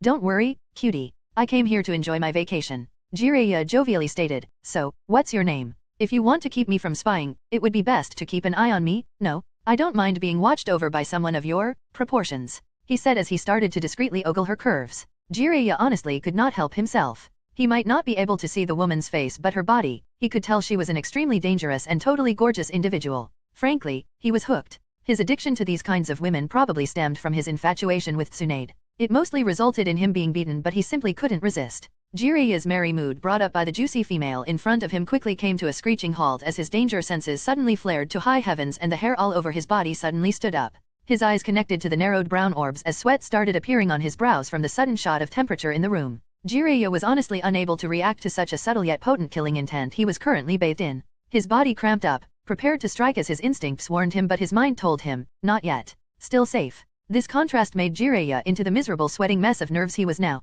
His instincts wanted to attack, but his body, commanded by his confused mind, couldn't move. He was not paralyzed nor frightened. He was simply confused by all the signals his senses were receiving, and his mind was unable to tell his body what to do with them. There was killing intent at full blast aimed at him, and yet, it had no desire to do harm. There was danger staring right at him, yet it felt so peaceful his mind couldn't figure out how to react. Naturally, Jiraiya didn't have a clue what his body and mind felt. He was simply confused as his instincts and reflexive reaction to danger honed through life-threatening battles completely failed him in the face of this Umbu. He felt as if he was staring at a dangerous snake bearing its fangs at him, and yet, the woman in front of him was simply calmly staring at him. Time slowly passed as the two motionlessly stood opposite each other when Jiraiya suddenly widened his eyes into saucers as his mind was ruthlessly yanked from its thoughts when the curtains and sheets caught on fire. Shit! How come I didn't notice this heat? Jiraiya hurriedly thought, feeling his throat dry and parched as if he didn't drink anything for a week when his senses finally caught up with what was happening around him. Honestly, he doubted he would be able to do anything but croak out some unintelligible sound if he was to talk. Jiraiya could feel his skin blister, sending a jolt of hot pain through the surface of his body. Water was evaporating straight from his body that screamed at him in boiling agony while his brain was shutting out from the sheer heat he was under. His dry lips desperately yearned for a bit of wetness while his eyes started to sting, causing him to blink due to discomfort as he gritted his teeth at how agonizing it was to do something as simple as breathing. The room was bathed in scorching warmth, embracing everything it engulfed. Jiraiya's rampant instincts screamed at him to get away, to stop whatever was trying to mummify him alive, to do something. He was about to attempt using a jutsu when, I am called Sun, Jiraiya-sama. Everything suddenly stopped to a halt at the soothing voice of the woman who still calmly stood in front of him as if the world wasn't a smoldering hell just a second ago. A frightening chill ran through Jiraiya's body as he realized there was no heat, no life-threatening scorch, no blisters on his skin, nothing. He was fine, as if everything he felt was just one elaborate illusion. A rattled breath involuntarily left Jiraiya's lips at the realization, and his brows furrowed in desperate confusion. What the hell was that? A killing intent? Genjutsu. His eyes glanced at the blackened remains of the curtains and the burnt spots on the sheets, causing him to gulp.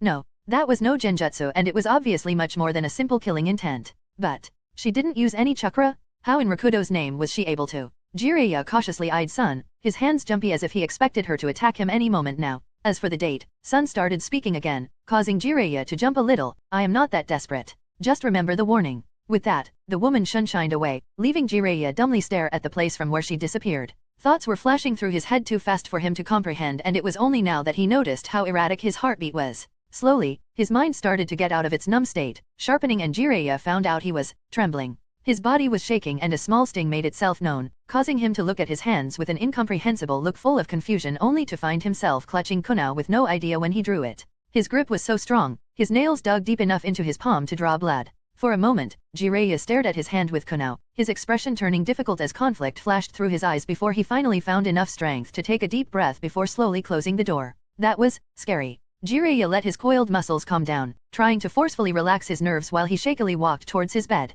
I didn't feel such dread since Tsunade found me peeking at her. He muttered in a haunted tone before it became grumbling. What was she anyway? Tsunade's apprentice. Poor Jiraiya would never know his thoughts couldn't be truer. Chapter 179, Jiraiya in Uzushio 3. In Naruto, Reborn with Talent. It took a whole week for Jiraiya to finally calm down his jumpiness after the sudden scorching welcome by the so-called sun. A week he fruitfully spent marking every useful information about the accessible part of Uzushio he could get his hands on. He was Konoha's spy master, after all. Even the creepiest and hottest scare of his life wouldn't be able to prevent his peaking tendencies from resurfacing. Now, Jiraiya was sneaking through the dark back alleys of Uzushio, on his way to the closed-off parts of the village. He was perfectly aware of being monitored this past week. That's why he left a shadow clone with enough chakra to last for 2 days in his hotel room. Jiraiya had no illusions his shadow clone would stay there either. He knew it would not be even an hour later his shadow clone would go and try to find a pretty girl to flirt with. That too was exactly according to his plan, no matter he had no control over that marvelous quirk of his clones. This way, the annoying observers would see exactly what he wanted them.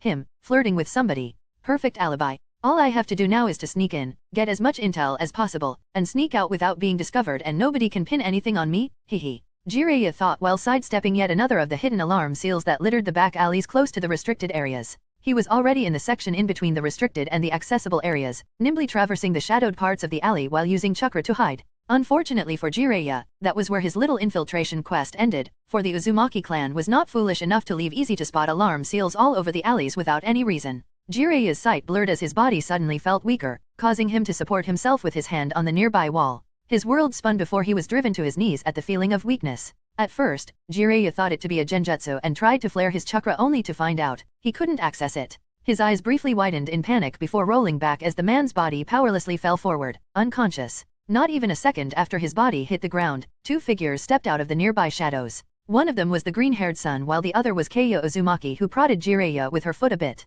This never gets old. They always spot all visible alarm seals and get cocky. Keiya chuckled. The thing that defeated the mighty Sunin was actually one massive chakra suppression seal placed in between the accessible and the restricted area. Anyone who was entered, civilian or otherwise, would drop down unconscious because their bodies and minds would register them being near chakra exhaustion despite them having their reserves full. Actually, Keiya had no idea about its in-depth workings. All she knew that anyone who was not keyed into it would be incapacitated, hence no spy ever reached the restricted section. Well, there still was the threat of flying, but considering the entire restricted section was under the same chakra suppression, you know that he would not spot this trap no matter how long he looks around. The seals are in the walls and deep in the ground. It's not really a matter of skill at sealing anymore. Sun, or more commonly known as Pakura, said as she took off her mask. She decided to come to Uzushio herself the second it was confirmed Jiraiya was skulking around, which was almost a month ago. Clearly, after this month, she held some resentment for the man because his presence kept her away from REI. Yeah, you got a point. Still, it doesn't make it less hilarious how everybody so valiantly steps into the chakra suppression field only to keel over a second later. If they waited a bit on the edge, they would get out of it easily after recognizing something was wrong, but they all just hurry and by the time they realize their chakra is acting weird, they have no time to escape. Keiya seemed almost wistful as she said that. Uzushio is frankly impenetrable due to this seal. If only it could be made portable. We would win every single fight because our enemies would just drop unconscious. Pakura snorted as she crouched near Jiraiya and started to look through his pockets. You know that's impossible. REI had 20 clones drawing seals for half a year in order to set up the chakra suppression field all over the restricted section of Uzushio. The thing requires far too many seals and far too much precision to make this portable. Oh, here it is. Pakura smiled at the small scroll she found and unrolled it, quickly reading the contents while Keiya busied herself with trying to discern the location of her Umbu guards. She was something like acting cage of Uzushio, so she knew they were somewhere around her, but these ninjas trained by Ringo. Honestly, even though Keiya prided herself in being Chunin level ability-wise, she had not even smidge of an inkling of where exactly her guard detail was located. Maybe they ditched me? I would most definitely not even notice. Keiya frowned only to be pulled out of her thoughts as her hand instinctively sprang, catching the scroll Pakura threw at her. Keiya's eyebrows furrowed, giving Pakura an inquisitive look but only got a go on gesture in return. Keiya swept the contents of the scroll with her eyes only to derisively snort after she was done. There is nothing of importance. He found out exactly nothing in the last week of visiting brothels day and night. She rolled her eyes. Yeah, Keiya might have felt a bit of contempt for this so-called best spy master of Konoha, especially after seeing him at work. Pakura, however, had a different opinion. You know, I took you with me to give you a bit of a lesson. She sighed, her eyes gazing at Kaya in an admonishing way. He did not find nothing. He found out a lot actually. Sure, the information in that scroll is easily accessible to any spy who could be bothered spending some time snooping around the unrestricted areas. But with all the information he found out and categorized, Konoha ninjas will have an easier time acclimatizing in this village, giving him a bit of an edge over ninjas from other hidden villages. He mapped out everything from the best shops and their location to the quickest escape routes. Pakura lectured as a smirk appeared on her face, and look, he even included all the brothels and his personal ratings. Isn't it just a delight to know your mother's red heaven is his personal favorite? Pakura mentioned, knowing Kaya's opinion on the topic, and giggled at the peeved expression of the redhead. Don't expect me to be proud of that. Kaya huffed and angrily stomped her foot into the ground. She was not happy with this part of her mother's holdings. Far from it. No matter how good of an information network it provided. All right, Pakura shook her head in amusement as she put the scroll back into Jiraiya's clothes. Don't get so angry with me. It was just a simple joke, geez, she said as her eyes landed back onto Jiraiya's body, and her slight gentle smile slowly turned into an irritated sneer while her eyes narrowed in anger. Oh, boy. Kaya somehow started pitying the white-haired man. Frankly, Rei told Pakura to let it go and leave Uzushio to sort this situation with Jiraiya out. She didn't listen. She simply could not. As someone raised on stories of the Sunin, someone who knew about Jiraiya's prowess in espionage, she could not calm down knowing he was currently in Uzushio. So, she personally went to sort the situation out. The worst mistake of her month. Jiraiya, to be perfectly honest, was an incredible spy. 3 whole weeks, he preserved in probing and prodding the defenses of Uzushio from every possible angle, trying to find a way how to secretly enter the village. The first week, it was funny, hilarious even. The second, it started to become irksome. The third, however, Pakura had had enough of seeing his 100th attempt without him getting the hint it simply won't work. Thankfully, just as Pakura was about to decide to go and make eunuch from Jiraiya, the man finally realized he is not as good with seals as he apparently thought himself to be and stopped making an idiot out of himself by trying to deactivate the disgusting amount of detection seals around the village, placed there by the best Uzumaki seal grandmasters in Uzushio. Pakura's judgment might have been a bit screwed though. Jiraiya rightfully deserved to be called seal master as he didn't trigger even one detection seal in the 3 weeks he tried to get past them. Pilfering some knowledge from Minato who was taught by Kushina or not, Jiraiya was simply too inexperienced and didn't know the right techniques to do anything with Uzumaki seals. If one simply looked at his skill level and compared it with other non-Uzumaki seal users, then yes, Jiraiya was one of the best. Alas, this was Uzushio he was trying to get into. So, with Jiraiya unable to get in secretly, he opted for going in boldly. He walked inside through the main gate. Jiraiya actually briefly thought about disguising himself first, but if the security seals around the village were any indication, he quickly determined it would not work, and being discovered would make everything worse for himself. For that, Pakura respected his ability as an infiltrator and the sheer guts he showed by tackling this in such a straightforward manner. If this was any other village, he would probably succeed too, since it took some time even for Pakura to notice the swap of the man with his shadow clone. Only a tracking seal she snuck into his pocket during her brief visit alerted her that the white-haired bastard in front of her was not the original and led her to the location of the real Jiraiya before he was knocked unconscious. Now, how to punish the man in the most humiliating way that would make Rei praise me? Pakura's eyes darkened and glinted in a peculiar way that made Kaya take a step back when Pakura turned towards her with a mischievous smile. Hey Kaya, you said the brother of the Earth Daimyo, one of the 5 grand nobles of the land of Earth, is currently visiting the village, right? Pakura's eyes started to hover over Jiraiya's unconscious form, narrowed in a cat-like way with a bit of glee in them. I wonder. Chapter 180, Jiraiya in Uzushio 4. In Naruto, Reborn with Talent. So comfortable. Jiraiya woke up to feeling a euphoric sensation as his body sank into the soft mattress, unwilling to open his eyes and lose the sluggish enjoyment of being on the edge of the dreamland. He didn't feel this good for months and was quite reluctant to let it go. Slowly getting a feel to his hand, Jiraiya's lips stretched into a lazy smile as he recognized what he was touching through experience alone. A warm and tender body of a woman. The most pleasant thing he ever got to know. Taking a deep breath, Jiraiya's nose was instantly assaulted by the air filled with the smell of sex, reassuring him that yes, yesterday he scored. If it was possible, Jiraiya's lips would stretch even into a bigger smile as his still half-asleep mind slowly gathered the facts. His hand slowly crept up, dragging itself on the skin of the woman. The more it explored, the more Jiraiya's smile started changing into a frown and his brows started furrowing. What is this? Squishy. Jiraiya's mind slowly woke up, making the spymaster's brain work as his fingers sank into.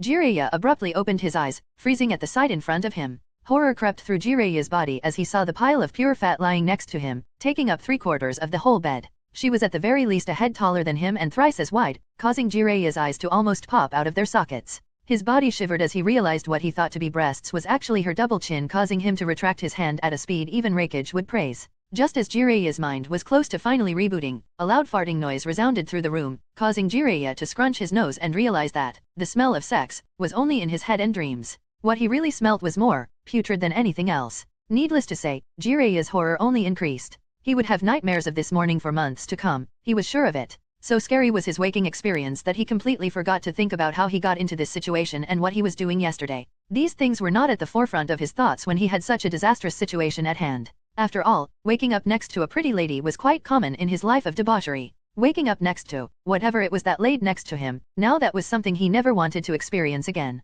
I couldn't be drunk enough to do this, could I? Jiraiya yet again shivered as he carefully stood up from the bed, looking for his clothes, as quietly as possible in order to not wake up the whale on the bed. As Jiraiya was halfway to putting his pants back on, the door suddenly opened. "So you are finally awake," a gruff old voice said, not sounding very pleased with the situation but also having a bit of resignation in its tone. Jiraiya didn't expect to be discovered. Hearing the voice was a big surprise for him, causing him to trip on the pants that were around his knees, sending him face first into the stomach of the whale of a woman, abruptly waking her up and hugging him in reflex as if he was an overstuffed teddy bear. The woman blinked off the sleep before sweeping her brown hair from her blue eyes with her stubby hand. It took her a few seconds to realize where she was, causing her to flush while Jiraiya's hands desperately flailed around, trying to get him away from her because of the acute lack of oxygen his face deep in her fat folds was currently experiencing. "Oh, Papa." The woman yet again blinked. "Good morning, Tsuname." The man who opened the door greeted. "I see you slept well," he added, a smirk creeping up his lips at the suffocating Jiraiya. Huh. Tsuname tilted her head before she finally realized she was embracing somebody.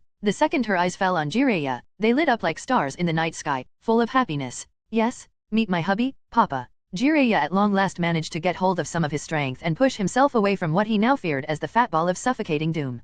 Coughing, half due to his earlier predicament and a half because of what he just heard, he exclaimed, "Hubby? What? I didn't agree. No way, I swore to be single for life." "Yeah." He desperately shook his head and tried to pull away from Tsuname. "You can't force me to." Jiraiya suddenly stilled as his eyes finally landed on the face of the man in the door and his complexion turned paler than Orikimura. Shit, he thought, recognizing the man who was frowning at him. Jiraiya's face then robotically turned towards the massive woman who called that exact man Papa, and Jiraiya felt despair embrace him as he realized the situation. Double shit. His eyes then strayed down, onto the sheets where a small patch of dry blood was located, and Jiraiya's mind almost stilled to halt. Triple shit. This time I really did it. I see you finally realize what you did yesterday and its consequences, Jiraiya of the Sunin. The man, Kazuhiro Iwako, stated. He was the brother of the daimyo of the Land of Earth and one of the 3 most important nobles of his country. His tone then changed to utter discontent as he added, "My new son-in-law." Jiraiya could only faint in horror. Was it necessary? Keiya asked the smirking Pakura who sipped on her tea. It was simply downright cruel.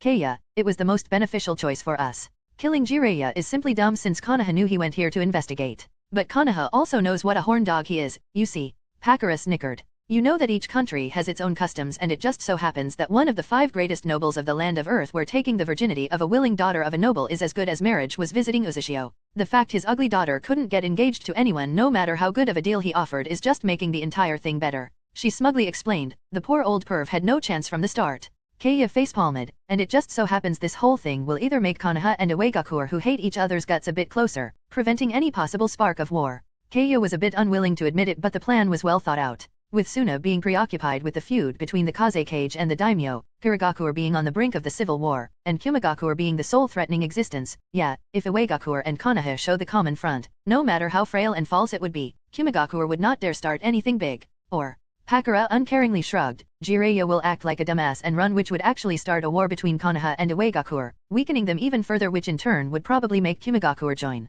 In the end, the Biribiri company would make more profit for the time being. I don't see any loss here. Both options mean the focus on Uzushio will significantly reduce, which would decrease your workload by a lot.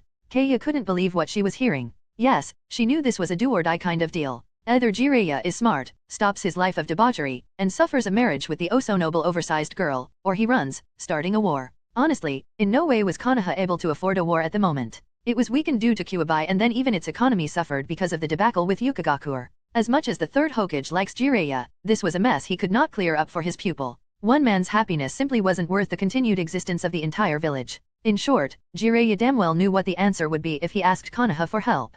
Keiya shuddered at the cruelty of Pakura's revenge for wasting her time. Damned if do, damned if don't. But to think Pakura thought about how her actions would benefit Uzushio before doing something that would change the entire political climate of the elemental nations. I see, this is why she is REI's Jonin commander.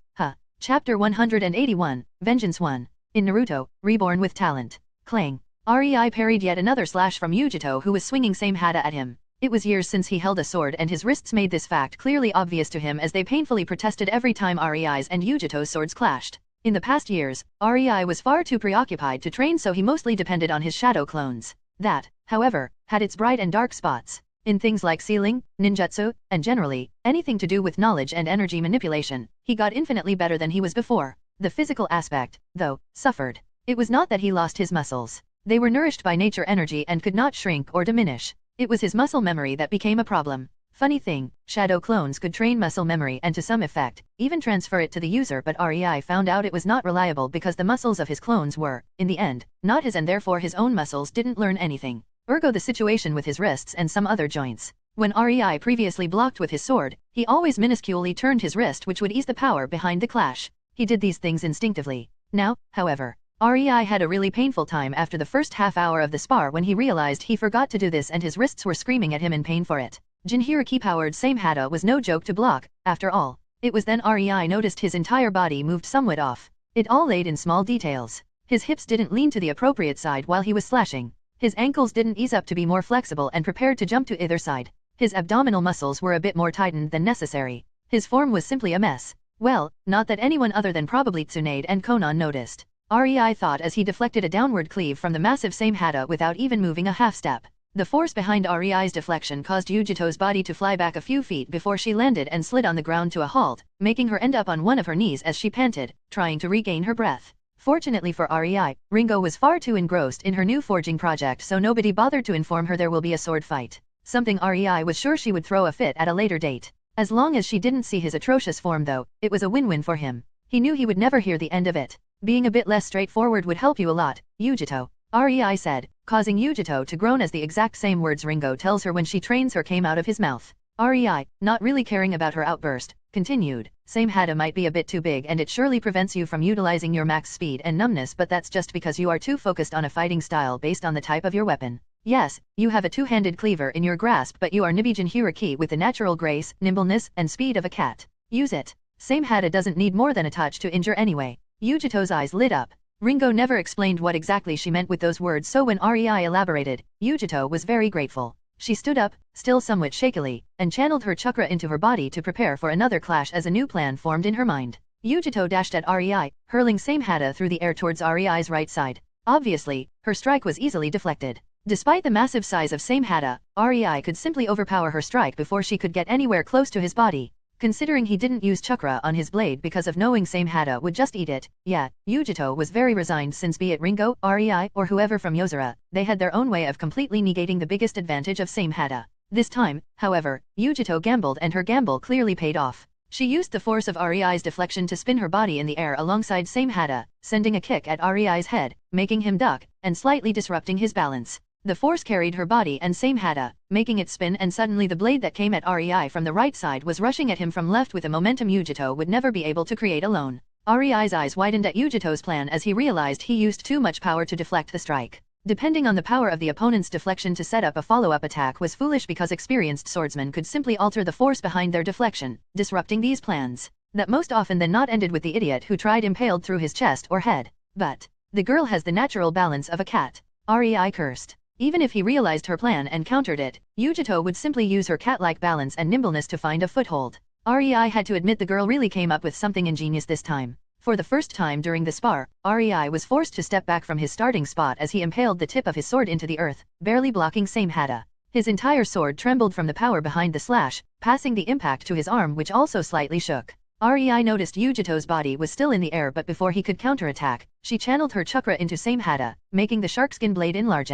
Samehada shocked Rei by twisting its tip with the mouth around the blade of his sword, clearly aiming to take a juicy bite out of his side. Rei quickly recounted his losses and jumped back to avoid being munched on by Samehada. His sword, however, was plunged into the earth, so he had to let it go. As he landed, Rei sighed and shook his head, before looking at Yujito, whose eyes lit up like a Christmas tree, happiness almost radiating from her. Yeah, I guess this time she deserves it. Rei chuckled and nodded. You win. I guess, you passed my requirement, he said, and before Yujito knew it, Rei's sword that was next to her sailed through the air into Rei's hand via almost invisible chakra string. After all, letting go of his sword was one thing, having no way to retrieve it another. But there is still Ringo's requirement. Rei sternly reminded the delighted girl, causing her to pout. Quite rusty, eh? Conan's voice resounded from behind Rei, and before he could react, he felt her lean on his back as her arms tightly embraced him. I think we are due some exercises, don't we? She whispered into Rei's ear, causing his body to stiffen. Wham! Tsunade's hand lightheartedly slapped Conan's shoulder, breaking the intimate atmosphere between Rei and Conan.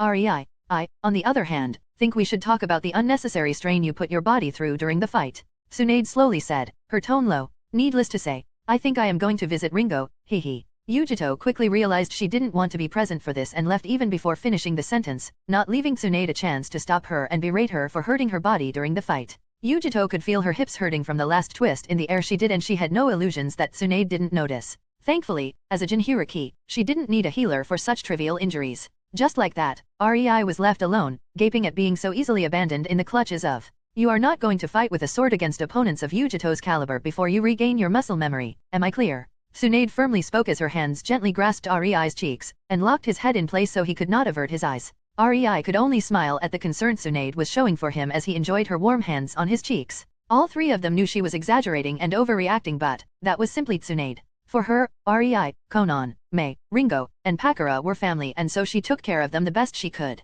And they loved her for that. Yes, I won't put my body through strain that even Shinin can handle, Rei said in an amused tone, causing Tsunade to click her tongue at him. Smartass. She leaned forward, affectionately kissing him on the lips. I know Conan wants to talk about some reports with you, so I will be with my apprentices if you will need me. See you tonight, Rei. She one last time caressed Rei's cheek with her thumb before turning around and leaving with a skip in her step. You are in for some healing and sex tonight, I see. Conan chuckled, letting go of Rei before stepping back. I am honestly surprised she didn't order me to lay down so she can heal me. Rei shrugged. But, what report? He changed the topic. Rolling her eyes, Conan took out a few documents. The date for signing the peace treaty between Kumo and Konoha was set. She smirked at him knowingly. Is that why you let Yujito win? You said you won't let her go and have her revenge before she makes you move in sword fight and pass Ringo's stealth training, and here we are. And here we are, Rei repeated in a light-hearted tone. Honestly, she was strong enough a year ago, but you wanted to be certain nothing could go wrong. Conan nodded in understanding.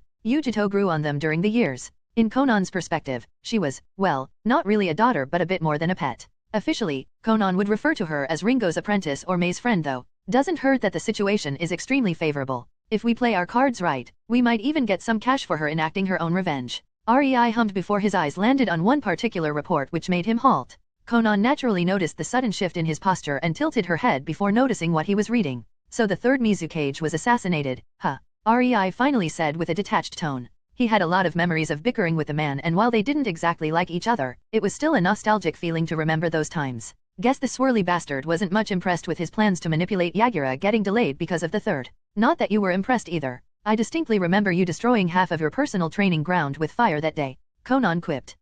Can't fault me for that. My plans got delayed by years, you know. Rei shrugged. It still isn't best. By now, the civil war should have been starting, but because of that single intervention, it will take years for us to be able to collect some desperate bloodline clans from the land of water. The reports say he was run through with a blade from behind without him even noticing. Ironic, really. An assassin was assassinated. Conan mocked in her deadpan tone. In a way, she was right, but Rei knew Obito had a cheat-like bull for his Mangekyo Sharinan, and the third Mizukage was a marvelous schemer, assassin, and strategist, but a head-on fighter he was not. At least not in the leagues of the cages of his generation. Yet another reason why Rei stacked seal after seal on his territory to prevent nuisances like Zetsu or Obito from entering. Honestly, any spacetime ability would not work on the territory of his other-sided village without being keyed into the ceiling barrier, or 10. On a happier note, up for a shower and lunch? Conan asked while licking her lips as her eyes wandered on Rei's body. Raising his eyebrow, Rei's lips twitched. Now that is an offer I simply can't refuse, can I? He chuckled, giving the documents back to her before he grasped her hand, his mind trailing towards the enticing girl in front of him. Now that she mentioned it, I can take a break for a shower. Few hours won't kill anybody, right? Chapter 182, Jiraiya married? In Naruto, Reborn with Talent. Jiraiya wanted to die. It was 3 days since he got married according to the customs of the nobles from the land of Earth, and so far it was an utter nightmare. Imagine his horror when his father-in-law, Kazuhiro Iwako, a man in his mid-40s, started to lecture him, the best member of the legendary Sunin, the spymaster of Konoha, the most stunning man in the land of fire, the super pervert in his early 50s himself, about all the rules and regulations of being married to a noble lady? More like a noble whale? Do you have any idea how hard is it to sleep when the girl in the bed clinging to you feels as if the entire mountain has been dropped on your back? If I wasn't such a strong shinobi, I would be squashed. Jiraiya shuddered and mentally groaned, blinking his haunted eyes tiredly as he realized his father-in-law was still making his shovel speech to him. Man, is he still going on? This reminds me of the times when I was scolded by sensei for peeking in hot springs as a kid. Geez. He almost rolled his eyes. And that, Jiraiya-kun, is the rule number 269 of our household. Do you understand? Kazuhiro sternly said. Jiraiya, however, couldn't really take the situation seriously. Not when Kazuhiro's bald head was in such a good angle that it basically shone when light from the window landed on it. In the end, Jiraiya could only dumbly nod in agreement. He didn't even know how to feel. Finding amusement in the shine of a bald man, he knew how childish it was of him, but can you blame him? After being told that, no, his research is forbidden from now on, that he can no longer visit any fine establishments and has to stay completely faithful to his new wife, that there are more rules he will have to live by than in the goddamn shinobi rulebook? Now, this morning my daughter conveyed her wish to go shopping. Kazuhito started, attracting Jiraiya's attention, causing him to stare dumbly at his father-in-law in a way that obviously said, and what does that have to do with me? Kazuhito, however, just smiled at the man who taught the yellow butcher. Don't worry, I volunteered you to accompany her and be the gentleman who compliments her looks and carries her bags. Just a bit of advice though. My daughter never stops her shopping spree before an entire carriage is filled. Good for you that you are such a strong ninja and will be able to carry her stuff around. No. Kazuhiro's eyes gleamed in amusement at the abject horror that appeared on Jiraiya's face. Yes. Jiraiya really wanted to die. He only hoped Sarutobi-sensei would know how to get him free from this torture. Hiruzen stared at the missive in front of him, his mind refusing to comprehend what it was saying. Now, Sarutobi was an old man who lived through many wars and saw many things. Many things that others would believe to be an utter fantasy and write them off as impossible. Things such as Danzo actually disbanding his route or massive fox devastating his village. Inconceivable things. But this had even him, the wise professor, in a bind. Jiraiya, married? Earth noble. Hiruzen muttered, his right hand slowly creeping closer to his chest as if to grab his weak heart and trying to prevent it from having a heart attack while his mind swirled, trying to make any sense of what he just read. Oh, Hiruzen was an old political monster and he could clearly see the diplomatic shitstorm his apprentice caused. It didn't matter if Jiraiya tried to omit mentioning them in his letter. What Hiruzen couldn't seem to accept was the sheer ridiculousness of the situation. Here he tries his all to protect the weakened Konoha, to make good ties with other countries. To please the angry daimyo who is still a bit resentful he had to fork out so much money because of the route fuck-up. To balance the issues between the civilian council trying to demilitarize his military village and the shinobi council trying to grab as much influence for themselves. Everything from placating the angry Uchihas for being relocated to the outskirts of the village to verbally kicking the smug Hyugas down a few pegs was in his job description. Honestly, Hiruzen was just happy that Naras were so lazy, Akimichi too busy stuffing their cheeks to care about politics, and Yamanaka too small to matter. It really made his job, which was basically a wholesale nightmare in the current situation, a lot easier.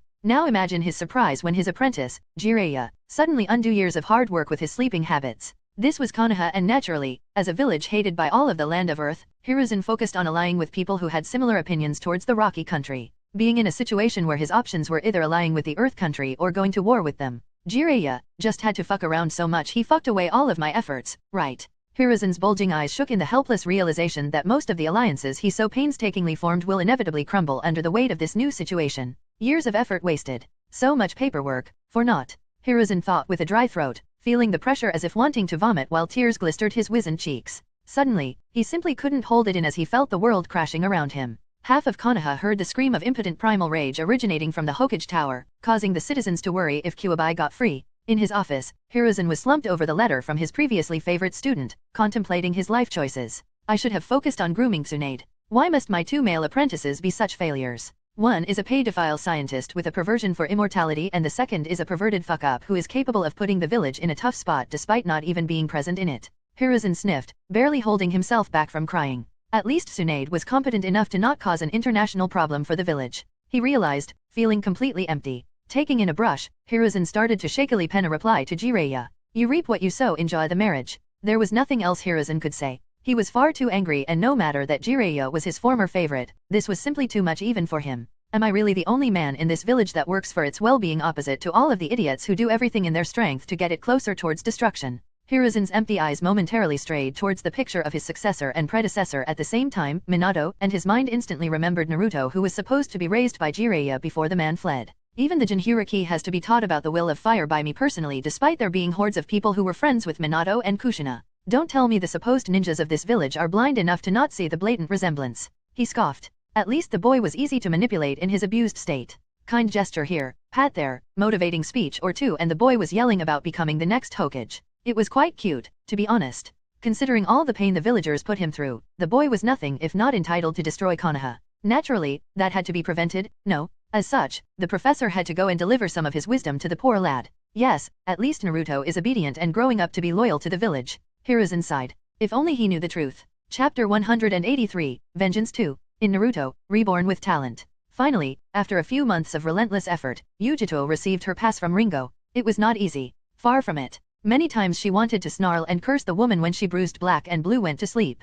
Pain became a constant companion and Yujito really understood that the woman she thought to be the quietest and most normal out of Rei's wives was actually craziest of them all when it came to training. Yujito was only glad she had a natural grace, nimbleness, and sense of balance of a cat, otherwise, she shuddered at how much harder the training would be for her. But now that she finally passed, she could, at last, have her vengeance. Yujito, clad in her kunoichi attire, stood on the top of one of Kumigakure's towers, breathing the chilly night air as she reminisced about her time in the village while looking around the clouds-covered towers in the mountains, her birthplace.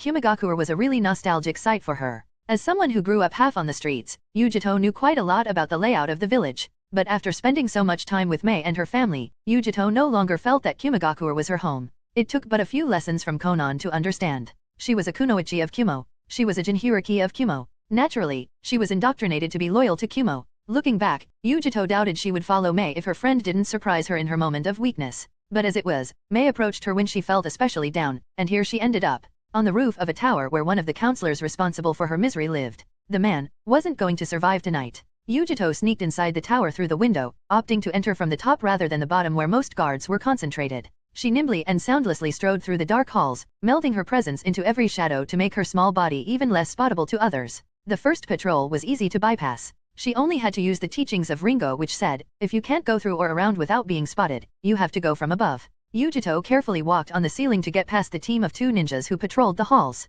They were not anything extraordinary by any stretch. Simple chunins, but still annoying to dodge in narrow hallways of the tower without being spotted. The second patrol group was also easy if a bit riskier. Yujito hid behind a corner and waited for them to pass, ready to strike if they turned in her direction and saw her. Fortunately for them, they didn't. It was the third time she saw guards that became a slight problem. 2 guys who stood in front of the door leading towards her target. Really, there was no dodging those. Always be smart about proceeding forward. Silence is the key, huh? Yujito muttered the third rule of assassination Ringo taught her, and her eyes shrewdly gleamed. Using the cover of the night, Yujito used chakra sting to entwine around a leg of one guard. Chakra strings were one of the most practiced things in Ringo's training montage because of how easy and dead useful they were in many practical uses. Sadly, one had to have incredible chakra control to make them almost invisible, and Yujito was a jinhuriki. Yeah, she was extremely glad she chose nighttime for her little operation. Her control still sucked enough to make creating invisible strings impossible. Her string prepared, she then sneaked on the ceiling to get above the guards. After she was in the position, it was entirely too easy to drop in front of them while slashing the throat of the guard who didn't have the string around his ankle, while the one that did was pulled up, screaming bloody murder only for no sound to leave his throat because of a silencing seal Yujito slapped on his shoulder mid-drop.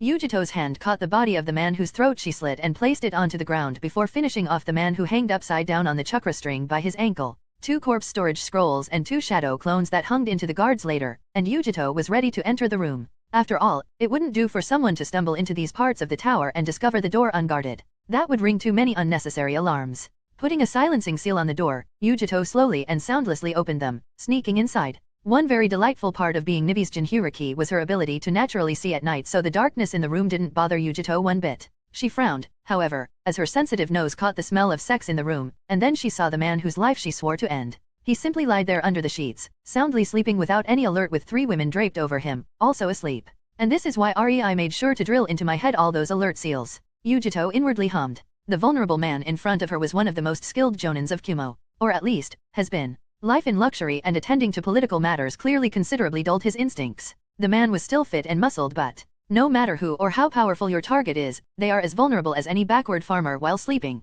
Choose the moment of your strike wisely. Assassination rule number 5. Yujito remembered and couldn't help but agree. From there, it wasn't hard to use chakra strings to move silencing tags on the walls and then some knockout tags onto the bodies of the women while also putting chakra restraining tags onto the man himself. This clearly woke the counselor up as he started thrashing around with his arms and legs bound, trying to scream for guards. His panic was simply music for Yujito's ears. Yujito amusedly watched as the man tried to get off his bindings only to fall down from the bed and stifle a painful groan before moving like a worm on the ground. He still didn't notice her standing in the corner, which made Yujito's sadistic streak just that much more satisfied. The man had no idea what was going on and his mind was in chaos.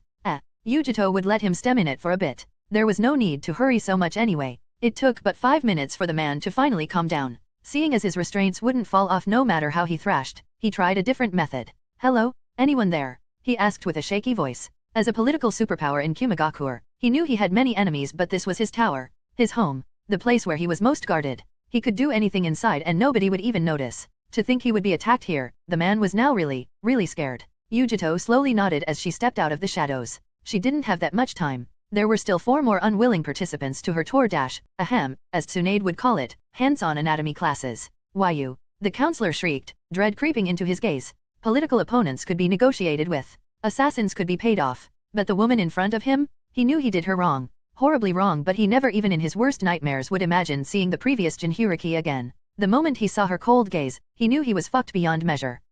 No, I didn't want to hurt you. The man started in panic, pleadingly staring at Yujito, whose lips twitched upwards at these words. I don't want to hurt you either. Yujito interrupted him with an uplifting voice, causing the panic of the man to slightly decrease. I simply want you to suffer. She added indifferently as if she was describing the weather, causing the eyes of the counselor to shrink. Before he could start pleading again, blue flames roared into existence and the screaming began. It would be only in the morning that Kumagakure would learn how bloody the previous silent night was, getting only a single message in return. A message saying, Yozora is displeased. Chapter 184, Raikage's reaction. In Naruto, Reborn with talent. You think the one responsible for killing 5 councilmen is Yujito? Killer B asked A in an incredulous tone, his eyebrows rising almost to his hairline, even forgetting to rap. Yes. A grumbled. Remember that investigation about her treatment by the village I secretly conducted after Yozora took her? Raikage sighed in sadness, remembering how the woman he thought of like a niece was mistreated. She would have the biggest motive to do that. He said, a bit shaken from what he read happened to the 5 councilmen. Honestly, death would be merciful at this point for them. But Yujito? Joining Yozora by her own will? Killer B asked, not wanting to believe Yujito would betray her village. Deep down in his heart, however, he knew that she had every right for it. He knew he could not fault her for this decision. That didn't mean he wanted to believe it though. Yes. It is actually a miracle. Raikage rolled his eyes, but B could see how grumpy and angry he was, that this incident happened after I signed papers for their retirement and eventual clean-up.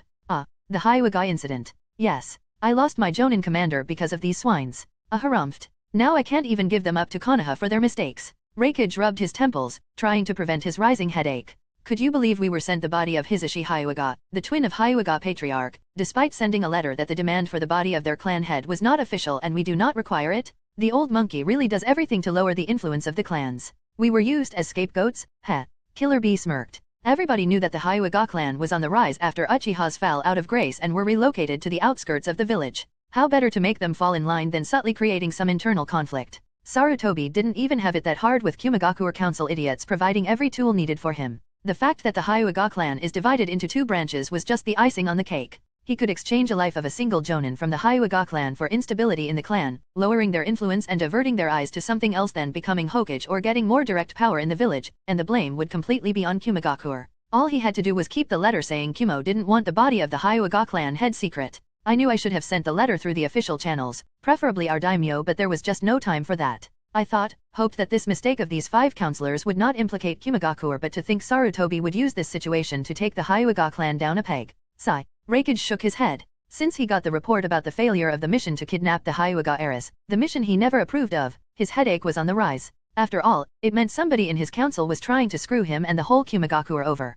Needless to say, finding out the idiots who did that wholeheartedly believed doing something that could start the next ninja war was for the good of the village was a shocker in itself. Sure, Kumagakure came out of the previous war in the best shape, but that didn't mean they could go and provoke everyone. Not when Konoha was getting chummy with Uegakure due to Jiraiya's marriage. So, what did little Yuji do to the bastards? Killer B asked, almost eagerly. He already decided to write a song about it. Now he only had to dig for the small details to incorporate into it. Raikage raised his gaze and looked inquisitively at his brother. He knew Killer B was even fonder of Yujito than him. They both shared their burden, and for B, Yujito was sort of a sister. When they found out what the councilman did to her, it took a lot of persuasion to prevent B from releasing Baijuodama on the bastards. Yes. Kumagakure had a reputation of kidnapping and breeding members of bloodline clans, but this didn't mean it happened on a daily basis. In the years the village stood, only less than 20 such cases happened, none of them under A's administration. A made sure to execute every fucker who hurt Yujito, but the 5 who were on the council and had enough leverage with the nobles of the Land of Lightning, those, he couldn't touch so easily. He just waited for them to make a mistake, and now that they authorized the kidnapping of the Hyuga heiress, he had them by the balls, only for someone from Yozora to turn them into heavily crippled piles of barely living flesh. On one hand, it was vexing he couldn't deliver his own justice to them. On another, if it really was Yujito, then he could be fine with it, he supposed. Not that anybody else could use the fire of Nibi with enough precision to inflict hours of torture on the victim. A simply wordlessly handed the report to B, letting him learn what Yujito did to them, and watched as B winced or grimaced at times. Yujito was brutal. First, she cooked their limbs one at a time. That alone must have been incredibly painful, leaving them begging for death. Only when the damage of a limb was so extensive they completely lost the feeling of pain, Yujito severed said limb. Brutal torture by fire. Even B was green after reading about it. Then, Yujito took their manhoods off. She did it in a way as if she was chopping a carrot. One circlet at a time. Needless to say, even Jayaki inside of Killer B shuddered and whimpered at such cruelty. It was only when all of that was done and the men couldn't scream anymore, Yujito took their tongues and eyes away and burned most of their skin. All 5 were now in the Kumigakure hospital, limbless, tongueless, eyeless, and dickless burned piles of flesh. Killer B didn't know if he should be proud of the revenge little Yujito enacted or if he should run the fuck away from her anytime he sees her. As a ninja, he found it impressive, but as a man, it was downright frightening for him. I now see why you think it was Yujito. Nobody would have good reason to go this far with them. Killer B nodded with a gulp as he handed back the report. But, is it all right? What do you mean? A grunted, focusing on the paperwork in front of him. You hate Yozora, don't you? Is it fine that Yujito apparently joined them? B asked, raising his arms and entering a rapping stance. I am sure, you want a lure. You feel hate, mate. This is a chance for Yozora's bounty to go rising. Are ya gonna let it go missin', braza? A looked at B, totally unimpressed with the brief musical addition. B. He sighed and leaned on the backrest of his chair. I do hate Rei, Konan, and Ringo Amaeri. They killed my fiancé. A's eyes frosted before showing a resigned gleam. But I am the rakage. I have to think of the village. Anybody who can get inside a ninja village without raising any alarm, torture 5 high-profile politicians for a whole night without anybody even knowing it was happening, is a threat not worth antagonizing. If I was not so sure it was Yujito, I would probably blow a gasket and secretly try to do something about it. That said, I am still going to secretly find a solution to this intruding problem of ours. I frowned, but for now, I gotta let grudges go. Especially if Yujito actually joined Yozora. Frankly, A was dismayed. He so wanted nothing more than to dispatch hundreds of his ninjas to hunt Rei, Konan, and Ringo down, but he had no idea about their whereabouts, skills, or current strength. Yozora still did a few jobs once in a while, but they faded to the background, lurking in the shadows. This current incident was actually the first major happening caused by them in the last 4 years. Kumigakure let its guard down for a moment and Yozora gave them a painful reminder of why that is a bad thing to do. A looked at the picture of a woman and sighed. He really had to let bygones be bygones. For the village, and for Yujito. After all, A knew his fiancée would want him to look after her sister. Even if the girl chose to serve somebody other than Kumigakure. Chapter 185, Final Bonding. In Naruto, Reborn with Talent. Rei watched as Pakura, clad in a sandy yellow tight-fitting kimono that highlighted her curves well, stepped through the portal into his dimension. This was the first time he ever saw any kind of makeup on her face, and he had to admit, the woman was gorgeous. Her lips glistened with pink lipstick, adding a cute vibe to her usual strictness. A bit of dark green eyeshadow went incredibly well with her hair and highlighted her eyes nicely. Her hair was completely let free compared to her usual bun held by a senbon, but it was obvious that Pakura spent quite a lot of time making her hair slightly wavy and appear so silky. Rei was firstly baffled when she requested to be dressed according to Wind Country wedding customs for this day. I am giving myself completely to you. Naturally, I want to look my best, she said, and to that, Rei had no valid argument. He was simply happy Tsunade or Ringo revealed their feelings on the matter, because Rei knew that since Pakura pointed it out, they were miffed for days that their bonding was not perfect because they didn't get to wear wedding dresses. And then Rei saw his other girls step in and his jaw dropped as he understood why they never revealed their dissatisfaction. Here he was, clad in a totally laid-back baggy bright green shirt he wore on Sundays and comfortable black pants, looking like a crazy village bum while all of his 5 girls looked gorgeous beyond belief. There was obviously something he was not told. Konan had an expensive-looking lavender kimono that blended with her blue shoulder-length hair decorated by a blue origami rose of a lighter shade, marvelously complementing her clothing and hair color. Her mischievous smile clearly betrayed whose idea this dressing up was. Somehow, Rei couldn't find it in himself to be angry at those lascivious light blue lips she was lightly biting in invitation. Adding Konan's almost sparkling big amber eyes full of happiness, yeah, Rei never had a chance, did he? Tsunade opted for green haori ending a bit above her knees with an intricate leaf pattern all over it, and her hair was all in 2 blonde pigtails lying on her chest, reaching her lower abdomen. It was obvious the piece of clothing was dear to her heart since it didn't exactly look new but was still well cared for. Rei quickly put 2 and 2 together and realized this was the attire in which, according to Tsunade's stories, her grandmother Mito appeared at her wedding. Rei softly smiled at his sentimental medic, getting a content grin in return. Rei spotted she really grew up well. Instead of a kimono, she had the tailors of Uzashio create her a western dress. Rei could only wryly smile. He described it one damn time and the girl became as if infatuated with the idea. There she stood, in azure light dress ending a bit below her knees, her plentiful red locks all flowing over her also almost reaching her knees. Oh, how REI loved her silky crimson long hair. In REI's old world, this would in no way count as something on par with what his other girls wore, at least from a symbolic point of view. Here though, it looked well and fit May's personality well. Simple but daring. Not that REI would ever say that out loud. And lastly, Ringo. His little swordsman had a black kimono dress with a flowery pattern that went very well with her red hair, which was freely flowing down her back with two bangs covering the sides of her faces, reaching her chest. Surprisingly, her hair was decorated with small braids and two hairpins resembling a black butterfly were preventing the bangs from coming into her face. Needless to say, this was actually the very first time he saw Ringo dressed up so beautifully, and REI made sure to carefully store this memory into his mind. After all, with her personality, it very well might be the last time. Conan was the first one to approach, mostly because of some sense of seniority the girls decided among themselves. Conan was supposedly the leader while Tsunade was her substitute, whereas others were on the same level in the pecking order.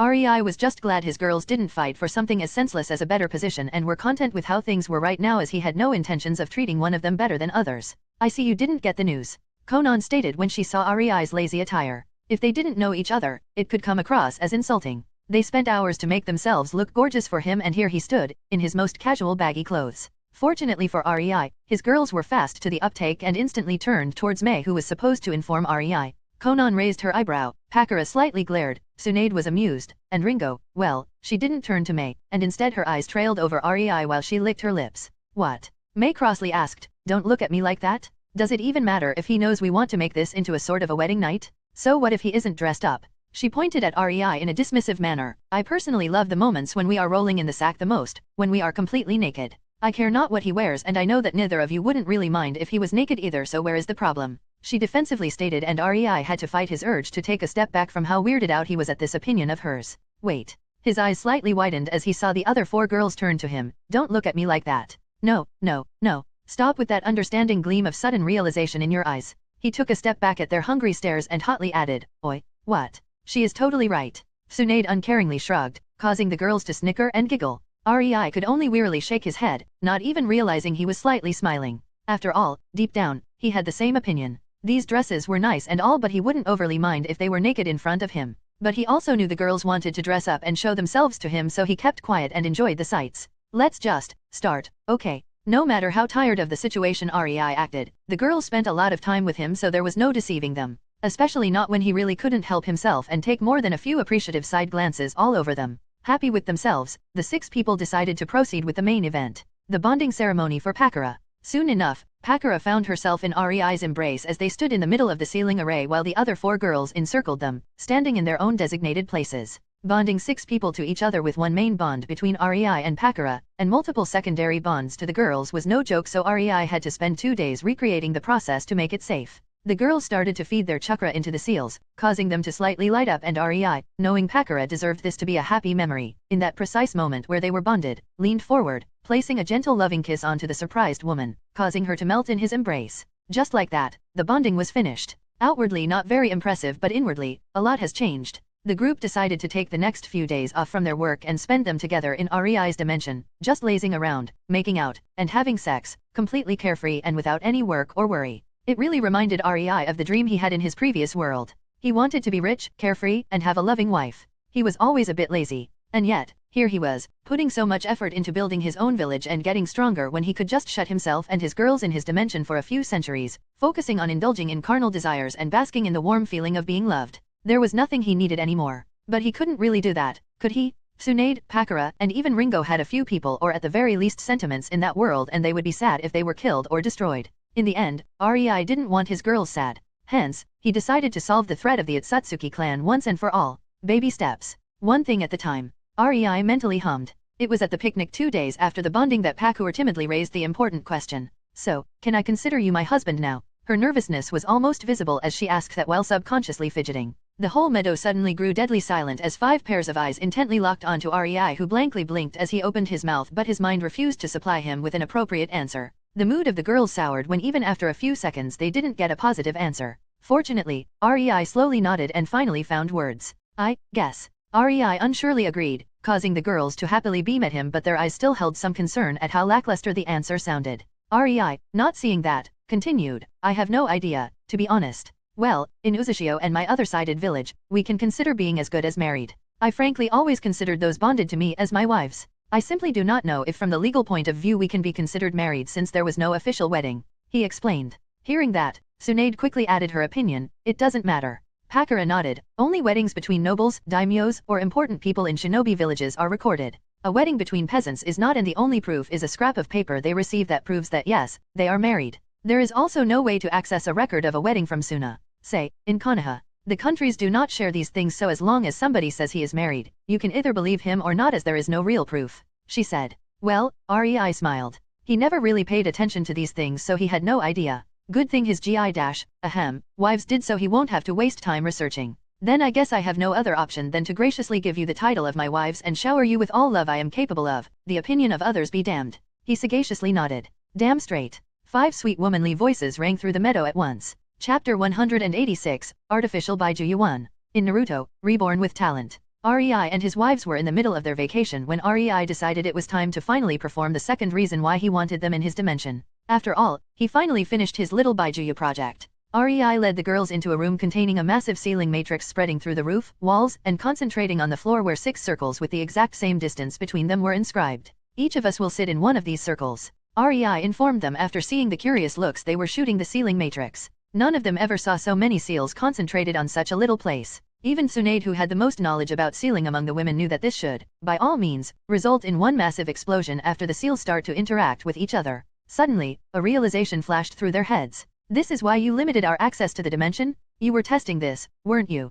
Konan asked, but her admonishing tone clearly conveyed there was no need for an answer. Rei could almost see the mouths of his wives opening as thoughts were flashing through their eyes that glared at him worriedly. He had to act fast and say something or be bombarded by angry verbal spanking from 5 women who felt wronged. Dear me, Rei bitterly thought. Yes. Now, I won't doubt your intelligence by lying and saying I used clones for it. We all know there is no way of using only clones for something like this. Rei hurriedly started. His remark thankfully stopped the incoming nagging, but it was obvious the storm didn't pass yet. I had to oversee it myself and… How many? Tsunade interrupted in a quiet tone, and a deathly silence descended on the group. She raised her and glared at Rei before seeing he was reluctant to answer. How many near-death experiences did it take for you to succeed? She repeated her question and crossed her hands under her blossom in a displeased manner. The other 4 also didn't look very pleased with Rei at the moment. Even May understood the implication of what exactly Rei had to do to create the ceiling matrix. Such a thing would be extremely explosion-happy and accident-prone. In order to oversee it, Rei would have to be close to it.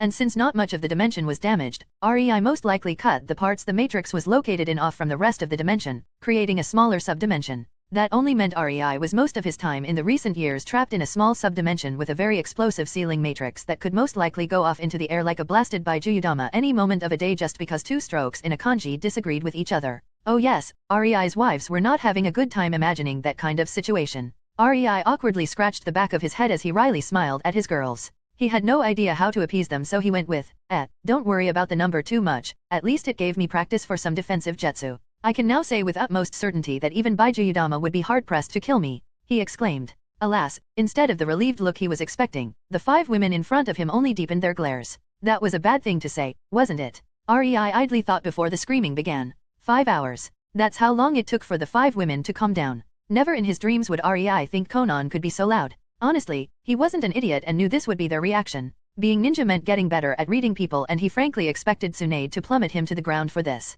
Researching the ceiling matrix was veritable suicide. Thankfully, Tsunade only screamed her frustrations at him until her throat was hoarse and then clung to him as if her life depended on it. In a way, that was way worse than punching him with her super strength because it really conveyed how hurt she was, and it certainly made Rei feel bad. Closed off small subdimension going off in one massive explosion. Yeah, Rei actually had to spend half year inventing seals capable of keeping him alive from that before he even started with the real work. Of course, that was after he was almost blown to smithereens due to the first failed attempt, not that he would mention that to his girls anytime soon. Rei made sure to blurt it out like that because that way, he expected the least damage. He naturally knew the second his girls saw the room with the matrix, the light bulb would go off in their heads and they would instantly understand what it meant. If Rei actually shared the method he was using to invent the ceiling matrix for creating artificial Baijuyu, he was sure that he would find himself prevented in any way possible from continuing. Hence, he kept the method secret. He could only thank gods none of his girls knew enough of sealing to guess the process and how explosive it was without actually seeing the matrix. Fortunately, the 5 women now reluctantly sat in 5 of the circles while Rei took the 6th.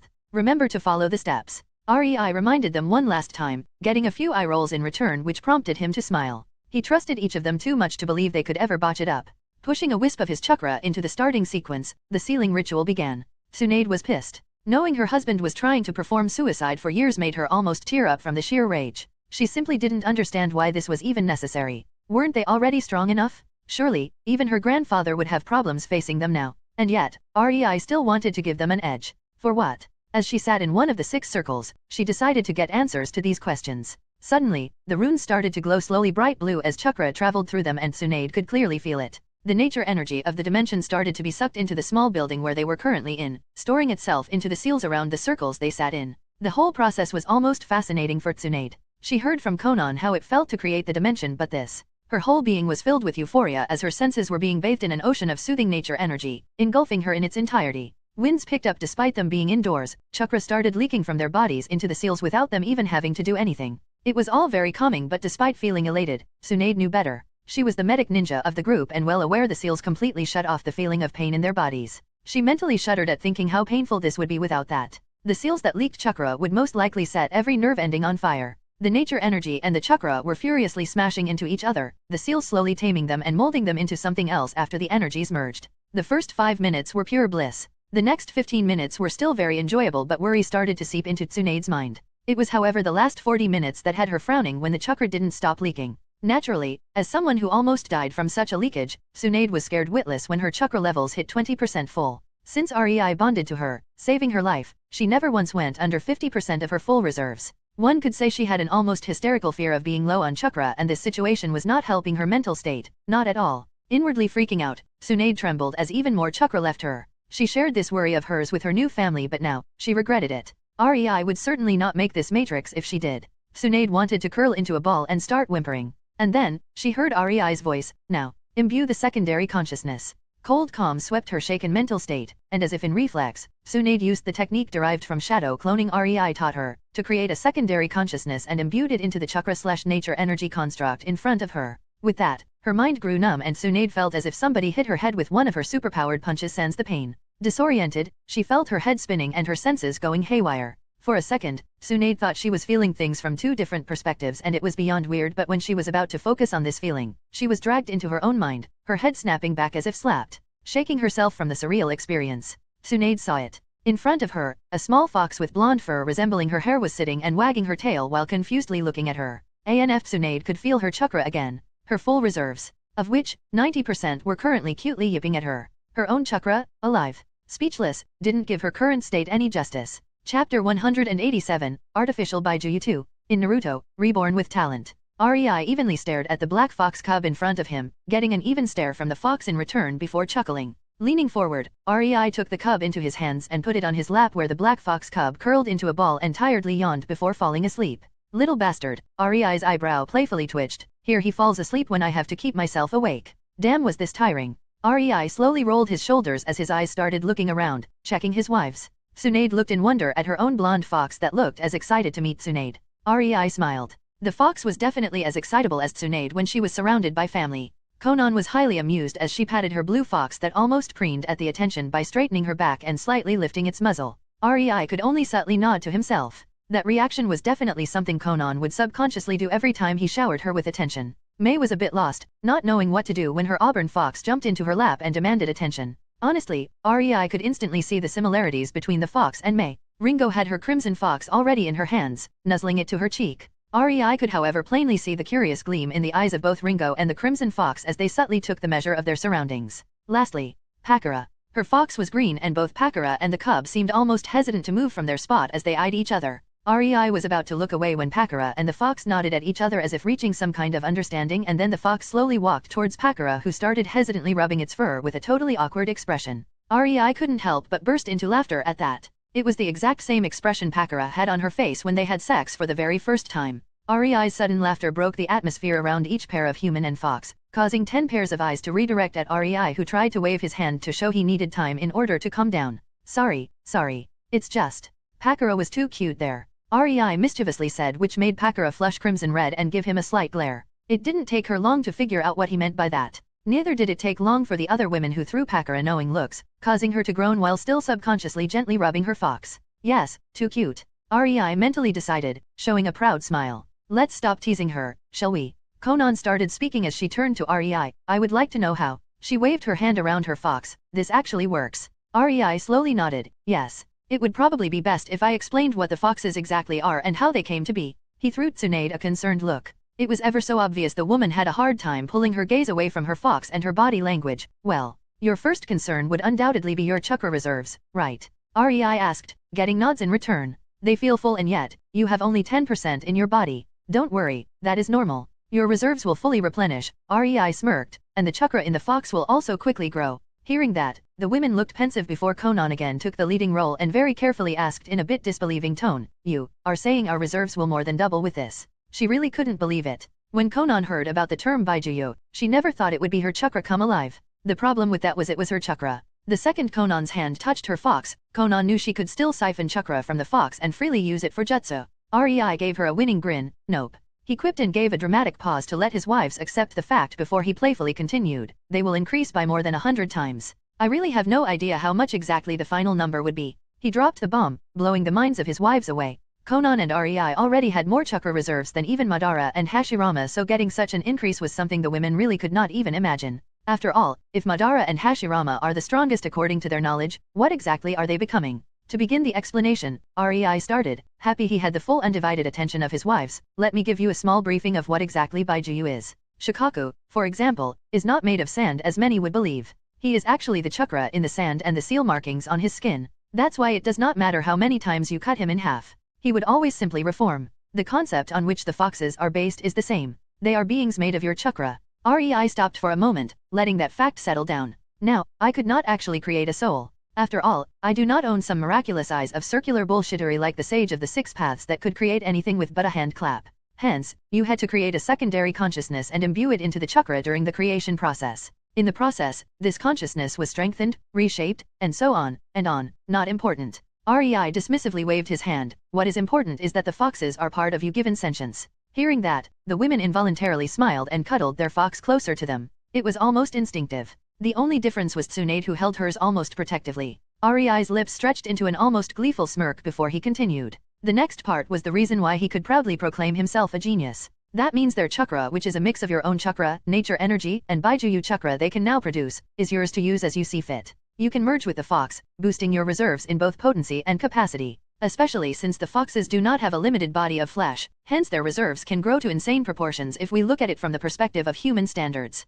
While they have less chakra than Shikaku right now, with time, they will surpass Nine Tails. Of that, I have no doubt. REI explained, causing the women to look at the cute little foxes in a new light. They were not just pets. The women quickly understood what REI meant. These were tools that would help them grow stronger. And yet, REI's wives knew that the bond they felt between themselves and their fox was not accidental. REI clearly wanted them to treat the foxes with love. Once they grow up, you can use them as summoning animals you basically hold within you. And since they were made from your chakra and consciousness, they will never betray you. The best feeling for them is being merged with you, being at home. I also added a few seals on them. REI winced, saying that the room they were in was a mess. Many seals were burned off, completely dispersed, basically destroyed. The seal matrix was unusable and REI would have to invest half year of effort to recreate it. Not that he would ever do something like this again. Thanks to these chakra manipulation seals, the foxes will be able to change their sizes at will. Any questions? The room descended into silence as all 5 women pondered if there was something they wanted to know about. How long till they grow up?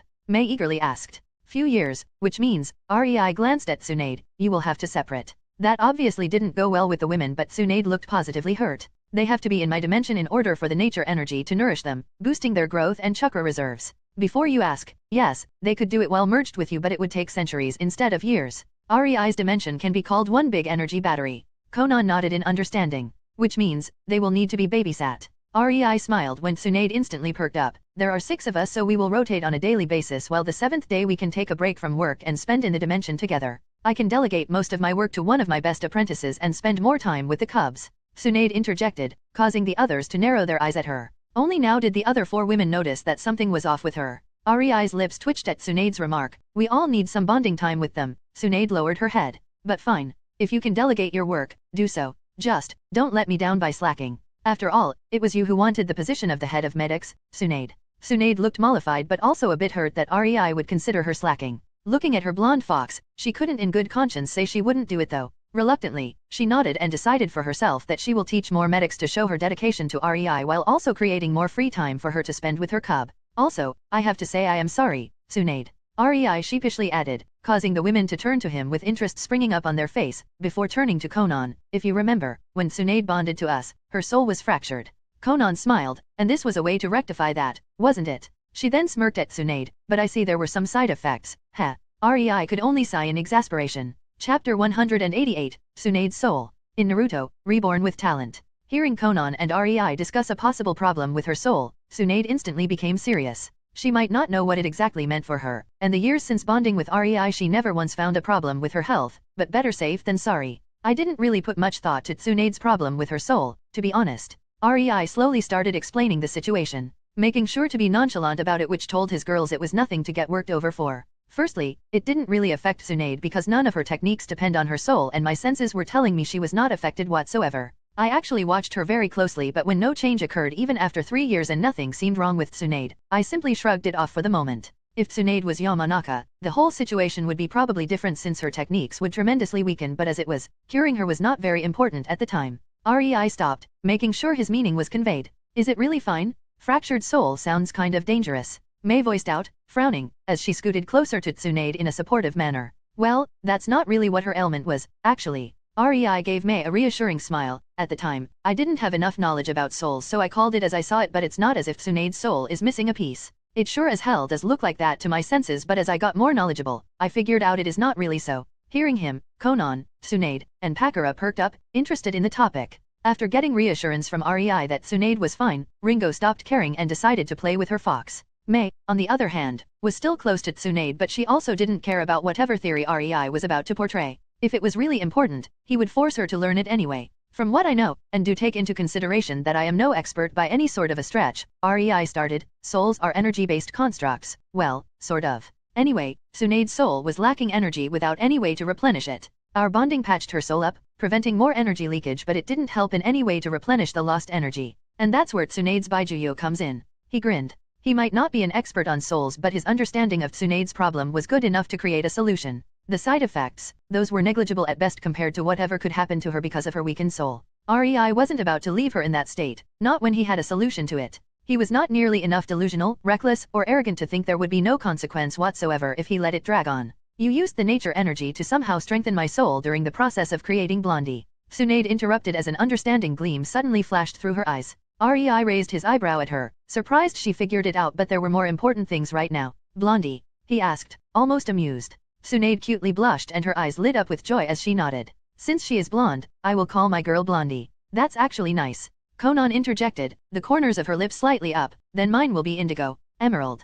Pakura said, joining the conversation as she stroked her almost preening fox. I will go with auburn, Mei nodded, following the theme set by Tsunade. It's simple and reminds me of my beautiful hair. In that case, Ringo held her fox on the level of her eyes as she stared at it intently. You will be crimson, understood. Only when the fox nodded did Ringo smile and briefly kiss its muzzle in satisfaction before putting it back into her lap. I guess, there aren't many choices left for me. REI chuckled before looking at the sleeping black fox in his lap that was also the only male of the bunch. Sorry, buddy, according to the naming theme you were deemed to be Blackie, he said with a mocking undertone as if he slightly pitied the fox, which caused Tsunade to give him a slight unamused glare, recognizing the jab at her naming sense. Naming aside, REI continued, looking at Tsunade with a bit of proudness in his eyes and also a veiled surprise. I am actually surprised you recognized what strengthened your soul. Tsunade shrugged, you threw me enough hints. At first, I thought my senses going so haywire I couldn't recognize which way is up or down was a part of the ritual, but now I know why I felt that way and why it felt so familiar. Nature energy simply supercharged my senses too much as it flowed.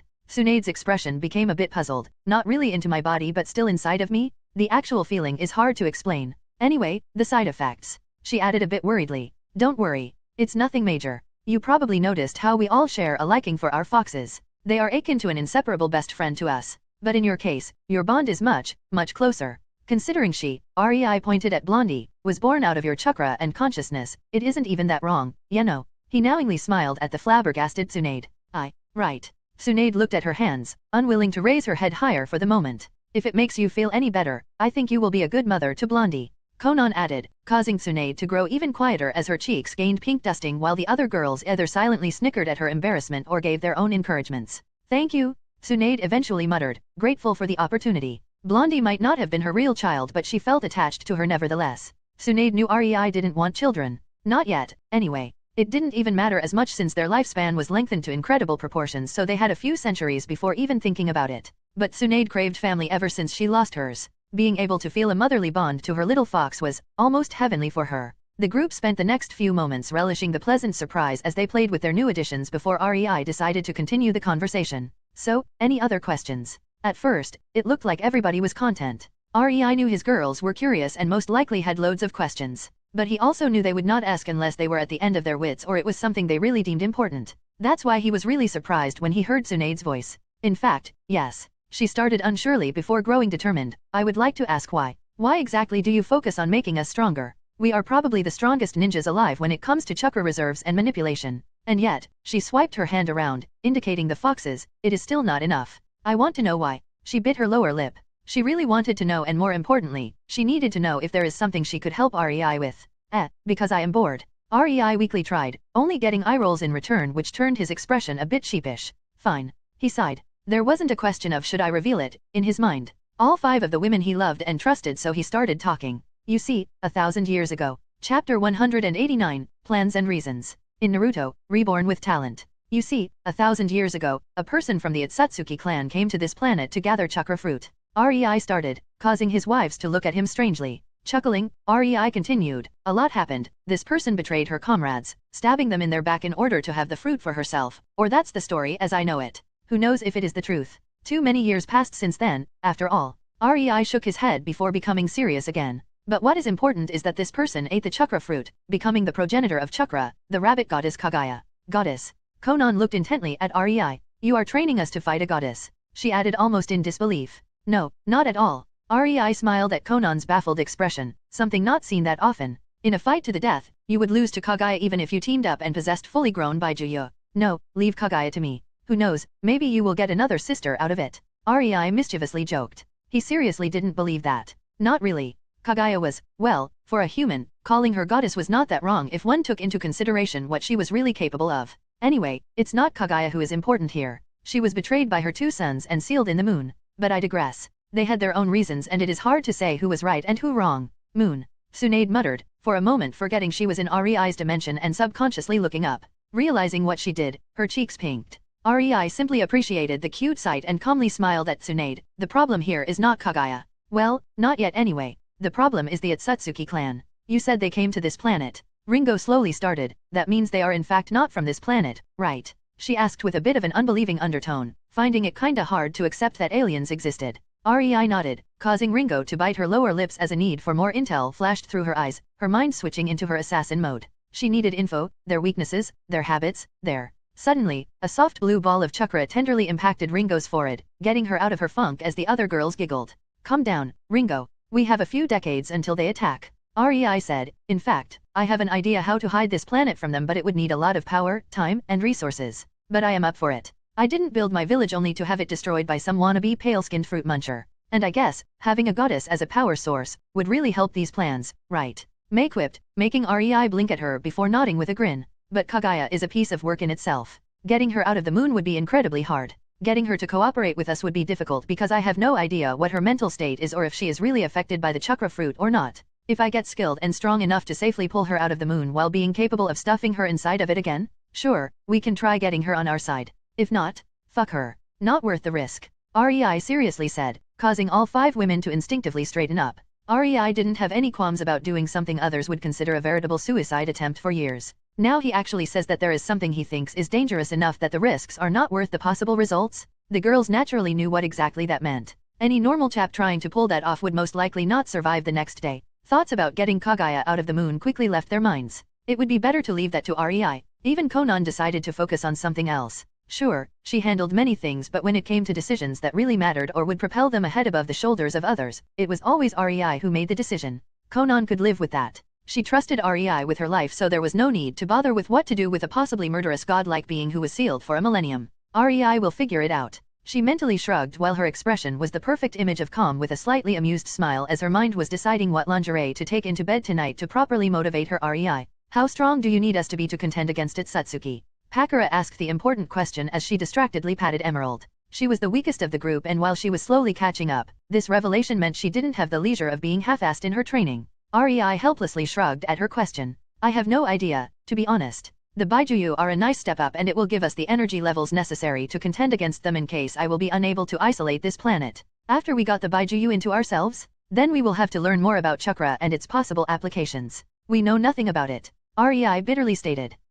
Conan's eyes slightly widened as if she realized something. I see. Tsunade muttered, her tone a bit mischievous. Ringo simply raised her eyebrow at Rei in an "are you serious" manner. Pakura stayed stoic but the corners of her lips were twitching. She was one of those who was setting up the system in Rei's hidden village. While she had no idea what good it would be when she was setting it up, now she understood why it was done that way almost instantly. I, on the other hand, don't see. May pouted and crossed her hands under her chest, supported by Auburn who heatedly yipped in agreement. That's not very surprising. Conan smugly smirked before continuing in an admonishing tone that had May silenced in a jiffy. You refused any position of management in the village and don't bother with what is going on with it. You would naturally not make the connection. She shrugged. If you did, you would know that our village has a bit of a different promotion system than others. Not only our ninjas need to reach some standard of power before they can be promoted, every Chuyunin aiming to become a Jonin has to invent a new technique and hand it to the promotion board to be reviewed. We made it into a rite of passage of sorts. To think Rei added it so that every single ninja of ours can come up with a new way to use chakra for us when we reach the stage where we need a bit of inspiration to get stronger.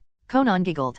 It could be actually called cheating. Rei simply grinned at Conan. My village, my rules. Even if they knew, they can't really complain. Not with the benefits our village offers. He then moved his gaze towards Ringo, but yes. Once we get to the level where our chakra reserves would be pretty much big enough and our enemies would have similarly massive reserves, it would all come to technique and that's why having hundreds of working chakra usage concepts from our dutiful ninja force will be helpful. They don't have to make something powerful. Just something to give us a push in the right direction. We can develop the technique to be powerful but we need at the very least a working foundation. This way, we won't have to spend our time trying to come up with one. I just now realized. Tsunade raised her eyes towards Rei, affectionately gazing at him. You really couldn't be bothered what happens to the world, could you? Her tone was almost sad but also content at the same time. Tsunade's eyes slowly trailed over her sister's. As long as we are fine, you wouldn't care. Tsunade bitterly smiled, tearing up.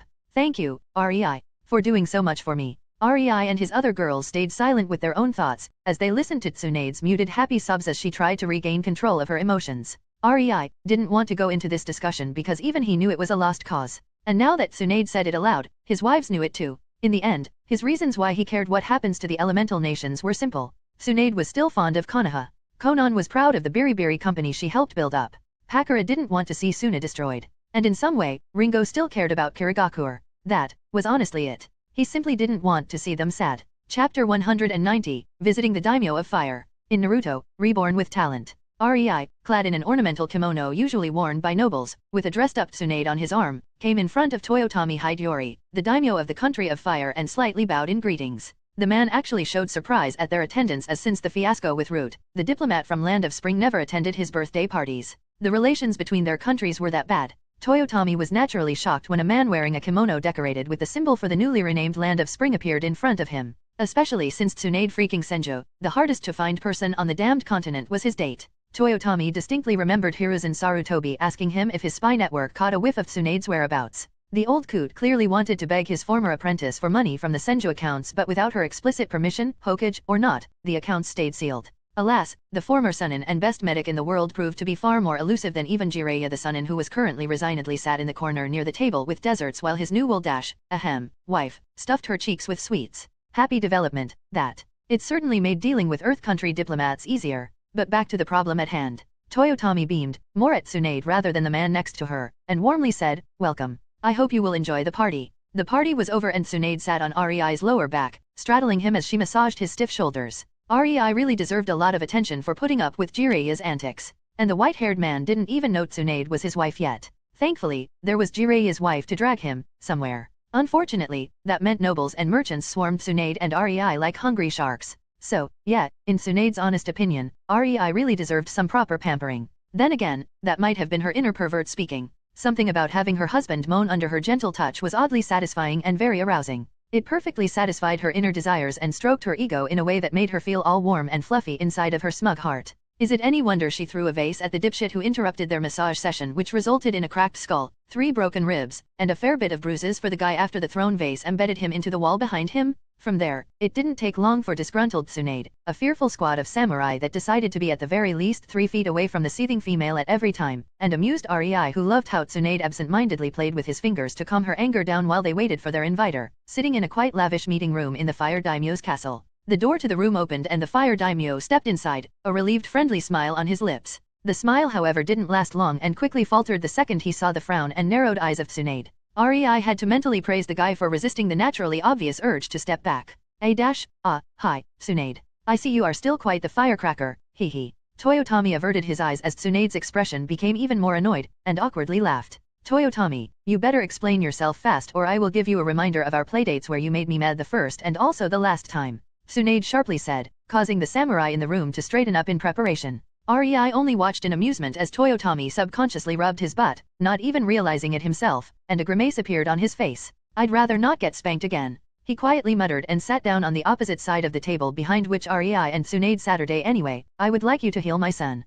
I was looking for you for quite some time now but you were always, unavailable. Toyotomi suspiciously glanced at Rei. Tsunade nodded. Yes. That's half of the reason why we even are in the land of fire, she said, causing Toyotomi to deflate in relief, causing Tsunade's lips to stretch into a content smile as she said her next words. I also wanted you to meet my husband, Rei Yotsuba from the land of spring. It was him that made me, as you said, unavailable. I was kinda lost on the way out of his bedroom. She plagiarized Kakashi. Tsunade's words froze Toyotomi's happiness and turned it into an arctic cold chill that crept up his spine as he stared with horror at Tsunade before slowly moving his eyes towards Rei, only to look back onto Tsunade, his horror only growing as he saw the woman's hand on her stomach. Please, don't tell me you are pregnant. Toyotomi, pale as a ghost, breathlessly rasped out, his eyes the depiction of terror. Tsunade giggled. Toyotomi knew Tsunade never giggled. Toyotomi was about to faint from the sheer consequences of this when Tsunade's voice pulled him out of his brief misery. No, of course not. She deadpanned. And just like that, Toyotomi felt all weight as if lift from his shoulders while his upper body leaned forward, and his forehead impacted the table from the sheer relief. Letting out a brief groan, Toyotomi drawled, Don't spook me like that, Tsunade. I had enough international incidents to last me a few years. He sighed before mumbling the last part for himself. You are too old for kids anyway. Nice to meet you Hideyori-sama. Rei decided to interject before Tsunade flattened the man who apparently didn't account for enhanced hearing of shinobi. I must say Tsunade didn't talk much about you. He half-stated and half-asked in an unsure manner. Toyotomi snorted and Rei was yet again surprised at how casual this meeting became. Of course she wouldn't talk about me. Once upon a time, we were engaged but she decided to become a ninja rather than my wife. At best, we are childhood friends now. Toyotomi helplessly shook his head. That said, your relationship is still a massive pain in the ass. He gave Rei his best stern piercing look but much to Toyotomi's surprise, Rei just shrugged as if he didn't care and Tsunade giggled. Again. Toyotomi could feel the beginning of a profound headache forming. And why exactly would it be a problem? Rei asked. Believe it or not, he had no idea this would happen. When he planned this trip to the Land of Fire, he made sure to plan it all. He knew why they were going here. He knew what he wanted to gain here. He knew why he took Tsunade with him. Despite all that, this short meeting held many new revelations for him. Tsunade was engaged to the Fire Daimyo? Shocker. She was his childhood friend? Poor lad. And for some reason, Tsunade being with him, no, being with a foreigner was apparently a problem. Rei really didn't like where this was going as it might just complicate his previous plans. Rei glanced at Tsunade, causing her to fidget a bit as she threw him an apologetic look. Sorry, I only remembered it now. You know how I hate politics so I never gave this much attention. She suddenly stopped herself and with her eyes gestured towards the samurai standing at attention near the walls. Toyotomi quickly understood the gesture and sent his samurai guards and the hidden member of his ninja guard out of the room before strapping a secrecy seal on the table. Civilian, he may be, but he had a few tricks up his sleeve. Tsunade is talking about. He started. SHH. Tsunade sternly silenced the man before fluidly grasping a needle in her hair and pulling it out, causing her hair to fall onto her shoulders. With a flick of her wrist, the needle sailed through the air towards one of the corners where it nailed a previously invisible figure to the wall, straight through his forehead. Root. Tsunade deadpanned at Toyotomi who gained a look of realization before his eyes sparkled with barely hidden anger. Neither Rei nor Tsunade had any doubt that there would be harsh words exchanged with Hiruzen about this. After all, the daimyo spent millions of ryo because of the diplomatic fallout from the last incident with Root, and after that, he gave his explicit order to have them disbanded. To find they ignored it and one was spying on his meetings. Sucks to be Sarutobi right about now. Rei mentally snickered. Well, now that we are alone, could you tell me what this is actually about? Rei turned to Tsunade who sheepishly nodded, squeezing his hand a bit stronger now while her eyes nervously looked at his. You see, he is talking about the secret Section 27 of Konoha Creation Treaty between the Senju clan and the Hideyori royal family. You see, Konoha is different from other hidden ninja villages on a very fundamental level. The section is about the creation of the autonomous country of Konoha. Chapter 191, Konoha Creation Treaty and its results. In Naruto, Reborn with Talent. Autonomous country of Konoha. Rei did almost a double take, understanding what Tsunade was telling him. Konoha basically didn't belong to the country of fire. But how? That's not how things are now. Hokage is definitely under the command of daimyo, well, figuratively speaking, at least. Tsunade gave Rei an awkward smile and shrugged before giving Toyotomi a meaningful glance, urging him to explain. Right? Toyotomi sighed in exasperation. There is no freaking way Tsunade would pay enough attention in her studies to know this political bullshit, as she would claim. He mockingly shook his head before stiffening as Tsunade leaked a bit of her killing intent at the poor guy. To be honest, the amount Tsunade leaked betrayed that she was at most quite annoyed. She really didn't like having her embarrassing moments revealed in front of her husband. Anyway, Toyotomi coughed and averted his eyes from Tsunade to Rei, trying to ignore her. The Hokage is basically something like a regent. Seeing how dubious Rei looked, Toyotomi gave him a knowing smile. I have no doubt people who actually know this could be numbered on one hand. That's why it works and why Konoha can elect their own Hokages as if they were like every other village. But elected Hokage is under the daimyo of the fire country in the proverbial food chain. To be honest, the land on which Konoha stands belongs all to the Senju clan, whereas other clans only rent it for free, as was decided in initial negotiations when new clans became a part of Konoha, while most of the land is rented for a ridiculously small fee. That's why Konoha is such a good place to live in for civilians, and especially merchants. The cost of land there is very low. Alas, the Senju accounts are very fat due to collecting a part of the rent from the whole village while the other part goes to the treasury of the governing body. Mito was really one scarily smart woman. Toyotomi snickered. Oh, so that's why it was so easy to relocate the Uchiha clan to the outskirts after the Kuwabai incident. They simply did not own the land on which their residential area stood, so they could be ordered to clean it up and get the fuck out of there by. Rei stopped for a second before promptly facepalming. Ah, Hokage is also overseeing the usage of the land, right? Toyotomi could only shrug in a what can you do kind of way and started explaining. Hashirama was naive, but my grandfather often said the man was not stupid. He could see the mess in his own clan when elders tried to grab more political power. And they said the Senju clan was very family-oriented and friendly. If it was bad in the Senju clan, Hashirama knew it would be worse in other clans. He made sure to have his wife, Mito Uzumaki, right next to him when they were creating the treaty document. The woman was supposedly quite fiery and wouldn't give a quarter no matter what. Toyotomi said, taking a sip from his tea. Hence, the final treaty was made. The Konoha was to be run as it is today, with their Hokage-sen stuff, and the other hidden villages copied it. What is secret though, is that Senju Mito made damn sure to add a fail-safe clause into the treaty, saying that the head of the Senju clan can declare himself a daimyo of Konoha if the ruling body was corrupted, seizing the proverbial reins. After all, the Senju clan already owned all of the land. They already were daimyo in all but name and power, of which, neither would be hard for the clan to quickly acquire. Not when the Hideyori royal family would support them. Toyotomi finished the history lesson. But nobody ever approached me with problems with the land when I was in the village during the Third War. If I owned it and nobody needed anything from me. Tsunade mumbled, narrowing her eyes. Toyotomi glanced at Rei. Your husband is correct, Tsunade. Hokage has the right to oversee the usage and distribution of the land if the Senju clan head doesn't want the duty. Considering you never signed up for it. He trailed off. I think the Hokage hopes you have no idea about the treaty since your clan died off so fast. He knows how disinterested you are in politics. Plus, you never really showed any knowledge of its existence, did you? Toyotomi remarked, causing Tsunade to still as memories flashed through her eyes. Memories of her sensei asking questions. She remembered what she told him. She said she would definitely not want more responsibilities on top of running the hospital. That son of a bitch. He basically confirmed I don't want to do it without even mentioning what exactly it is. Tsunade clenched her jaw in disbelief. He tricked me, she added, her eyes wide. Konoha's higher UPS must have been over the moon when they got to know you cannot have children. Rei carefully stated, not liking where this train of thoughts is leading them. What? Tsunade stammered, caught off guard by the suddenness of that statement since she was still in the process of accepting that she was tricked by her own sensei. Despite her initial surprise, she lived with Rei for well over a decade, and that, for a skilled kunoichi, meant she at least somewhat knew how his mind worked. It didn't take her long to understand what he was insinuating.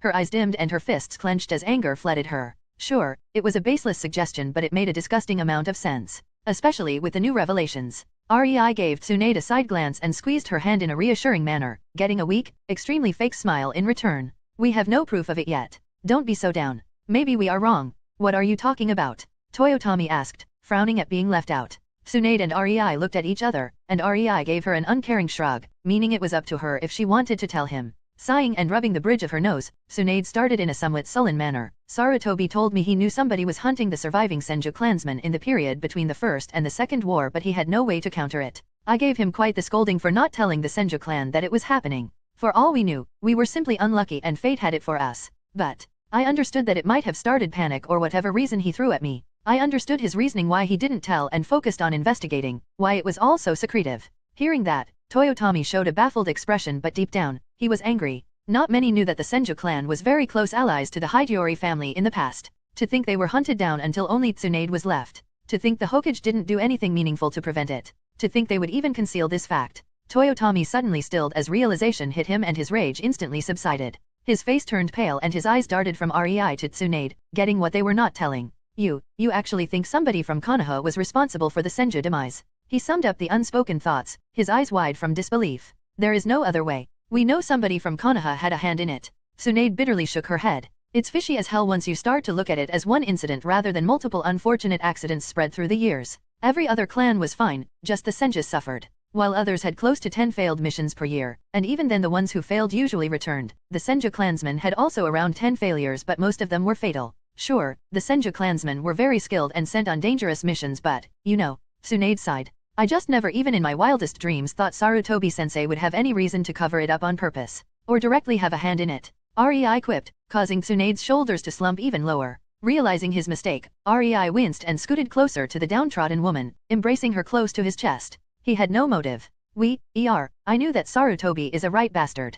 Rei spoke towards Toyotomi while caressing Tsunade's hair. But we never could think of any motivation why he would support the Senju purge. After all, he was Tobirama's pupil. So was Danzo. Tsunade spat. And he truly cares for Konoha. Rei finished, not minding Tsunade's interruption. But with this new revelation, it became self-evident why he, as the head of the Sarutobi clan, would not want the Senju clan alive. The clause in the treaty is simply a preventive measure if the village became corrupt. The Senju clan had every right to do this and every clan head of that time accepted it, knowing the honorable Senju would not abuse it. But, Toyotomi sighed. It would be awfully convenient if the Senju clan disappeared and nobody could usurp Konoha's leadership on a whim, wouldn't it? Rei continued. Why stop somebody helping get rid of the problem? No. But Tsunade is his pupil. Someone he loves like his own daughter. After confirming she knew nothing about it, Toyotomi nodded. But Danzo has no such problem. Once Tsunade started digging in the old files and even got the blood samples proving that somebody purged the Senju blood from Konoha, all bets were off. Hence the numerous assassination attempts when I was in Konoha.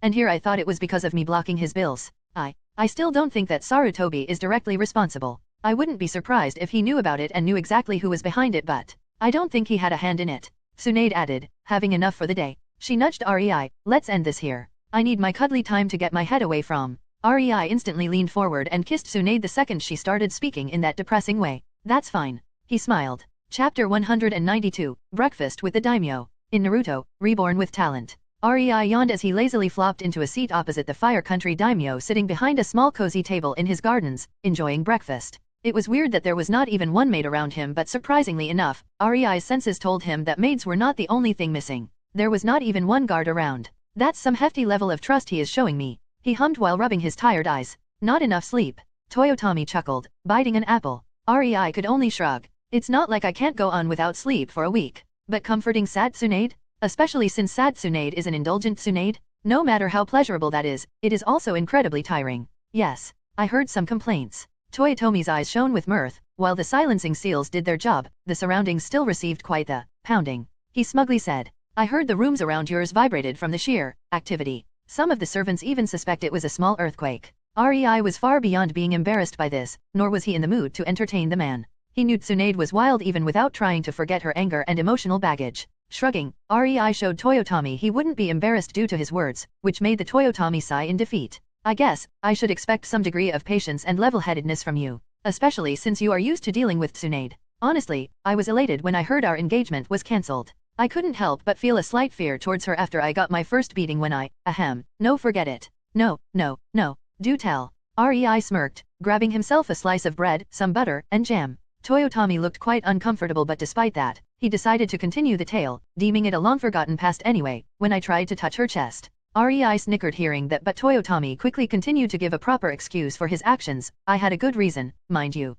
I was 6 and my father just told me kids were made from a loving touch between a girl and a boy. I naturally was curious. Toyotomi shrugged, returning Rei's amused smile. Dealing with Tsunade is not hard. All it requires is a whole lot of loving touches. Rei gave Toyotomi a meaningful glance, and a body that can withstand her accidental use of super strength. He shrugged. Despite what her personality would imply, once we really started to love each other, she is a very untroublesome woman to keep around, as Naraz would say. She is unsurprisingly independent and surprisingly low maintenance. Well, yesterday was a clear exception to the rule but one gotta admit the topic was a bit too much for her emotions. But I doubt you sent a servant to wake me up in order to discuss the nuances of the relationship with Tsunade. Rei said, looking directly at Toyotomi. I see. Fair enough. Toyotomi nodded and instantly grew serious. I just wanted to warn you that you should leave by the evening if you want to have a chance at successfully evading Konoha Umbu inviting Tsunade back home. He gave Rei an apologetic smile. The ninja guardian from yesterday was one from Konoha and I can't possibly reproach him from sending a missive about Tsunade's presence back to Konoha, now, can I?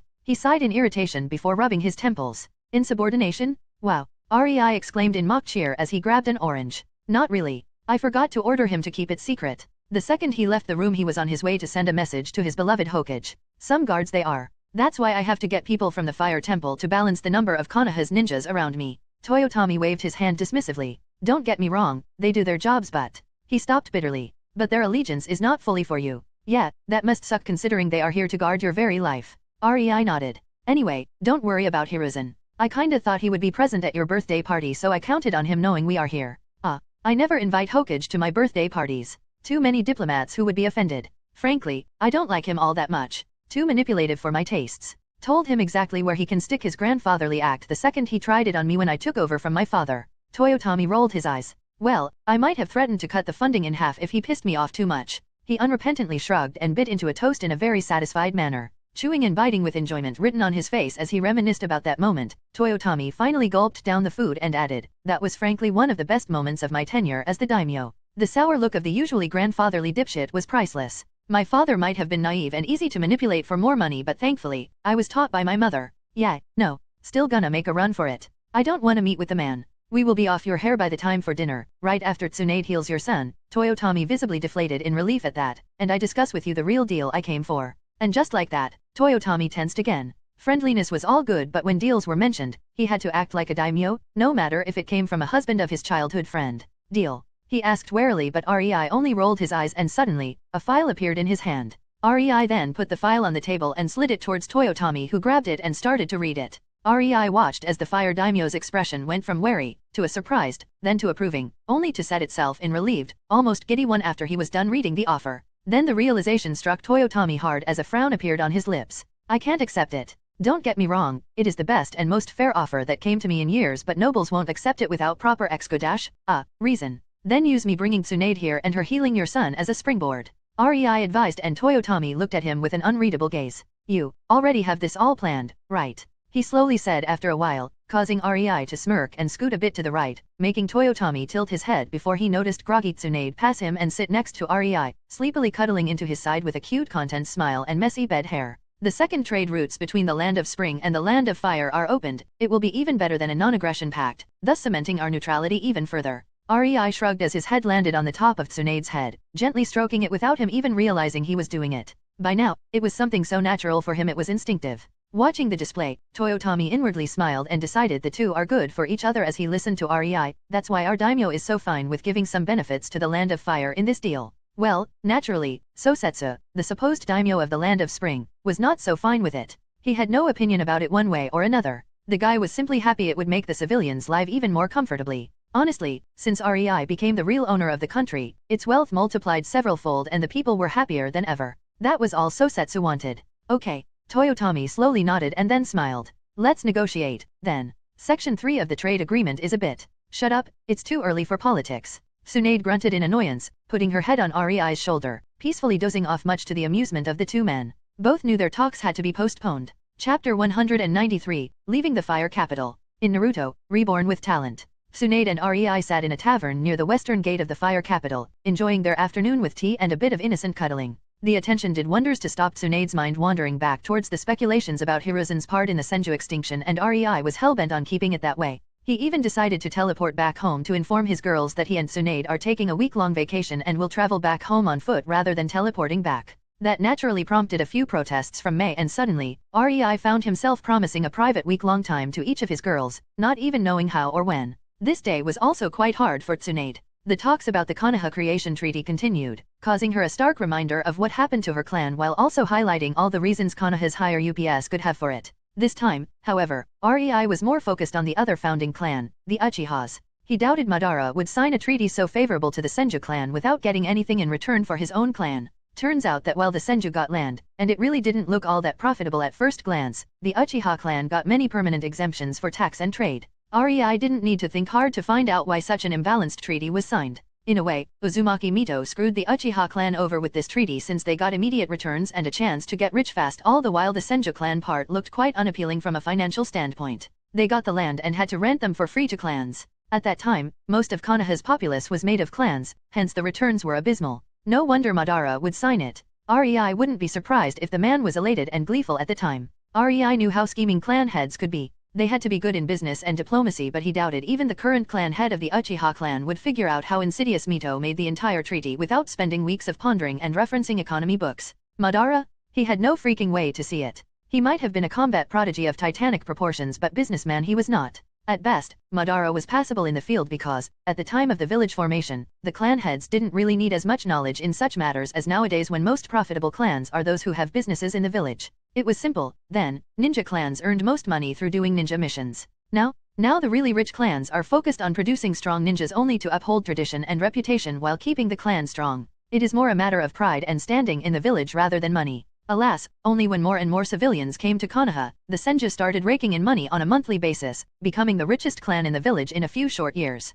Not that anyone noticed since, by that time the clan was already in half shambles, half extinct, and the Senju clan was not known for its wealth in general, nor were they inclined to show how much money they had. In short, nobody even knew how wealthy the clan was, except the Hokage. The next part that interested REI was how they managed to convince Madara to sign the treaty with a clause that would let the Senju clan head take command of the village in case of corruption. According to Toyotomi, REI was looking at it from a bad angle. The Senju clan got a special privilege, but the Uchiha clan also got something similar. Sadly, neither Toyotomi nor Tsunade could tell him what exactly the Uchiha clan received. No matter what privilege they received in return for letting the Senju clan seize the village if it became corrupt, it must have been equally good for Madara to sign the document. All Toyotomi knew was that it had something to do with the seat of Hokage. Needless to say, REI could make a guess, and if he was right, it would be quite obvious why Madara was so pissed when Hashirama was chosen to be the first Hokage. Well, at the very least, REI now finally understood why Hiruzen wasn't that sad after the Uchiha massacre and why Danzo was so driven in getting rid of them. The entire reason was politics.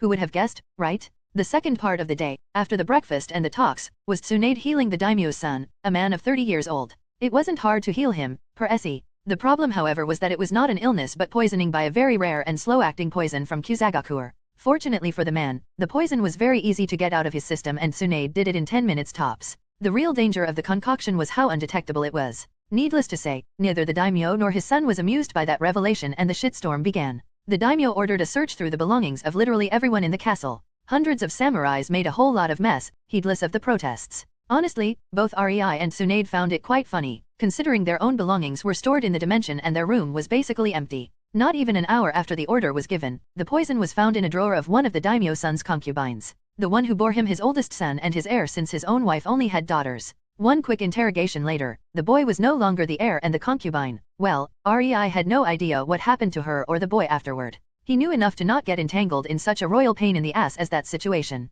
All in all, REI was damn happy because finding this out and helping in the matter only made it easier for REI to negotiate the trading agreement between the Land of Fire and the Land of Spring more in the favor of the Land of Spring for him. The main reason why he came to the Land of Fire finished and knowing staying longer in the Fire capital would be unpleasant because of the following events, REI and Tsunade quickly decided to be on their way. As they relaxedly sipped their tea in the tavern while sitting near the window and watching people passing by on the streets, 3 black blurs whizzed through the crowd, completely without any notice from the civilians. REI and Tsunade's eyes, however, saw these 3 figures clearly, which told them it was time to leave the city.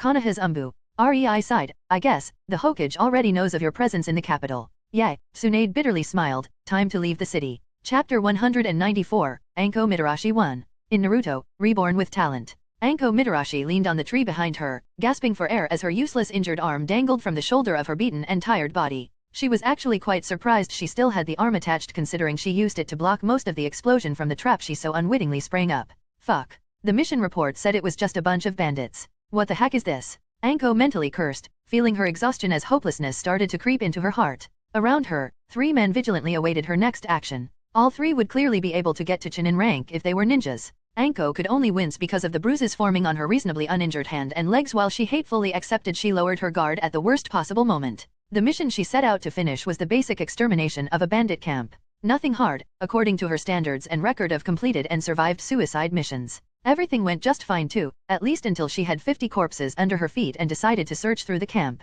Who would have guessed there would be a high-level Fuinjutsu explosive trap in a camp full of basically a bit stronger civilians? Worse yet, Who would have known Fortunins would jump at her the second a tree stopped her momentary flight due to the explosion. Fast forward a quite shameful beatdown where she was forced to repeatedly retreat, and here she was, leaning on a tree to keep standing. Her working limbs were bruised as hell. The arm that ate up the explosion was bloody and somewhere even charred. She could feel her body reaching her limit due to exhaustion. Sweat was flowing into her stinging eyes and stuck her hair to her skin. She felt like vomiting and barely suppressed the pain her body was screaming at her in. What made it all worse was that the three men in front of her were considerably okay, which only hurt her pride. She was almost Jonin level. Fortunins should be easy to deal with, normally. Alas, she was quite disabled due to the explosion. Anko could only keep pushing her torn muscles in order to not have her head leave her shoulders. Not that the fight was a particularly long one, but she was a bit satisfied that she managed to kill one of them. But by the looks of it, this was a game over for her. There was only one way to get out of this alive, and even that had only a small chance of success. Yes. Anko could clearly feel the pulsing pain from her shoulder where the accursed cursed seal was.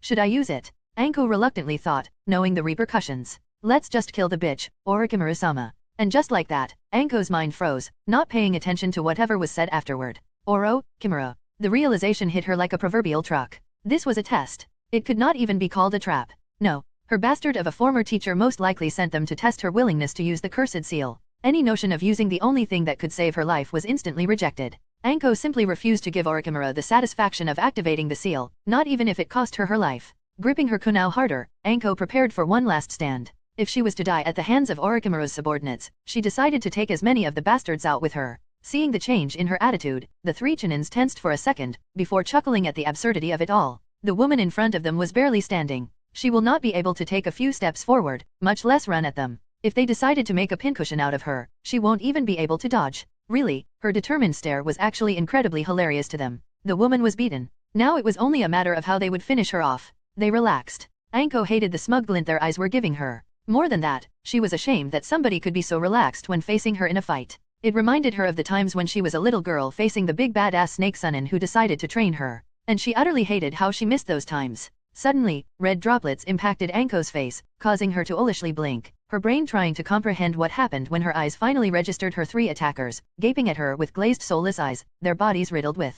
Are those wooden spikes? Anko's mind, completely shocked, barely managed to come to this conclusion as her eyes saw wooden spikes impaling the three Chunins so violently, it caused blood splatter all over her. Anko fainted. Tsunade sat behind a wooden table in a basic small wooden house she created with her Mokuton and was in the process of trying to write easy-to-understand medical scrolls for the Medic Nin Academy course. Rei was currently outside, hunting for dinner. While they had enough food stored in the dimension, Tsunade could only wistfully smile. She knew well that Rei wanted to hunt something and then spend time with her, preparing and cooking it. In some sweet misguided way, it was his attempt at cheering her up. She snorted. If he wanted her cheerful, all he had to do was bend her over the table she created. Tsunade's eyes momentarily flickered towards the bed in the corner of the room, at the nuisance she saved earlier today and the most probable reason why Rei didn't simply do exactly that. Really, Tsunade was honestly starting to regret saving the bothersome unconscious girl. The second Rei left the house, Tsunade made damn sure to create more rooms and applied silencing seals. She could understand why it would be awkward having sex in the same room the unconscious girl laid in, but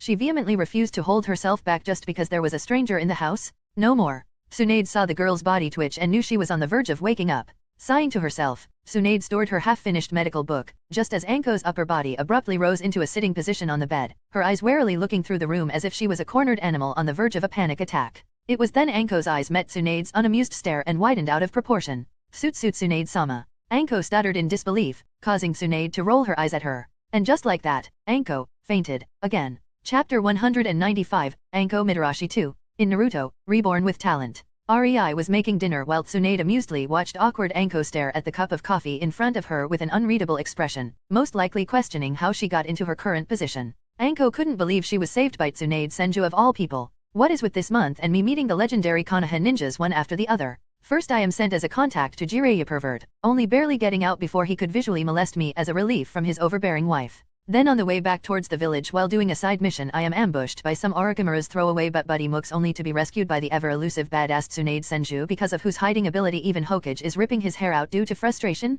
I must have spent a decade worth of misfortune in this month alone. Anko wanted to cry. Sure, she was happy her life was saved, but the woman, who was the shining idol for most of the Konoha's kunoichi population, not only saved her but also saw her on her lowest, and then she even fainted after meeting her and squealing her name in surprise like some damned fangirl. Yes, the blushing Anko wouldn't refuse a hole to hide in as Tsunade stared her down with barely restrained snickers. At least the coffee from this Rei person is quite good and isn't poisoned or drugged. Yup, positive thoughts. Anko thought as her eyes quickly swept the man while outwardly her face scrunched into a grimace. It was then that Tsunade took out a folder and started reading. Anko only managed to spot her picture as her eyes widened, realizing this was her file that should be locked in Konoha's archives. Anko Midarashi, 17 years old, Chunin. Tsunade momentarily stopped before her lips twitched. With Jonin-level skills but red-taped for promotion by the council for being Orochimaru's apprentice, and by the Hokage for unstated political reasons. Proficient at poisons, snake summoning, fire jutsu, yada, yada, yada, lots of expected junk saying literally nothing.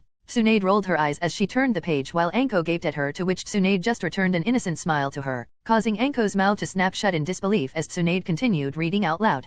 Personal files of a ninja or kunoichi contained the most comprehensive intel on their abilities, rank, missions, current standing in the village, and stuff like that. There is no way somebody who was not in the village for years could get their hands on a copy of her files. Anko really couldn't believe this was happening. Tsunade was basically narrating her life for her. Tsunade, on the other hand, took a great deal of pleasure in this small power play of hers. Without Conan's incredible intelligence network, this would be impossible. Normally, Tsunade or REI would never consider revealing they are capable of procuring a file from the archives of Konoha, but Anko was a wild card they stumbled upon by total accident as they walked home from the fire capital. There was a lot of improvisation in this, and honestly, Tsunade begged REI for permission to try her plan because she saw herself in the girl. If Anko was just some normal kunoichi of Konoha, Tsunade would simply leave her lying next to the road and be done with it, but Anko was a pariah. Someone who suffered Konoha's wrath for something out of her control. For the good of Konoha. REI knew Tsunade probably wanted to lash out at Hokage in some way, and this could provide her an outlet, so he made sure to listen to her plan and not get in the way, the intel of their spying capabilities be damned. And that's all. Tsunade gave the flabbergasted Anko a knowing look. I only left out you are red-listed. She mockingly shrugged as if it was nothing important before continuing in a deadpan. Honestly, I feel I should praise you for not defecting the first chance you got. Now that woke Anko up, I will never defect. I am not a traitor. She heatedly stood up and shouted, her hands tightly balled into fists on the table. Tsunade only raised her eyebrow, happy at the reaction she drew out from the kid, knowing it was real. You are in the red list of Konoha for the 4th continuous year. You either fuck the missions up so often they should kick you out of the force for being a waste of space, resources, and oxygen and throw you into the nearest brothel where fucking is actually rewarded, or you are a bona fide confirmed traitor with many friends who they can't really just casually call out on the act, and so they are only waiting for a single mistake to get you. One way or another, there is no other way to get on the red list for such a long time. Anko stood there, mentally anguished that Tsunade, her childhood idol, would think this of her, completely forgetting the fact that the woman had her file. And no, I am neither of those. I made a deal with the 3rd Hokage. Tsunade's eyes flashed. She naturally knew of the deal between them.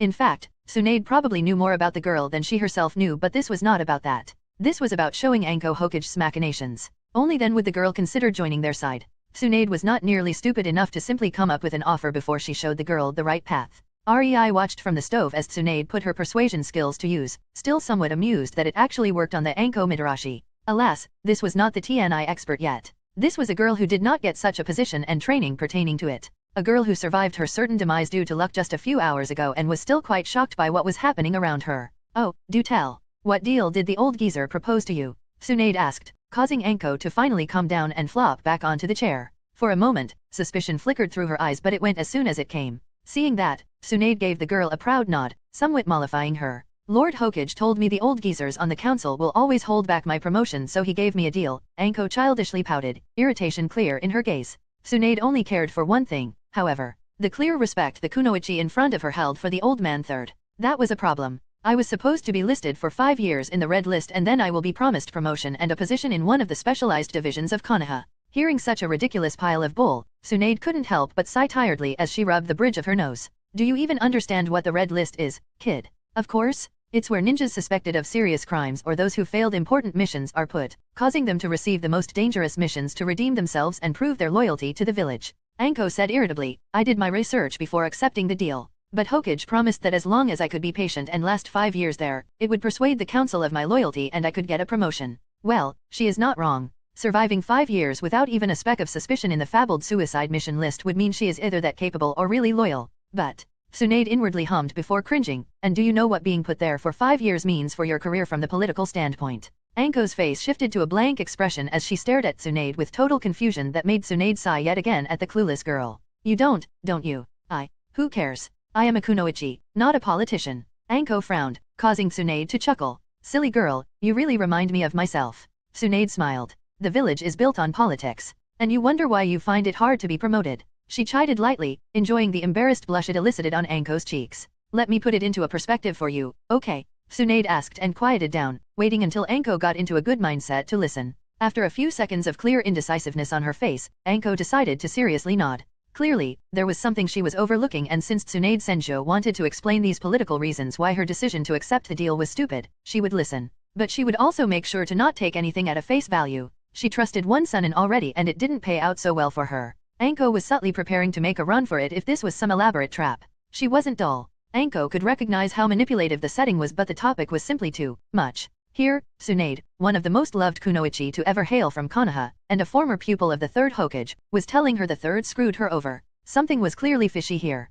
It wouldn't be bad to play a shocked trusting girl for a bit longer to find out what. Plus, she really wanted to hear what Tsunade thought her being in the red list for so long meant. Unfortunately for Anko, Tsunade was not the best medic in the world. Somebody not even trained in hiding his tells could not hope to hide their attitude in front of her. Tsunade smirked. You see, from a political standpoint, you are a nuisance. Chapter 196, Anko Mitarashi 3. In Naruto, Reborn with Talent. You see, from a political standpoint, you are a nuisance. Tsunade dryly stated, causing Anko to furrow her brows in a show of confusion. The clan heads do know you are not Orochimaru's subordinate, but unless you are close to them or are somehow profitable for their clan, they will not stand up for you. So, Anko Mitarashi, are you profitable to some clan in Konoha? Tsunade asked despite knowing the answer. Anko looked a bit conflicted at having it spelled like this to her. Naturally, she knew about this, but some things are better left unsaid. Now her mind wouldn't stop thinking what assholes the clan heads are. No, she simply shook her head. Tsunade hummed before continuing, then there are civilians, which are the worst of your problems. She started with a sentence she knew would get Anko's complete attention. Konoha's civilian council is made of a few seats for wealthy merchants and civilians who have influence in certain fields. These seats are just like clan head seats and seldom change the ass sitting on them. And then there are elective seats where elected civilians sit to safeguard the interest of the general public. These seats change every 3 years and have nothing to do with the ninja stuff. Tsunade paused for a moment, her eyes smiling at how Anko leaned forward. At least, that's what they would like you to believe. In reality, these people have some indirect influence over ninja matters, and unfortunately for you, it is these people who will never see you as anything but the snake whore. Tsunade brutally stated, causing Anko to wince before lowering her head in a pondering manner as a concerned frown etched itself onto her face. Despite Tsunade's goal of manipulating Anko to their side, she did somewhat care for the girl. If only because both were in some form screwed by Konoha and neither really desired revenge on the village. They were simply alike, and Tsunade liked that. Even if Anko decided she wanted nothing to do with them, Tsunade would count it her victory if the girl at least started thinking about how the ruling system in the village really works, and why some unworthy individuals get promoted to Jonin rank while having only Chunin level skill, or why some people with clearly Jonin level skill can never get their promotion. Seeing Anko raising her head again, Tsunade quickly noted the resigned look in her eyes. So the girl got it.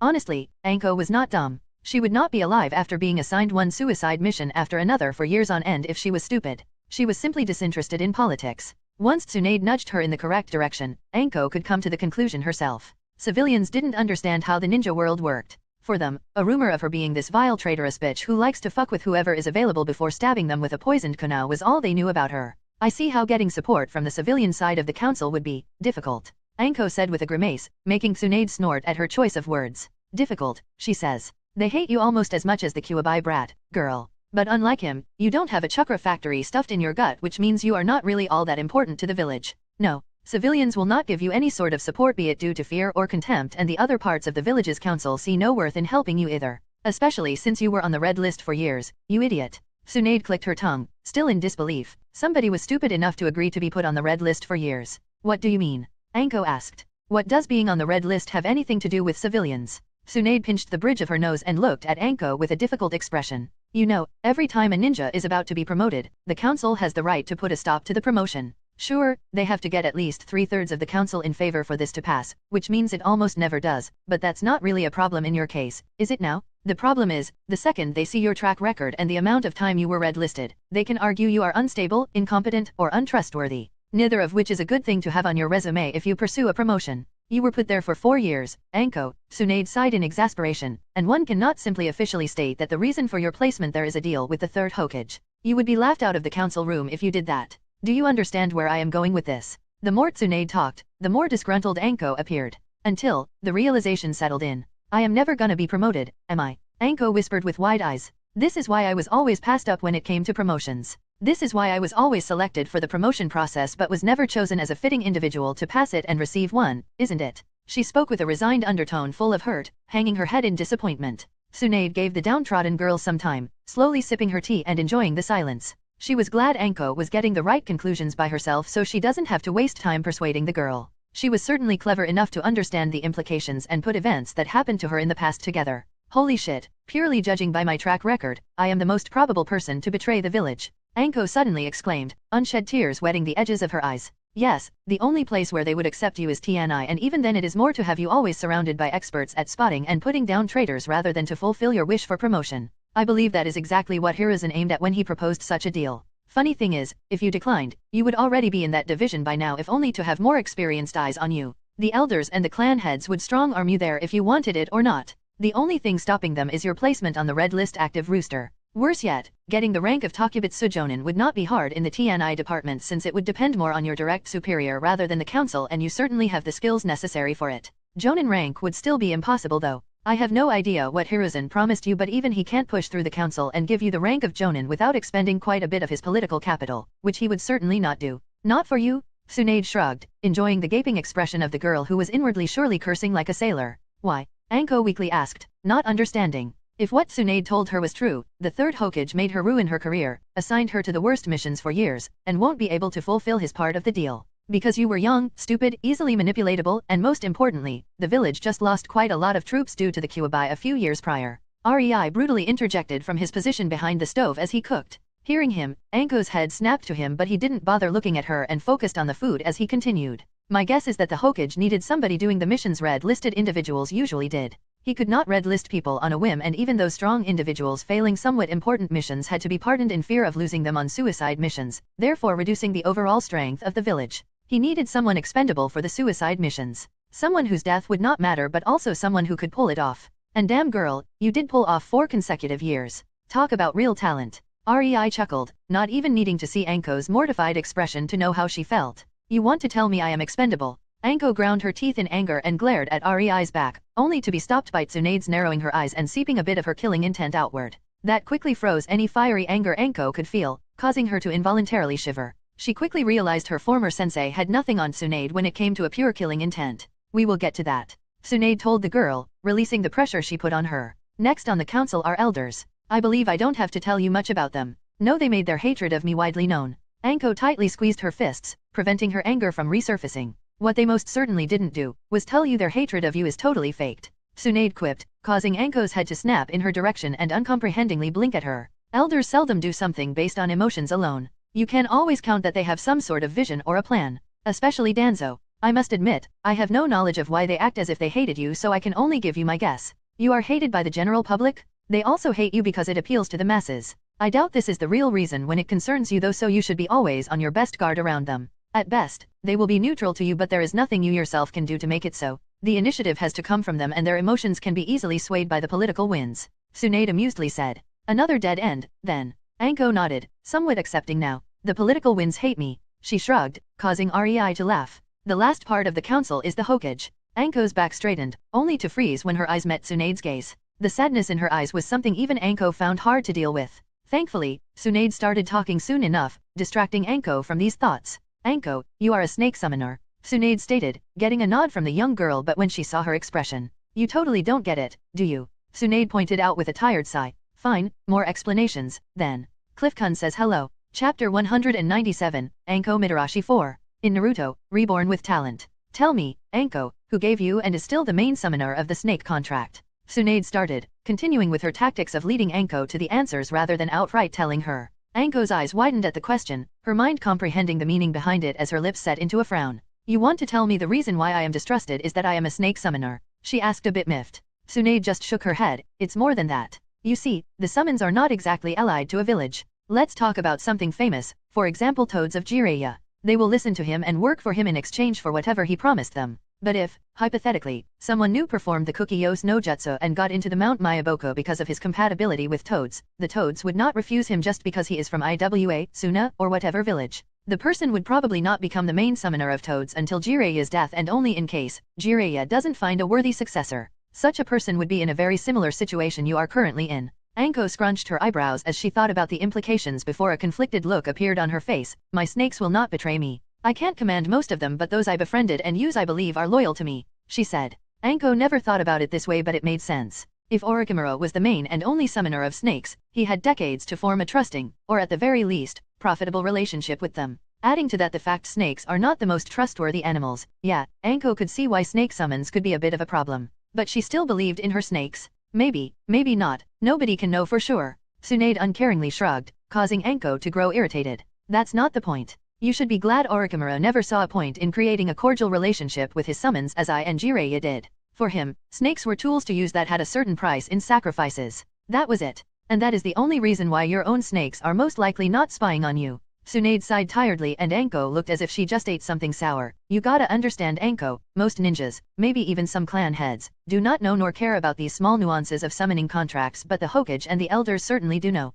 In their eyes, the main summoner of snakes is Orochimaru and he had it for decades before you were added. They have no idea or care in the world that Orochimaru probably never formed enough trust for snakes to betray their secondary summoner. For them, you are a constant threat, but they can't just get rid of you. That would simply send a bad message, and the snake contract can, after all, be still useful to the village. Anko was listening in rapt attention. Orochimaru never really went all that deep into the theory of the contracts. He simply told her to get a few snakes, make a deal with them or beat them in combat. As long as they find her worthy, they will help for a price. Thankfully, Anko didn't always listen to every word, and so she managed to befriend several snakes, rather than making them business partners of a sort. It was when she realized that, her eyes flashed with surprise, the Hokage is waiting to see if I can get more snake summons.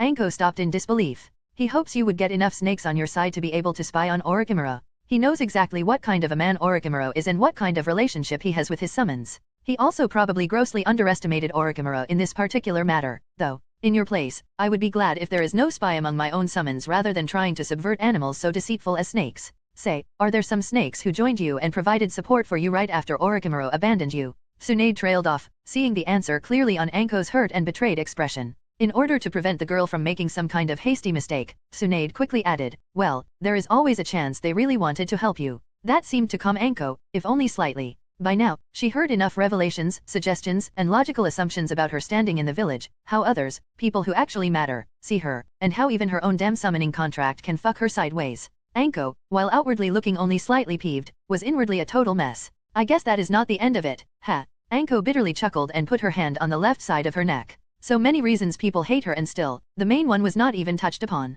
She always believed that if there was one reason why the people of Konoha were justified in their actions against her, it would be the cursed seal. Yeah, but you already knew that. Tsunade rolled her eyes at the self-pitying girl. I won't give you the spiel about how you are Orochimaru's apprentice and how untrustworthy that makes you. Adding to that the seal on your neck? Orochimaru might as well have branded you as his property and shipped you off to his enemies. Nobody knows what he can do to you through the seal. Can he control you? See through your eyes? Feel what you feel? Gain access to your memories? Seals can do many nasty things, and all Konoha knows is that he can easily paralyze you through pain, and honestly, that is enough to never send you on a mission pertaining to Orochimaru. You are simply useless against him, and he could, potentially, torture you to compliance through the seal. She finished and quieted down, letting Anko process what she just told her. Judging by the quickly changing twisted expression on Anko's face, the girl finally put her brain to use and understood that nobody ever told her the function of the cursed seal. She knew it was supposed to make her stronger. She also knew Orochimaru had fail-safes in the seal. But, she never really thought about it from the angle of, what else could be in the seal?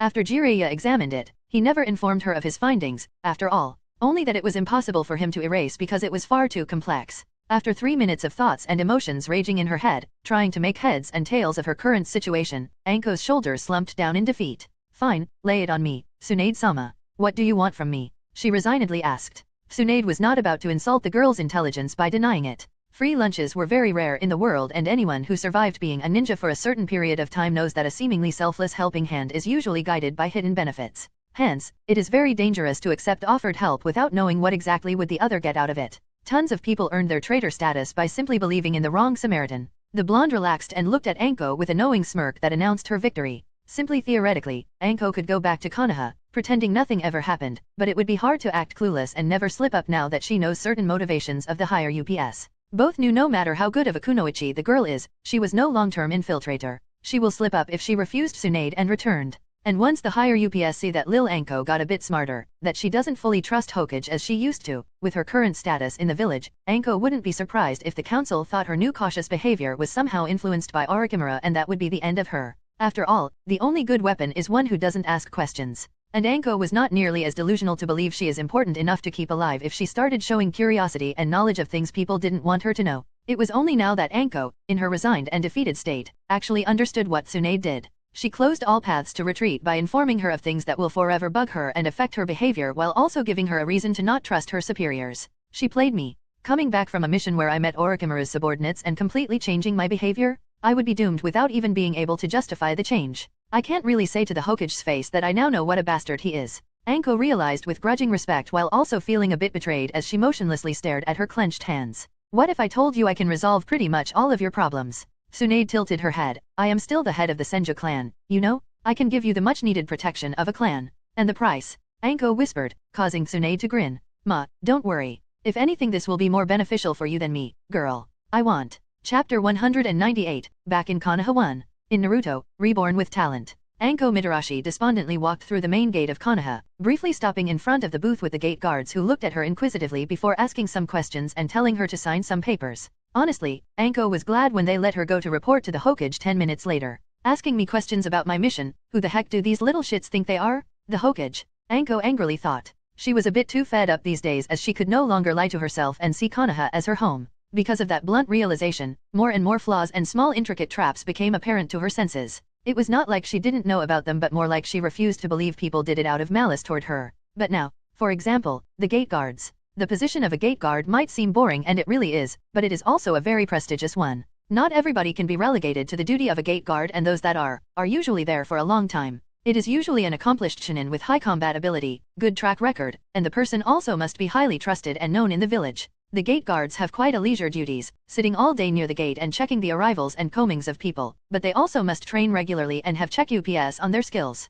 The second their skills start to deteriorate, the gate guard would lose his position. After all, being a gate guard means they are the very first in the line of unexpected attack on the village or the very first people who can spot an infiltrator. And yet, these supposedly high-ranking and splendid shinins who were awarded the positions of the gate guards show a complete dismissal of the protocols when it comes to me. Heck, do they think I would blab about my mission to them? Anko seethed as she marched her way through the villages, the civilians and ninjas alike getting out of her way the second they spotted her stormy expression. It was not like the gate guards acted rudely. They were always polite and good to her. That was why it hurt Anko so much. She thought them to be her friends. After a very thorough retrospective, Anko came to a single realization. Gate guards were always the good guys in her books. Kind, polite, always joking. But then she realized that every single time she came, they asked, always offhandedly, something about her mission. Every damn time. That's not how concerned friends behave. It was simply a trap. The only thing that saved her from falling into this pitfall was, much to her shame, Orochimaru's teaching about when to keep her mouth shut. The only good thing the bastard taught her.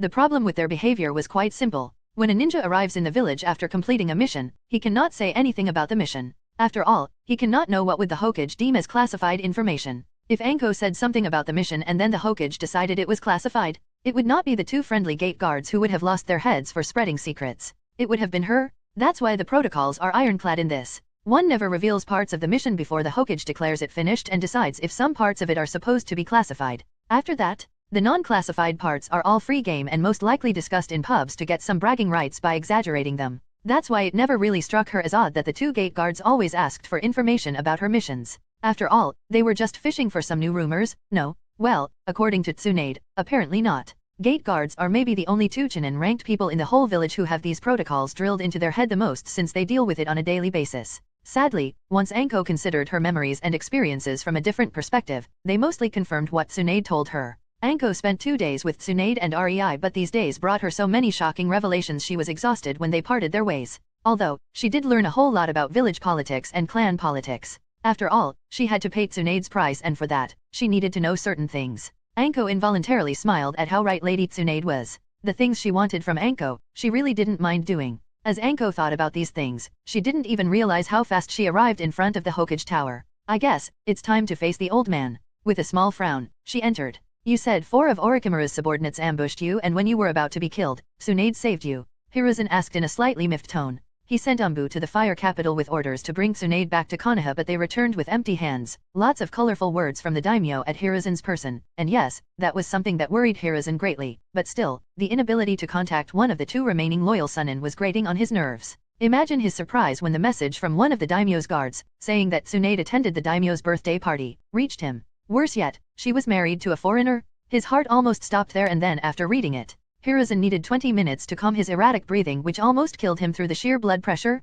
The only good thing about it was that Tsunade was barren, hence no new Senju would be coming out of her. Still, the problem of her husband inheriting the properties of the Senju clan after her death was an apocalyptic threat to Konoha. After all, the Senju clan owned all of the lands on which the village stood, and having it in the hands of a foreigner. Hiruzen shuddered at the implications while assassination plans started forming in his head. The foreigner would simply have to go, for the will of fire. Yes. Anko politely nodded, enjoying the distraught expression of the Hokage. Then why did you not bring Tsunade back to the village, Anko? Hiruzen asked, only barely managing to keep most of his frustration out of his tone. With all respect, I don't think I could have beaten Lady Tsunade. Anko shrugged. Even the Hokage could not punish her for that. She never received orders to apprehend Tsunade, after all. Hiruzen clearly knew that as his frown turned sour, partly at her uncaring answer, and partly at how disobedient Anko acted. She was always boisterous and had her own flair, but she never once acted disrespectfully towards him. She was too much in his grasp to act out. Further, it was mighty fishy that Anko acted like this after meeting Tsunade. It might be nothing, but still. Hiruzen was worried. I see, is there anything else, Shinin Midarashi? He concluded the debriefing, secretly deciding to assign some more watchers to the young Kunoichi. Anko noted his colder tone and the change in how he addressed her, but right now, she only found it funny. Tsunade didn't do much when it came to teaching her how to in the political field, but she made sure to hammer the basics of interaction with Hiruzen and what to look for. By now, Anko was sure she knew all his subtle tactics at manipulating her into feeling various ranges of emotions. This particular technique was one that should evoke inadequacy and spark in her guilt at being disrespectful to her superior, who was always kind to her. After all, he always called her Anko, which pointed out some sort of closeness between them. A bit colder tone, and Shinin Midarashi, is it? Anko's lips twitched. In fact, yes. Anko affirmed, causing Hiruzen to blink, not expecting an answer like this. I do have a letter from Lady Tsunade. She continued with a merry tone that made Hiruzen's eyebrow twitch, his expression as if screaming, then why did you not bring it up sooner? Anko simply shrugged and slowly walked towards Hokage's table before putting the letter on it and stepping back. It wouldn't do to make quick movements.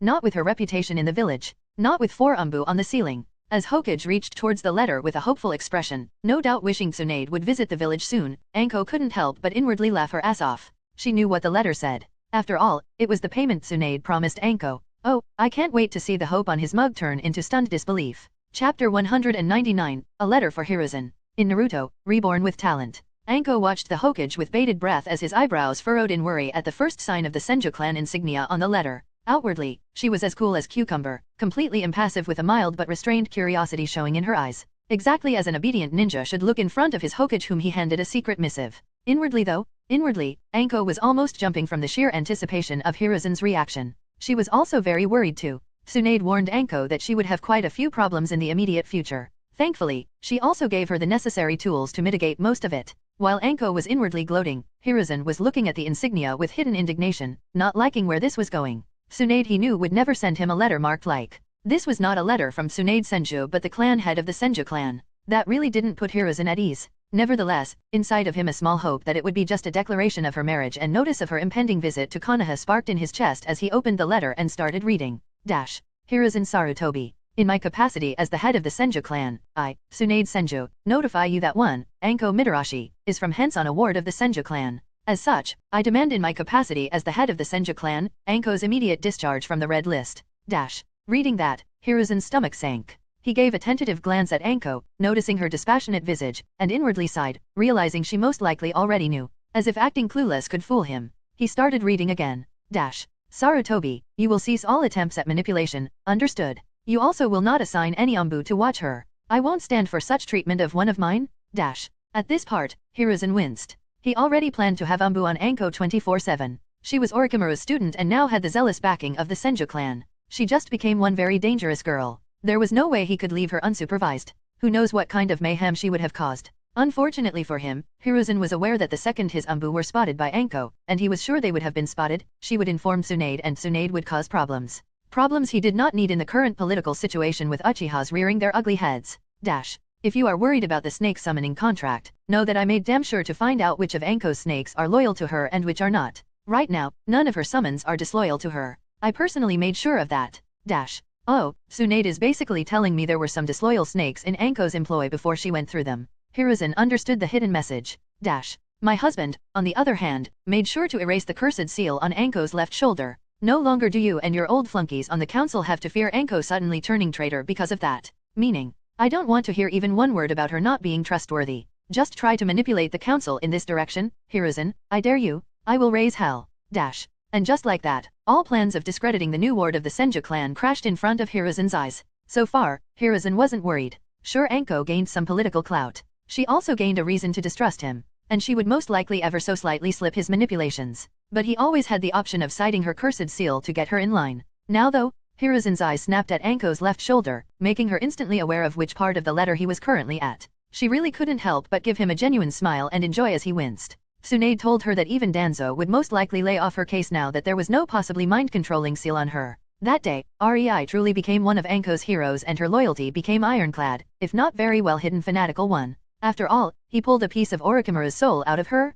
Anko was still shuddering at that thought. Hiruzen, with his plans regarding Anko now completely ruined, continued to read, somewhat miffed but still mostly okay. After all, Anko was still not all that important in the grand scheme of things. Sure, she could make some waves in the village now, but he decided to let Tsunade have her way. It would be infinitely worse if the waves came from the head of the Senju clan rather than an unimportant ward of the said clan. Dash. On another, more important, note, I am fine with you overseeing the lands of Konoha in my stead. Dash. Reading that sentence, Hiruzen stilled, his face becoming white as snow. She knows. He thought in untold horror. She it. Dash. That said, I will make use of my right to demand changes if I deem them right, and I will expect you to respect my wishes. The lands on which Konoha is standing are mine. There won't be any argument if I decide to change something. It is my right. Such are my demands in accordance with my rights as the head of the Senju clan, and the laws of Konoha. If you, for any reason, decide to impede my birthright any further, I will make sure to complain to the daimyo. Don't misunderstand, Hiruzen Sarutobi. I am perfectly aware of what that would mean for Konoha,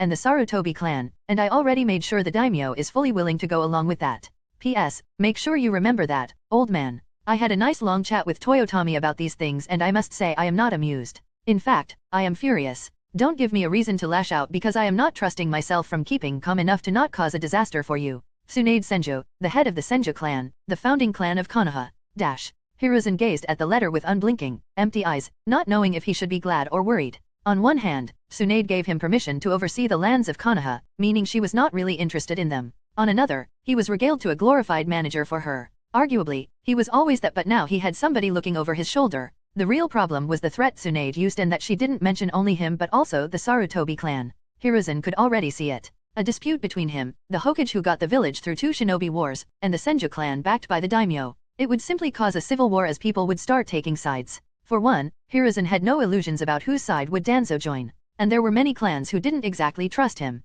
Heck, even Uchihas would most likely join the Senju clan if it came to that. Hiruzen had to accept that his pupil decided to have her way or start a civil war. Why would she be so sure it would lead to a civil war, though? Hiruzen asked himself. Suddenly, his eyes widened as a realization hit him. He hastily read through the last 2 paragraphs. His heart almost stopped when he finally understood. She knows about her right to become a daimyo of Konoha if the council is corrupted. Panic gripped him. He knew well just how corrupt the current council was. As unsettling thoughts swirled through his head, Hiruzen suddenly heard Anko clear her throat. You are dismissed, Shinin Mitarashi. He distractedly said, not paying her much attention. Anko nodded and turned on her heel, leaving the room. All according to Lady Tsunade's plan. The old man is far too preoccupied with the realization that Tsunade, someone who is not even in the village, can cause mayhem, and completely disregarded me, someone who is inside the village and on the payroll of Tsunade.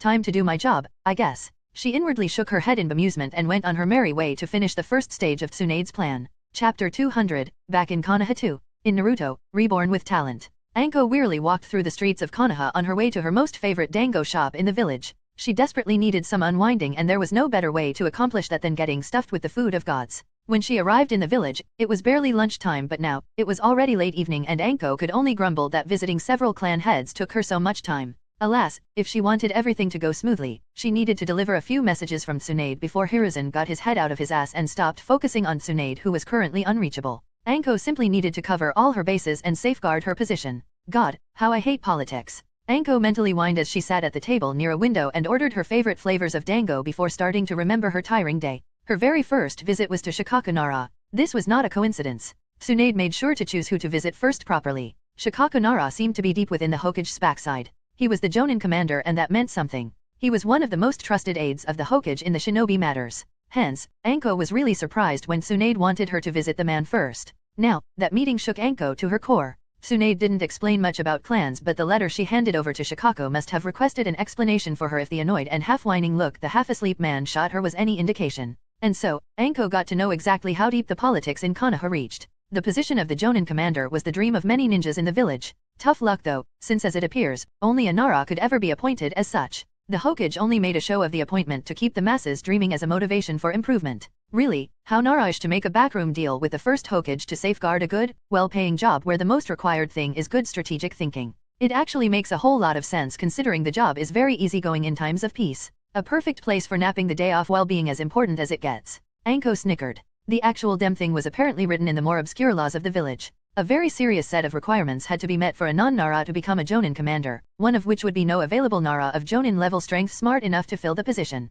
Hence, no matter what Hiruzen did, he had to appoint Shikako into the position and thus, being a Jonin commander didn't really show that the Hokage trusted you. Apparently, that was the whole reason why Danzo didn't get the job. Because of these backroom deals with Hashirama Senjo, however, the Nara clan was an ally of the Senjo clan. The clan head of the Senjo clan requested the Nara clan to support Anko. Shikako simply had to do so to honor the alliance. A good thing that Naras didn't bother with politics beyond what was necessary because they found them boring. The danger of being backstabbed by a Nara or them not honoring an alliance was almost nil. With the Nara clan on board, Anko had an easy time persuading the Akimichi clan. If instant agreement the second they got to know the stance of the Nara clan and an invitation to dinner could even be called persuading. Anko had to shake her head in amusement at the Akimichi clan. Maybe if she pulled her head out of her ass when she was younger and approached one of these big-boned people instead of feeling pity for herself, she would actually find real friends. The Yamanaka clan head also easily agreed to give his support to her. Not like the man had any other choice since both the Akimichi and Nara clans already made their stance clear. The Yamanakas were the most neutral clan in the list of people Anko had to approach, but Tsunade showed her cunning by ordering Anko to deal with Naras and Akimichis first.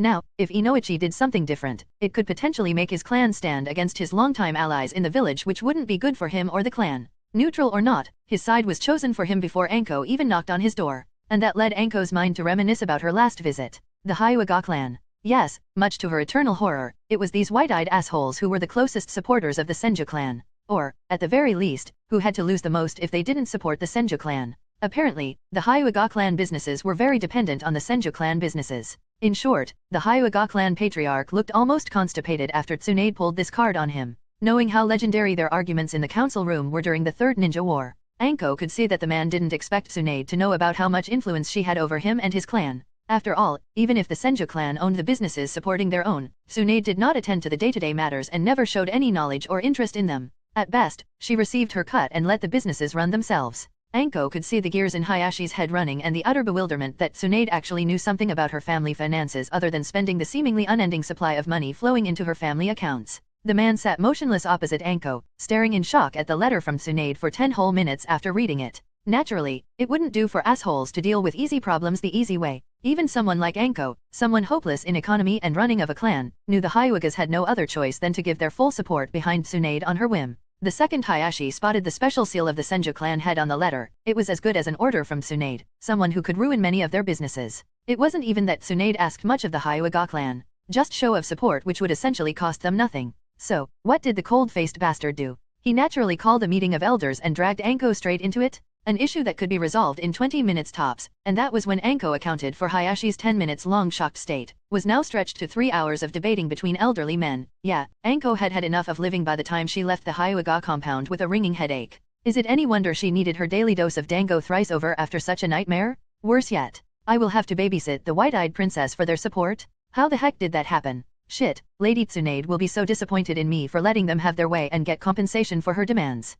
Anko mentally whined. She knew that promising something in return for their support would show weakness they would no doubt try to exploit later, but she was just so damn tired of all the pointless talking. In hindsight, she fell right into that trap. She should have refused to attend and demanded an answer from Hayashi. Even giving him time to consider it would be a nice power move, showing she had everything under control. It wasn't like the Hyuga clan could refuse. But no, she just had to do the stupid thing and let them challenge her patience. A battle she disgracefully lost and promised to train young Hinata in return for their support. It was then that a commotion outside the dango shop caught Anko's attention. Naruto Uzumaki was sitting on the ground with an angry shopkeeper hurling insults at the boy before huffily turning on his heel and stomping his way back to his shop. Shrugging, Anko started tiredly munching on her dango without any real excitement. The brat endured years of ridicule, he can endure 2 more days.